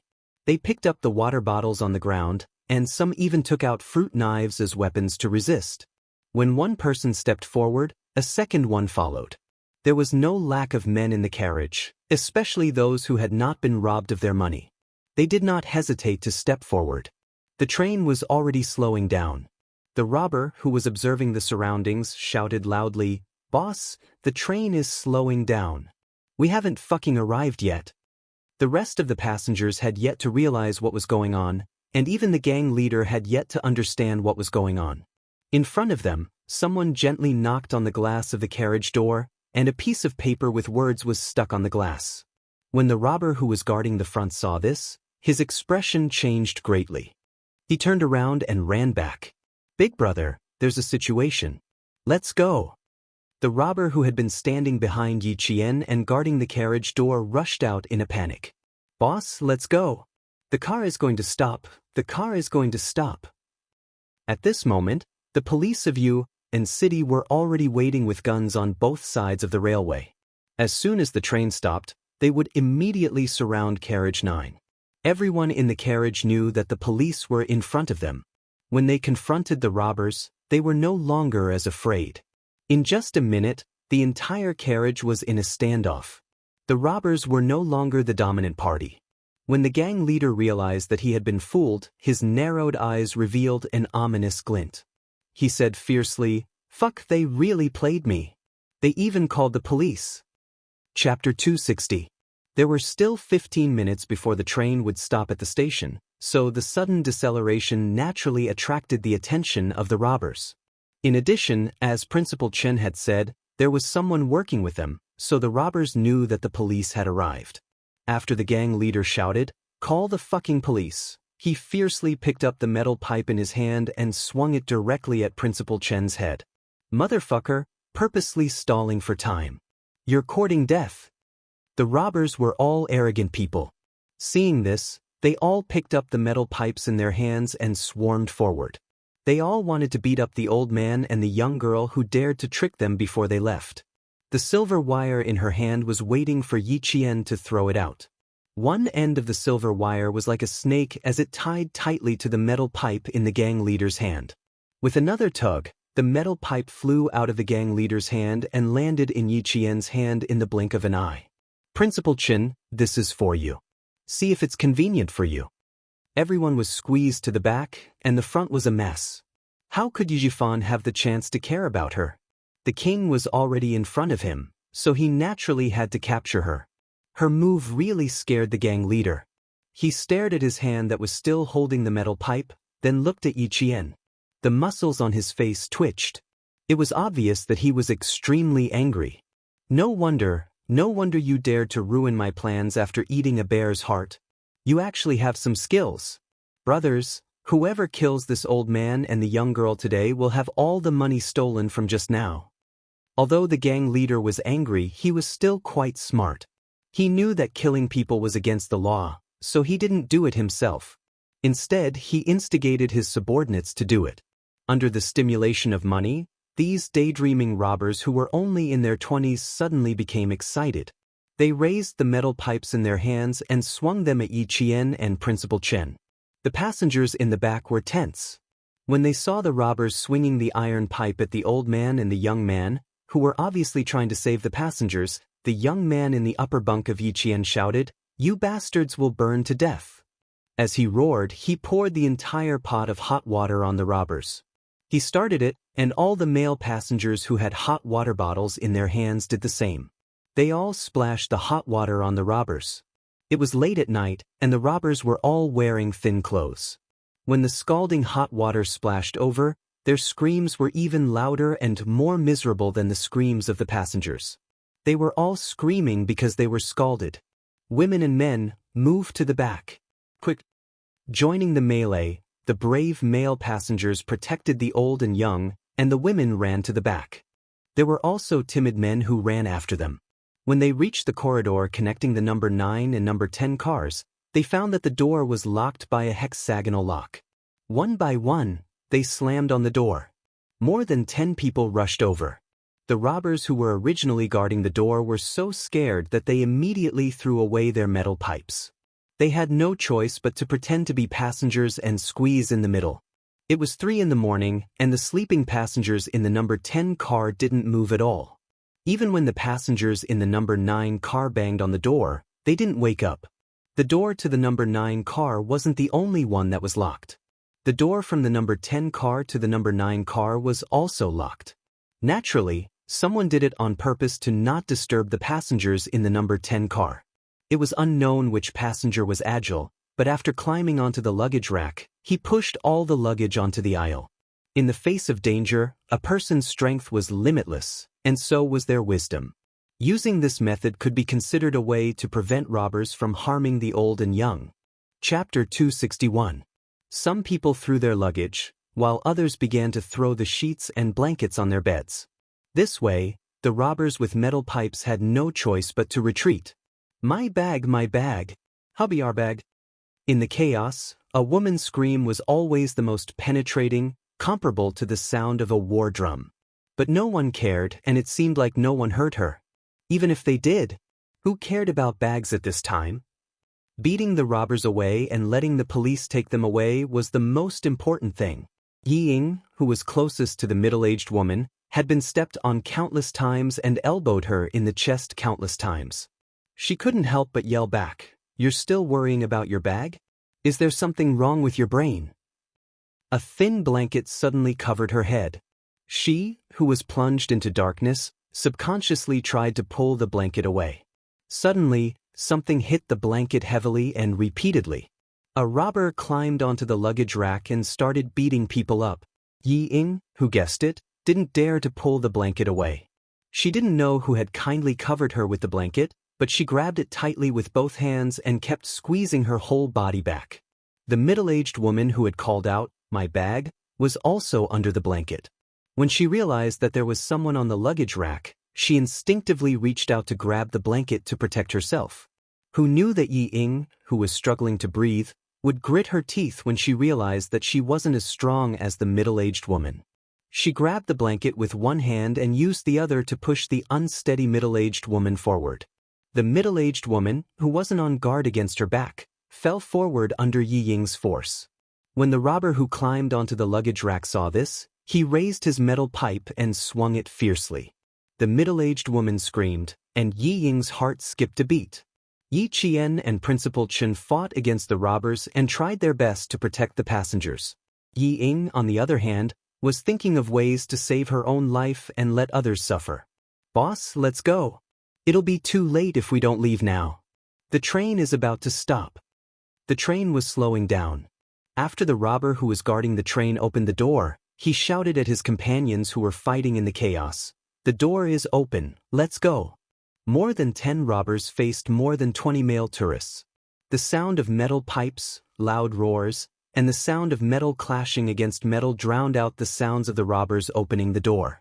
Yi Qian had been staring at the 2 robbers who were guarding the train door for a long time. When he saw that they had opened the door, he kicked them off the train without saying a word. At this speed, they would at most suffer some pain from the fall, but they would not fall to their deaths. Moreover, her focus was not on a few small fries, but on the gang leader who had just arrogantly said that he would do something to her. If she captured the king, she would not be afraid that the police would not be able to catch the small fries. As the train slowed down, the dim street lights on both sides of the railway were no longer flickering. The light that shone into the carriage allowed them to see more clearly, making it easier to fight against the robbers. It also allowed Yi Qian to see the gang leader who instigated the kids to charge forward while he himself retreated, looking for an opportunity to jump out of the car. "Let's get off first. This place is small, so it's not easy to use." After seeing through his intentions, Yi Qian smiled at Principal Chen, who had no problem subduing a few small fries, and said, "It's easier to stretch our muscles when we're outside." If she did not capture the gang leader who said that he would do something to her today, then all her hard work over the past 6 months would have been in vain. Without blocking the escape route of the robbers, Yi Qian pretended to retreat and jumped out of the train with Principal Chen. Then, a few other robbers also jumped out of the train and fled. Chapter 262.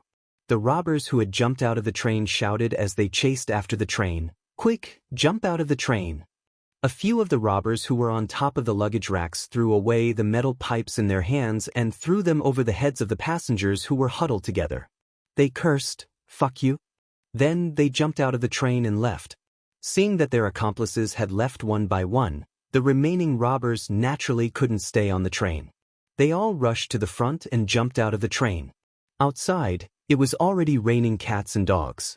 After the gang leader got out of the train, he sneered viciously and pointed at the old man and the young man in front of him.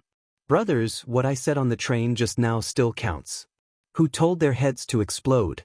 This money," he shook the travel bag that contained at least tens of thousands of yuan. "This money is for whoever it is." After getting out of the train, the gang became even bolder. The train came from behind them and the robbers who were holding the metal pipes fearlessly chased after it. Gunshots were heard. The police in Yuan City realized that something was amiss and fired a warning shot. They quickly rushed over with their men. When the gang leader saw this, he knew that it was impossible to deal with the old man and the young man in front of him. He shouted, "Go!" and left first. "Just you wait. Sooner or later, I'll get my revenge." Since ancient times, robbers have always been afraid of soldiers. When the police arrived and fired their guns, the effect of deterrence was. The robbers who were murderous and wanted to chase after Yi Qian immediately scattered. They crossed the tracks and rushed into the darkness in the rain. Yi Qian's target was only the gang leader. After the gunshots were heard, he said to Principal Chen, "Your shoulder hurts. You can't get in the rain. Get in the train first. I'll be back soon. Girl, be careful. I'll get the police to chase after you." Principal Chen waved his hand and looked kindly at the fearless girl who rushed into the rain in the direction of her target. This girl still had a lot on her mind. When the gang leader said that he wanted to do something to her, he was so murderous that it scared him. She had to vent this murderous aura. She couldn't suppress it in her heart. Since she wanted to chase after him, then go ahead. As for killing someone, she wouldn't do it. When the armed policemen caught up with them, Principal Chen told them the direction in which the gang leader had fled, but he did not mention that Yi Qian had followed him. The train stopped with a long creaking sound. No one dared to move in the number 9 carriage, which was filled with cries. They were afraid that there would be robbers coming out with iron pipes to beat them. No one knew who said, "Let's go." The passengers who were huddled together were so exhausted that they felt like they had lost half their lives. Although they relaxed, they were so scared that they broke out in a cold sweat. None of them dared to move. By the side of the aisle, someone was groaning in pain while lying on the ground. The sound drifted into Yi Ying's ears, causing her body to stiffen. Her face was filled with panic. It was the middle-aged woman who was pushed out by her and spoke with a Yannan accent. There were many injured people on the bus. Some of them were bleeding from their heads. Fortunately, they were still alive and had escaped this disaster. "Money! My husband's life-saving money." Among the passengers, the woman who remembered to give her husband life-saving money ran over while crying. The aisle was filled with luggage. She crawled on all fours to get her money back. She was not the only one who had suffered losses on the bus, but she had lost the most money. Before she could walk out, she was stopped by the police who rushed in and quickly arranged for the police to understand her situation. Chapter 263. Ying sat on the bed, still in a state of shock. She watched the medical staff who came with the police treat the wounds of the injured passengers. The passengers with bleeding heads were carried on stretchers and sent directly to the hospital. The passengers with lighter injuries were checked. After confirming that there were no major problems, the passengers were allowed to continue resting in the carriage. "Why don't I see the female student who stood up for everyone just now? Wasn't she on the train just now? Quick, look for her."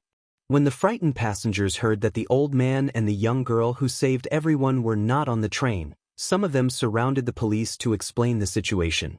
There were also some who looked up and down the train to find them. The middle-aged woman from Yannan City had a bloody wound that was at least 5 centimeters long on her head. When the medical staff stopped her bleeding, she grabbed the hand of a police officer. No matter how painful it was, she had to finish her sentence. "Officer, I was pushed out by a young girl. I want to sue her, I want to sue her. My conscience was bitten by a dog. The other young girl risked her life to save everyone, but this young girl pushed me out in order to divert the attention of the robbers." Although her voice was not loud, King, who had been paying attention, heard everything clearly. Her shoulders trembled slightly. She said to Yifan, who was drinking water, "Dad, I don't feel well. I want to lie down." If she did not want to be discovered, she could not be questioned by the police. She could not speak in front of this middle-aged woman. She had to remain silent. She could only wait until the provincial police got off the train. That would be safe. After such a big incident, the police were very efficient. They arranged for people to guard the train and asked the passengers who were not injured and could pack their luggage to pack their luggage first. Then they asked the injured passengers who needed to go to the hospital to tell them what their luggage looked like and what was inside. The police took care of them and carried them off the train. Principal Chen, who came up with the police, knew that the passengers in the train were looking for him and Yi Qian. He quickly smiled and stopped everyone. "We are fine. The young girl is just a little bold. She was also frightened when she was forced to jump out of the train. She is now resting in the conductor's lounge. Thank you for your concern." Hearing this, the people in the carriage let out a long sigh of relief. The middle-aged woman who was lying on the stretcher and preparing to get off the carriage was also ashamed. "Big brother, you and that little girl. I will never forget you in my life." At the last moment, he gritted his teeth and said, "And that little girl who caused me to be hit by the metal pipe, just you wait." This was the attitude of someone who swore to pursue the matter to the end. The train did not move, and the passengers squeezed into the hard seats woke up from the heat. When the windows were opened, the wind and rain from outside blew in, bringing with it a chill that made many people fall asleep. No one paid much attention to what was happening in the heavy rain with thunder and lightning. As for why the train stopped, everyone was already used to it. The rain showed no signs of stopping. While the police were dealing with the matter in the 9th carriage, the police arrested several robbers in the rain and escorted them into the police car. The gang leader who was stopped by Yi Qian was no longer as arrogant as before. His wrists were tied tightly by something that he could not pull off no matter how hard he tried. The high school student who stood in the dark like a ghost did not make a sound from the beginning to the end. He just chose to hit different places. Chest, lower abdomen, knees. He hit wherever it hurt the most. He hit him until he was afraid. Chapter 264. "Big bro, you're looking for Lele? Aren't I with you right now? Why don't I see Lele?" The silver wire in his hand was like a part of Yi Qian's body. It wrapped around the man's wrist. He raised his heel and kicked the man's chin hard. The force was a little too strong. The kick knocked the gang leader's lower and upper teeth, breaking 2 of his front teeth on the spot. His mouth was filled with the smell of iron. His right arm was tightly bound. Even though his right hand was not bound, his palm was riddled with wounds. The deepest wound was so deep that his flesh could be seen.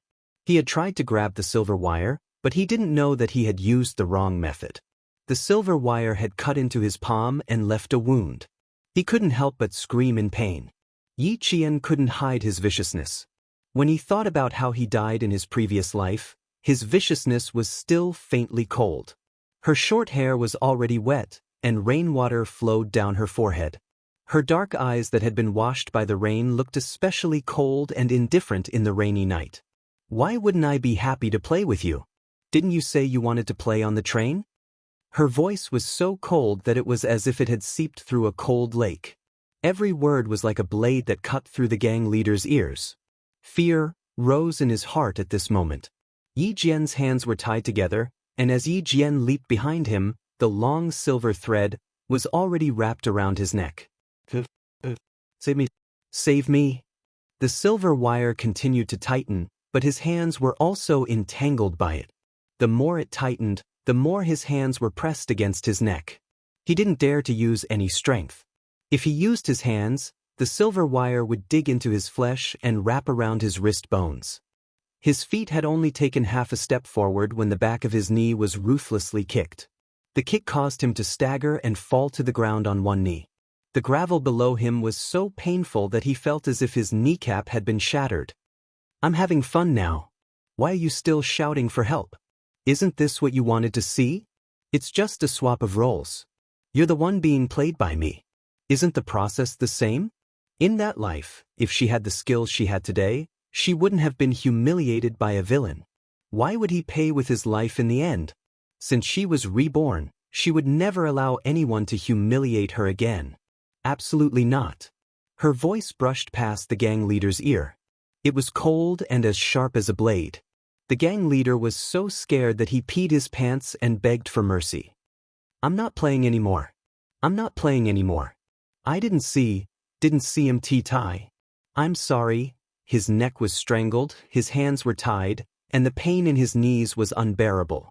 Even so, he had to open his mouth and beg for mercy. I won't dare. I won't dare. In the future, I won't do it again. Spare my life. Beg for mercy, I don't dare. Yi Qian, whose eyes were cold and fierce, blinked lightly. His eyes were a little sore, and then warm tears washed down his cheeks along with the rain. It was as if something heavy had been lifted from her shoulders, causing her shoulders to relax completely and her back to straighten completely. A strong flashlight shone over. It was the police who were chasing after the culprit in the rainy night. There were about 5 of them, and they were closing in on them in an outflanking manner. Yi Qian slightly exhaled a mouthful of turbid air. His pursed lips curved slightly.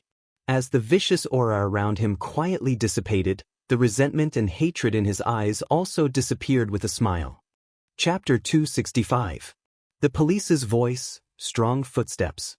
The flashing lights were frightening in the eyes of the robbers, but it made Yi Qian feel as if his feet, which had been stuck in a quagmire, had finally been pulled out. In her previous life, it wasn't that no one had saved her, but she wasn't that lucky. You're very lucky. If the police had come any later, I don't think you'd have survived. Yi Qian let go of the silver wire and smiled coldly as he retracted the silver wire that could save his life or kill him. As the robber gasped for breath on the ground, Yi Qian picked up the black bag filled with money that had been washed by the rain and walked into the darkness. In this life, the outcome of her previous life would not be the same. In this life, she didn't have to worry about being humiliated to death, and she didn't have to worry about whether or not someone would come to save her when she was in danger. Because she could finally use her own abilities to defeat the person who dared to humiliate her, making him unable to fight back, and she could finally walk out of that shadow, feeling relaxed and satisfied. The train had stopped for nearly 20 minutes and would leave in another 10 minutes. Principal Chen, who had changed his clothes, sat quietly in the conductor's lounge, listening to the cries and laughter of the passengers in carriage number 9. He looked through the window to see if there was a stubborn figure under the streetlights.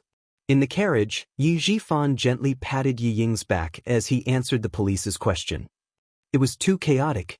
My daughter and I were squeezed in the back, so we had no idea what was happening in front. Officer, my daughter has a heart condition. We're going to the provincial capital to see her doctor. She was just frightened and finally fell asleep. You can ask me if you have any questions.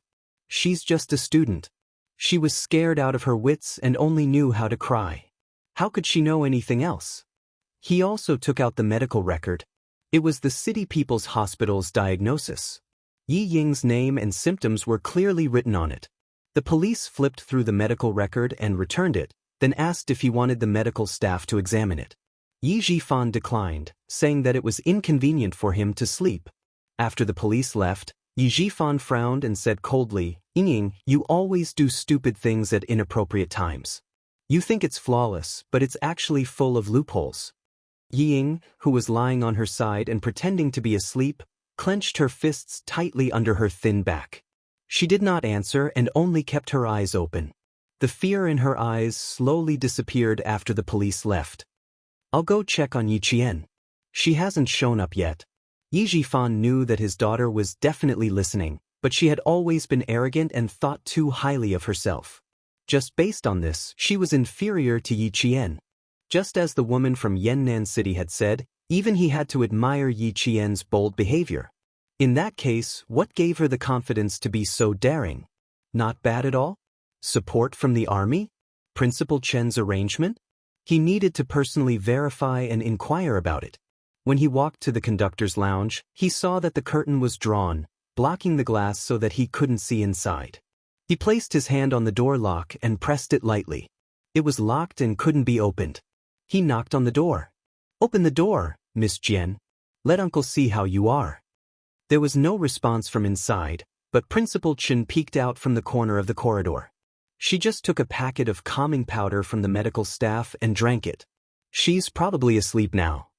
Beside him was a police officer who was taking down his statement. Chapter 266. She's asleep? Is she hurt anywhere? I'll be worried if I don't go in and take a look. Yi Jifan glanced at the policeman who hadn't gotten out of the car. His eyes flickered. Ying was scared too. Both of them suffered tonight. Principal Chen smiled. He took out a hexagonal lock and opened the door. This child was even more scared than Ying. Luckily, the robber opened the car door himself so that both of us could jump out easily. Although she was scared, her courage was commendable. It's worth learning from. She was curled up on the narrow bed. Her clothes were clean, but her hair was still wet. Her back was to him, so he couldn't see her expression. Let her sleep here. Principal Chen didn't let Yi Jifan continue to observe her. He gently closed the door and locked it with a hexagonal lock. She's still scared. She asked me to lock the door. May Yi, don't mind. The little girl came back just in time. She really knew that Yi Jifan would come to see her. It seemed that he didn't have to worry about the little girl being taken advantage of by Yi Jifan in the future. Yi Jifan took a step forward and saw that the policeman who was taking notes was holding a black bag. It was still dripping with water. He glanced at the water stains on the floor and narrowed his eyes.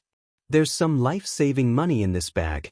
Police comrade, since you've picked it up, can you take out the life-saving money first? Headmaster Chen said in a low voice. He glanced at Yi Jifan, who had a complicated look in his eyes and seemed to be thinking about something. He let out a long sigh. The money to save a life at the hospital. Yi Jifan looked at the bag in the policeman's hand again. He asked Principal Chen, "What's wrong? Can't you take out the money and return it to the passengers?" You're sure that the robber carried this bag with him when he got out of the car? It contains the money from the passengers on the car, right? The one taking the statement was a policeman in his 40s. We still need to find a few witnesses. Then, the money will be returned to the passengers. Principal Chen took a step back with a smile and said, I can confirm that this bag was indeed carried by the robber. It also contains some of the passengers' money. As for proof, this Mr. Yi can do it too. Yes, I can prove it. Yi Jifan nodded. He could indeed prove this because there was his money in the bag. You can open the bag and take a look. There's an envelope inside. There's 1,000 yuan in the envelope. This is the cash that the robbers took from me. There was indeed one in the bag. The policeman looked at it and closed it again. He said to Yifan, Okay, come with me. It turned out that the bag was picked up by the police during the chase, and it wasn't stolen by Headmaster Chen or Miss Jian. After understanding the situation, Yi Jifan felt relieved. The train stopped for a full half an hour before it started moving again. Listening to the rumbling sound of the flute, Yi Qian, with his eyes closed, gently stroked the silver wire around his wrist. The corners of his mouth were gently curled up until the morning of the next day. The only person who could save himself would never be someone else. In the end, he could only rely on himself. In the provincial capital's Great Hall of the People, Yi Qian and Wang Yimou received the award personally presented by the governor. They said a few words of thanks and promised to continue working hard. After the speech, she finally let out a sigh of relief. To be honest, she wasn't used to this kind of scene. Chapter 267. When it was time to take a group photo with the students who had been selected as Outstanding Communist Youth League member, Yi Jian's eyes inadvertently glanced down the stage and saw an acquaintance that she was not very familiar with. At this moment, his iconic peach blossom eyes were winking and smiling at her. Hanzheng, why is he here? Could it be that Major Xia is here too? He subconsciously looked around but didn't see any familiar faces. The photographer had already asked all the students to look at the camera and maintain a smile. After the flash, the smile was frozen. Han Zheng put down his camera and hummed a little tune. This little girl even dared to stand Major Xia up. This courage, tsk, he really admired her. After the photo was developed, should he send it to Major Xia, who was far away in the snowy highlands? Could it be that he could use the photo as a bargaining chip or something? You're not serious, shut up. Sitting next to Han Zheng, a dignified middle-aged man looked straight ahead and scolded softly, I'll arrange for someone to send you away immediately later. Don't follow me all day. Han Zheng snorted softly and said lazily, Brigade Commander Han, if you agree to let me go now, I'll leave immediately and won't be in your sight for a few years. If you don't agree, I'm sorry, but I still have to follow you. Commander-in-Chief Xia is much more open-minded than you. He knows that soldiers have to be tortured. You should learn from him. If your son is successful, you'll be proud of him as a father. Brigade Commander Han's biggest headache was his only son. He didn't know how many other skills he had, but when it came to tormenting people, no one could beat him. He followed him from the north to the south, and he still had to go to Fujian town. Was this kid going to follow him? Who didn't want their son to be successful? He had to have the ability to do so. Commander-in-Chief Xia's son was taught by Master Xia and was extremely outstanding in all aspects. Last year, he graduated from military school and was sent to the army because of the all-round competition. He won the all-round king of the Southern Province military region in one fell swoop. With this ability, Commander-in-Chief Xia would naturally send his son to the front line without worry. Dad, you don't really look down on me and think that your son is inferior to others, right? Let me tell you, I, Han Zheng, am also a man of indomitable spirit. Back then, you kicked me to military school. Now that I'm finally going to move up, are you going to stop me and make me useless? The transfer order has already been issued. What's the point of holding on to it? Military orders, Brigade Commander Han Zheng. How could Han Zheng not know what his father was worried about? His father was just afraid that he would accidentally die at the front line. After all the students had left the stage, Brigade Commander Han sighed and said, Let me think about it. Then he asked, Why did you keep taking pictures of the girl in the middle? Do you know her? Yes, she's a good girl. Master Xia admires her a lot. Han Zheng lowered his head and looked at the camera. There were still 10 rolls of film left.